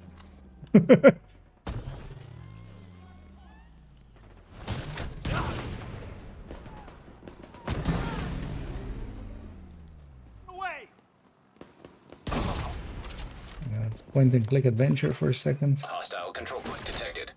Yeah, setting stuff on fire. Detecting additional hostile contacts. Randomly. Over there again. This is also actually, yeah, so each time I'm setting anybody on fire is giving me 5%, so I'll fucking kill you. I feel that might be a little broken. This armor's coming up. Armor is coming out. What? Couldn't. hear what you were saying as your face exploded. Access key detected.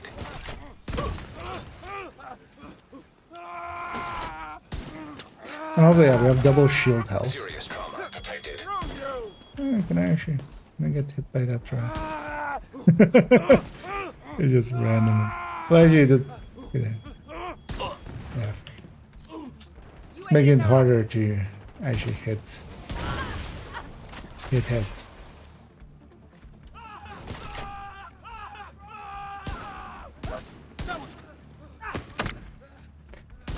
One thing, me usually being the Eclipse, I feel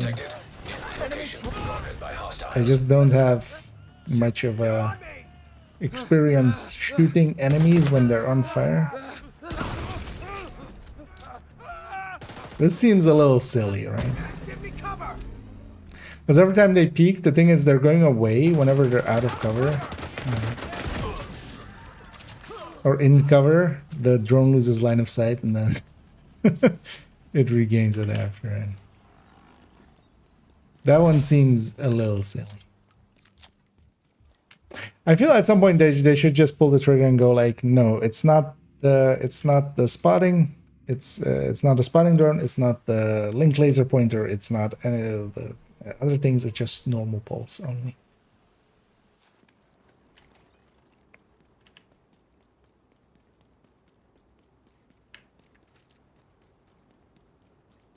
Let's actually charge up our Dodge City.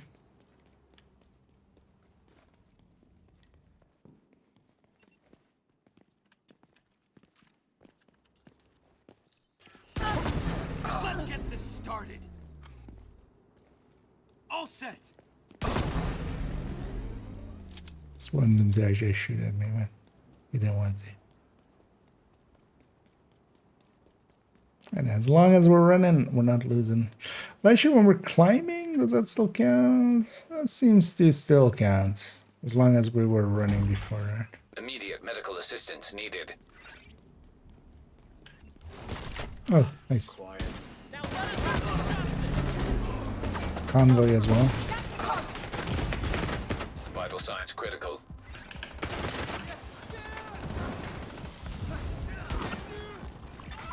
Hostile control point nearby.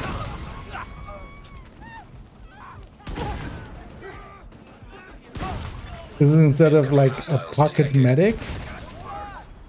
This is a pocket. This is a pocket Eclipse. Detecting additional hostile contacts. Can't shoot from here.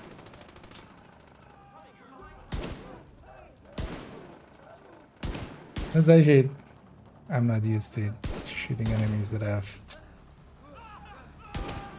And the duration is so short on that thing that, yeah.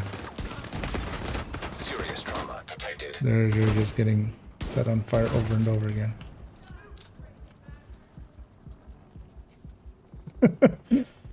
That seems a little busted. Agent deceased. Yeah, our health gated there.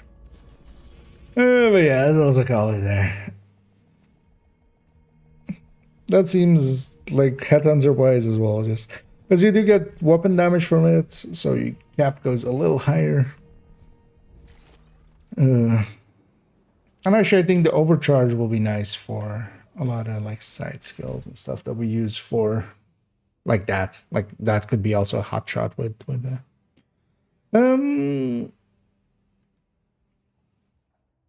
Let's go and find actually somebody for us to raid in a second. As we'll send everybody off on the Twitch end to somewhere. Within the category, I'll likely go with a little huge. Stick to it quickly. I'm doing like this stat shots. I'm not as good. I'm not good with headhunter. I did okay there.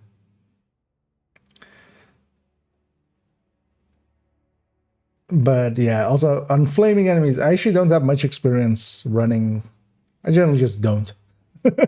If someone's eclipsing, I just won't even go Regless. Also, I don't go Regless much anyway. much prefer shooty builds over headhunty builds, personally. But yeah, definitely, you know, there's still enough here for headhunty builds anyway as well. Nothing else, just what we were doing there. I appreciate the trade. But yeah, I feel the spotting drone is a little bit too doing. And yeah, I'll be back tomorrow, likely only in the evening. So yeah, busy day for myself tomorrow again.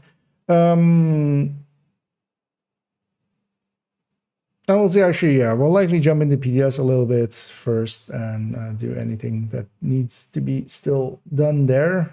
And then we'll likely jump back to main game and just do a project or something. I wouldn't mind doing another Legendary Roosevelt at the end of a weekly project and just getting ourselves a bunch of exotic components that way. For now, I'm going to start this raid, sending everybody over to Little Huge, who's doing Dark Hours. But look, they're at Razorback. There's that one's over there. And then, yeah, the rest of this week, I'll be around. And actually, yeah, next week, Saturday, I'll be at work again as well. But that's a whiles away. For now, I'm going to go eat something because I didn't really eat. I'm going to also just sleep well and just get some energy back. And tomorrow at like 6-ish in the evenings, likely, then we'll have what we just recorded, basically, my thoughts on the PTS going up. And also, yeah, there's going to be a community post. I'll likely put that up tomorrow as well for a Q&A. And I'll be needing some cues, so feel free to add that to that community post. It's going to be on YouTube, of course, only. So check that out tomorrow, likely. Well, I'll likely make it when the video kind of releases. But for now, enjoy Little Huge. I'll be back tomorrow. And as always, have a good night.